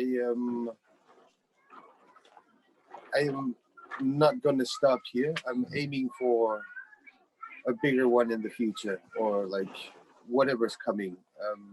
Trying to keep it real, All right. Just keep going. Keep working, keep forcing myself. I mean, not forcing myself, but keep pushing myself not to stay in the puddle that I am, but move to a bigger one. And keep working. And also, I would like to thank you, Rinconi, for those words of encouragement. I'm really, really thankful for that coming from you. And also, Ruha, thank you so much for your help ever since day one that we started planning. And I really, really appreciate it. And please send our love and ofatu to all the Tongan community. Yeah, I hope they, like he was saying, I hope they, I mean, they won't like the work for sure, but I hope they won't. I think they might. They might, we'll see. Connie, I wasn't sure, did you have any final thoughts you'd like to share? Or? I'm just glad to be part of this. It was being invited to be part of the how to pronounce that word? Interlocutors? Yes, it sort of gave me the insights and moving from a smaller platform to a bigger one. And I'm also grateful that I think this has become a precedent in terms of with all these big platforms, they always pick artists from diaspora, they always benefit. But this is the first time they have moved like to the artists who live in the island, who see them, who operate in the context of the island. And I'm wishing for more things like that to happen in order, and then, because they always, their go-to place, I understand, the go-place to go to New Zealand, big Tongans from New Zealand. Now, first time, and I'm so glad. I hope that will be the future focus, a bigger platform, the big artists who live in the island, because they understand the context, they live the context, and then bring their artwork to the world and say, oh, this is stronger. And then I'm so glad that has happened, and I'm so glad to be part of it. So yes, thank you very much for Fatu. Thank you all. And thank you for the contribution you're making to this exhibition alongside, artists living in the diaspora, representing the Pacific, and others from around the region and other islands. Really looking forward to the conversations that unfold, and we'll look forward to also staying in touch with you as things, as the exhibition continues. Mahalo. Mahalo.